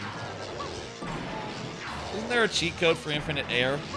Like infinite bubbles? I feel like there is. How about we wait a second and wait for our health to recharge? Anyway, Disney's exciting. It'll be cool to do it with the fam, and hopefully, like, you know, the fact is they're going to be driving. You know, we're going to be driving between the parks, so that's probably, you know, as cool as Disney is as far as, like, transport between the parks, I think just getting in your car and exiting is faster 9 times out of 10. Maybe not for Magic Kingdom. Magic Kingdom is a weird case because there's the whole boat to get in.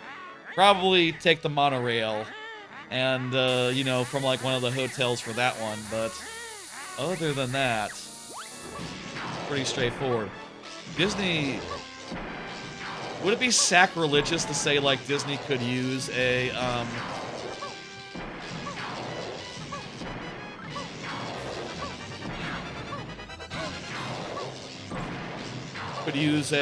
thing?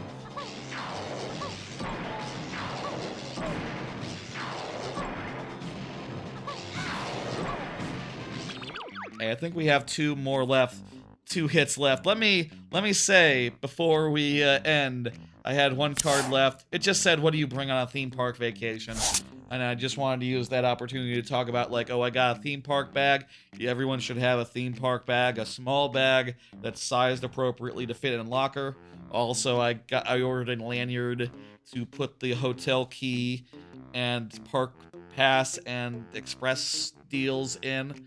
So it'll be always with me as I go and even as I drop stuff in lockers. Very convenient. Definitely recommend a lanyard. That is the way to do at Universal, especially. That's all for that topic. I just wanted to, like, you know, I made the card. And eagle-eye viewers can tell when a card isn't the last one, because the last one has a thing on it. Not important, though. Last hit. Let's go.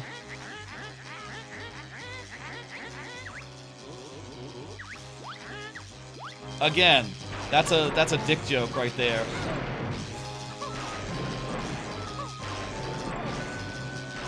Oh. Wait until we get some honey back.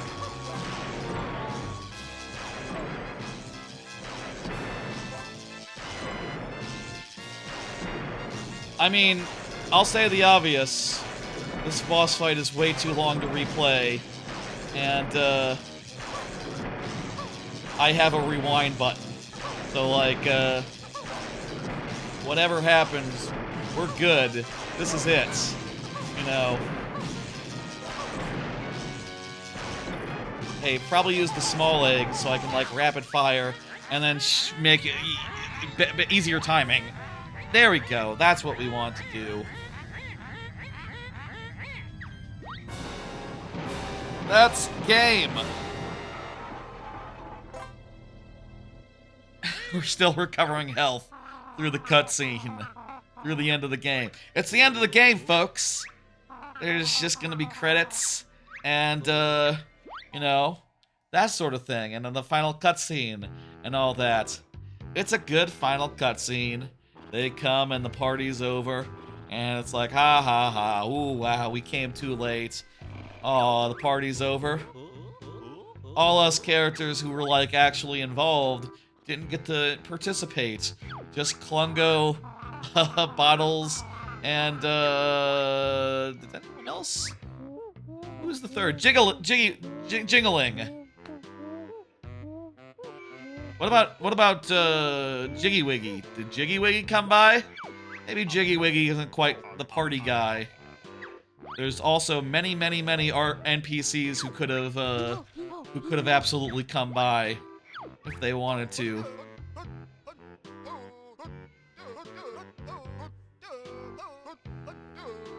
I feel like we did that pretty quick. It's about 12:30 now.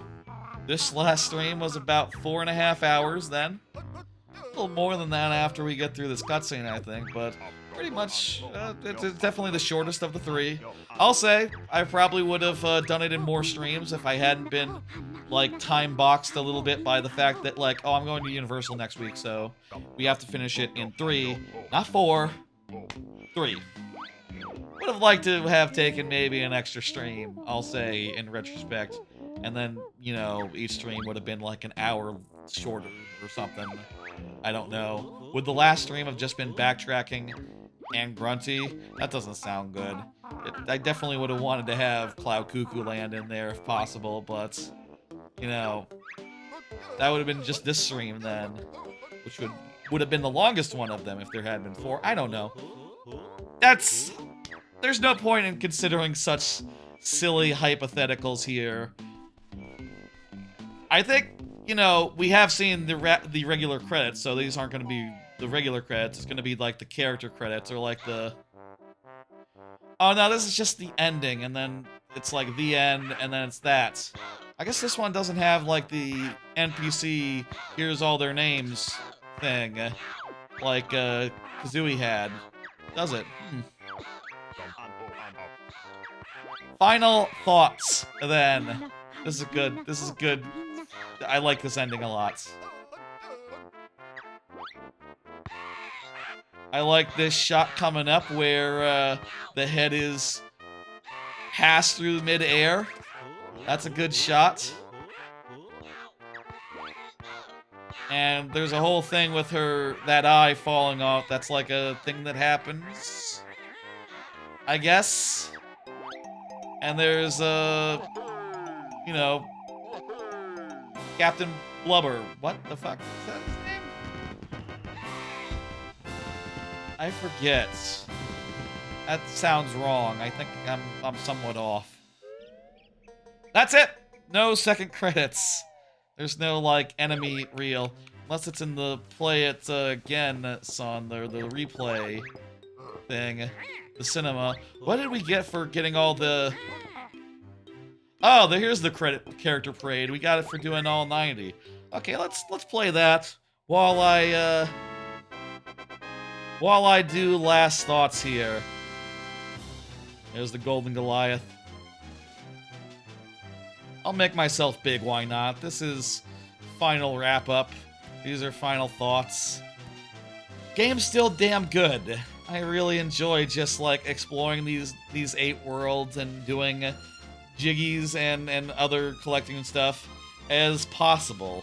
You know, I think that it is a lot meatier than Kazooie, both insofar as, like, you cannot do each world in one go. You cannot do any world in one go except for the final one. And additionally, most jiggies have multiple steps to them. Jiggies get harder and harder throughout, especially towards the end, towards the back half, let's say.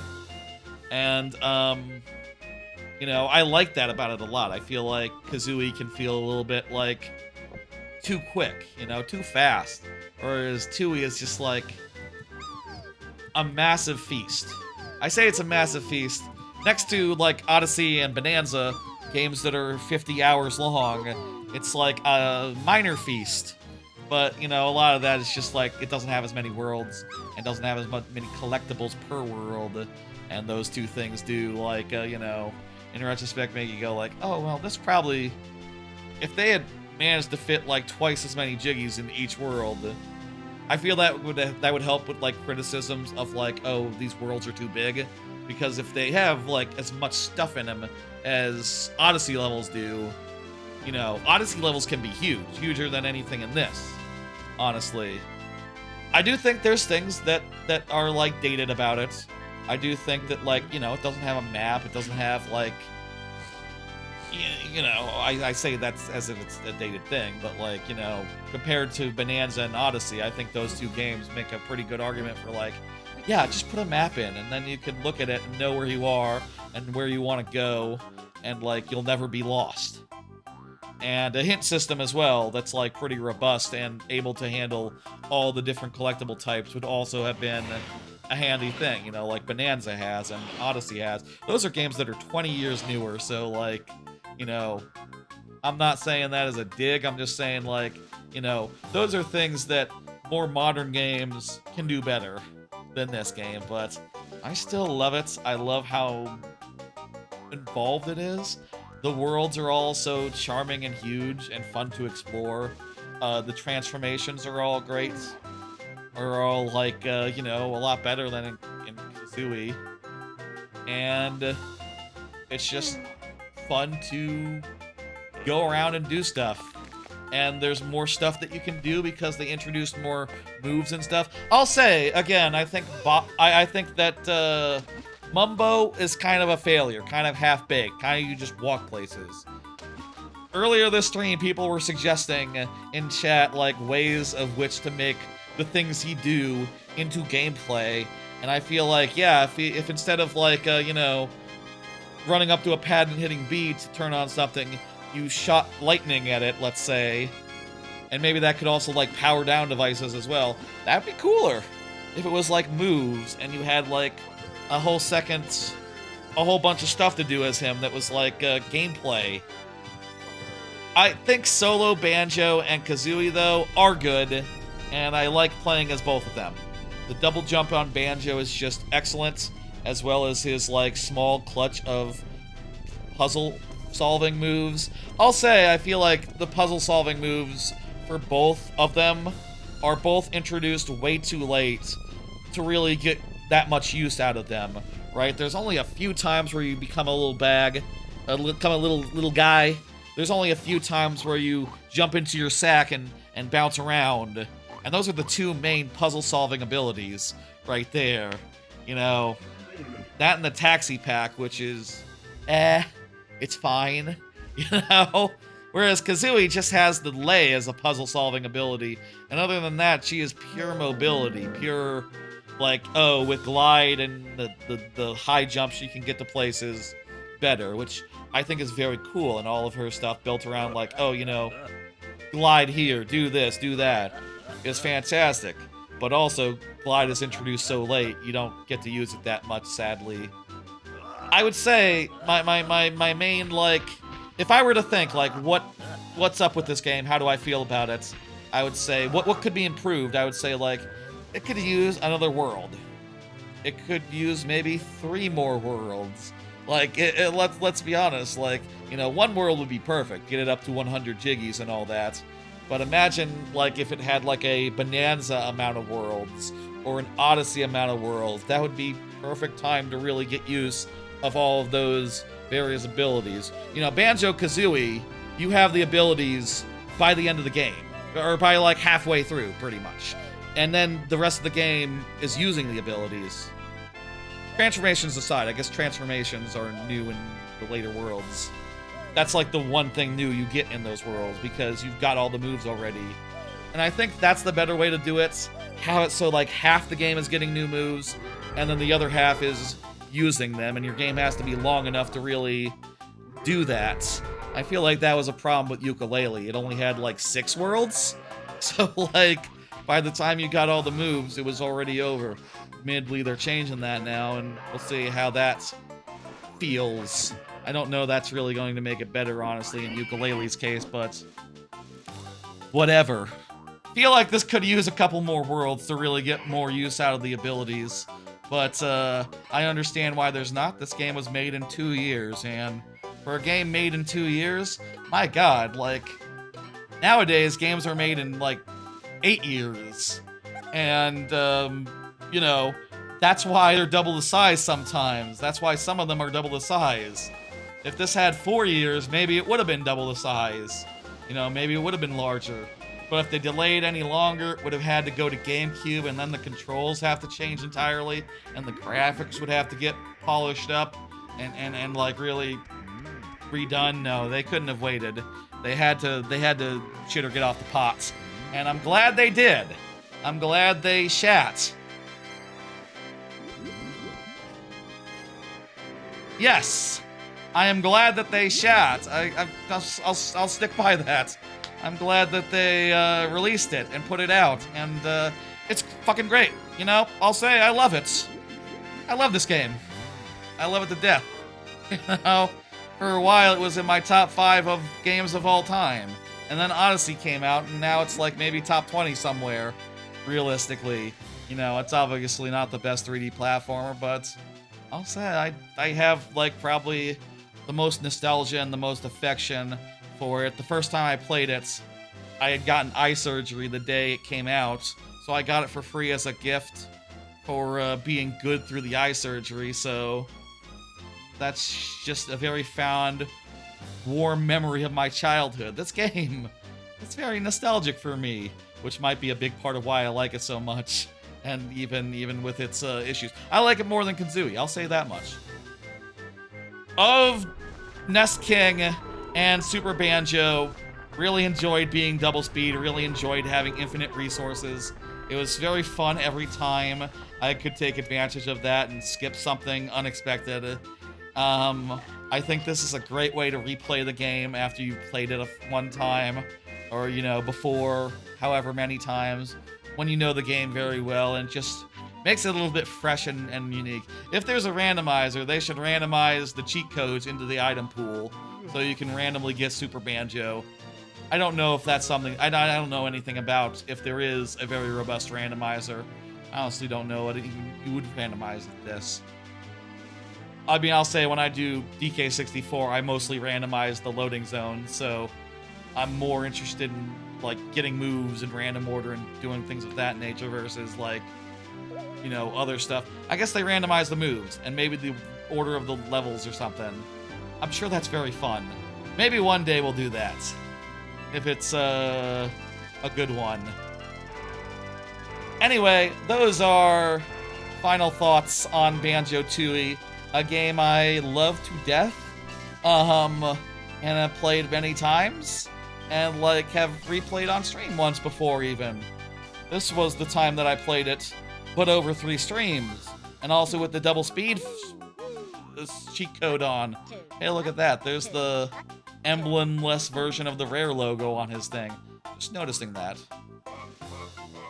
Mingy Django was the name of the Twitter account that eventually became Playtonic.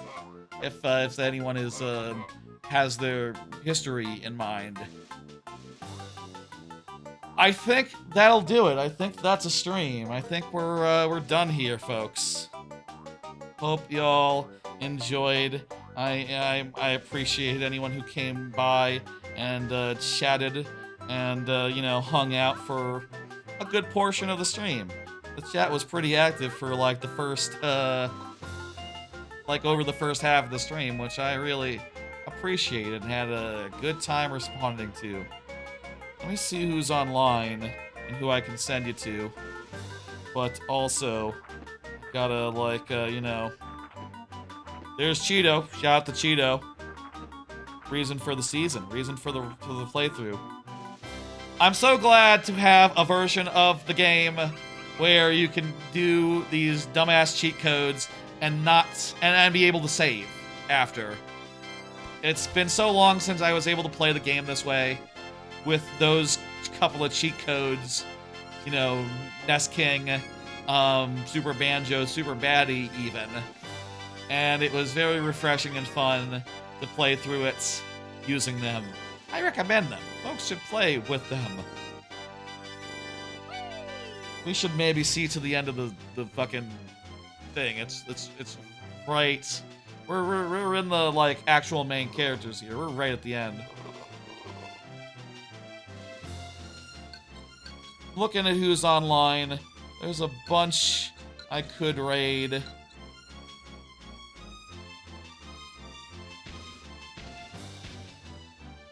Bunch of people online that I am following. I'm giving it thought. Someone's playing Yooka-Replaylee for the first time.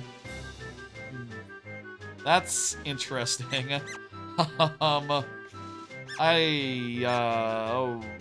don't remember where from I know TARDIS_GGs. If that's like, if I know him from somewhere, or if I followed him for some reason. But I'm following him on Twitch, so maybe he's cool, I don't know. I follow too many people on Twitch. I mean, I bet a lot of people do. You know, sometimes hard to remember, like, who are you? What's your deal? You know, I might have watched a stream of theirs that was really good once and gone like, oh yeah, maybe they were at a GDQ or something. And I was like, oh yeah, I'll follow their way. I really liked what they played. There's Mumbo Jumbo. Fuck yeah, Mumbo Jumbo. Again, maybe his gameplay could use work in this one. Yep, that's Banjo-Tooie. It's a 5 out of 5 and a heart in my book. It will always be really high in my rankings. Probably too high, honestly, in the list of games of all time. If I had a games of all time list that was publicly... I will say I did put together a like top 20 games of all time on my phone recently, and then I was like, I'm not gonna share it. I don't feel like setting this stuff in stones. Look at that, 14 and a half hours basically. Probably 14 and a half exact when you consider I did rewind a couple times and undid certain gimmicks, certain things. Let me pull up the old schedule. Oops, I forgot to remove I forgot to remove the, I forgot to edit the schedule before this stream. Ah, well, whoops. Let me do that now, actually. Here. So, as you might be able to tell, there is no more, whoopsie daisy, almost dropped the keyboard onto the floor. There. There is no more double speed Banjo-Tooie. And in fact, there'll be nothing next week.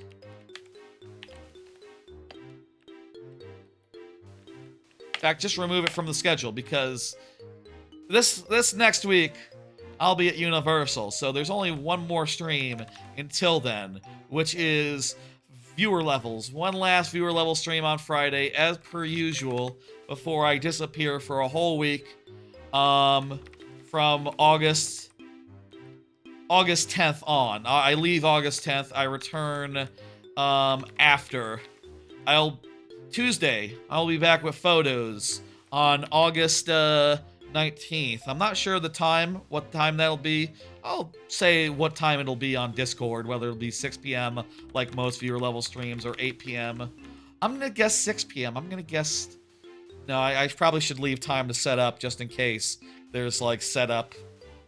We'll see. We'll see about that. I'll have to think about it, and I'll probably try to get set up the night before so we won't have to... We can just start at like 6 or something. TBD on time.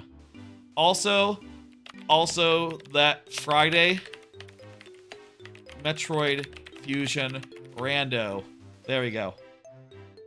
Instead of viewer levels that week, we'll be doing Metroid Fusion Rando, which is a brand new Rando, replacing the older Rando, which I hear kind of seems to fix a couple of the major problems that the original randomizer had, and I'm very excited to try it. That'll be in like a week and a half. I can show the calendar here. See, look at that. There's how this week is gonna play out. Viewer levels on Friday, and then Gonzo. I'm flying back in on the 16th, by the way, so maybe there should be like a plane on the 16th or something. It doesn't matter. That'll be how it is. There will be another Rareware playthrough. I'm not sure when I will spin the wheel for that. Probably like the 19th. Probably the viewer level stream a week before. There's another random Rareware game. That'll be determined which one of the two that it is. Sometime. Look for it during a viewer level stream. Probably on the 19th. We'll spin the wheel and determine which game that we're playing on the 26th. So it's gonna be 2 weeks, 3 weeks until we're back with more Rareware playthroughs. But I think that's fair considering Epic Universe next week. And also I'm gonna want to talk about Epic Universe more than I will want to talk about, like, you know, Rare 2 weeks from now. And also, there's going to be a big Mario Galaxy 1+2 stream on Labor Day weekend. That's all she wrote. That's all there is. I need to probably put that on the schedule as well. For next time. I'll remember. I'll update the schedule and stuff. All right, folks. I think that's gonna do it. Thanks for stopping by, for hanging out, etc. I'm gonna send y'all, I think, to previously mentioned dude, TARDIS GG's, who is doing a charity thing and playing ukulele for the first time. Day 3 of that, apparently. So yeah, I'll send you that way. My watch just vibrated and I don't know why. Raid in progress. Let's go. Thank you for joining me. I will be back on Friday for viewer levels, and I'll be the final stream before I go to Universal Studios. Don't expect me till next week. Like I said, I'll be back in 2 weeks to tell you about Epic Universe and also play Fusion later that week. But for this week, Friday. And then I'll be at Epic Universe and having a great time. Take it easy, y'all. I'll see you on Friday or the future. I hope y'all have a lovely rest of your week. And, you know, such. Tooie's fucking great. I'll see you on Friday. Bye!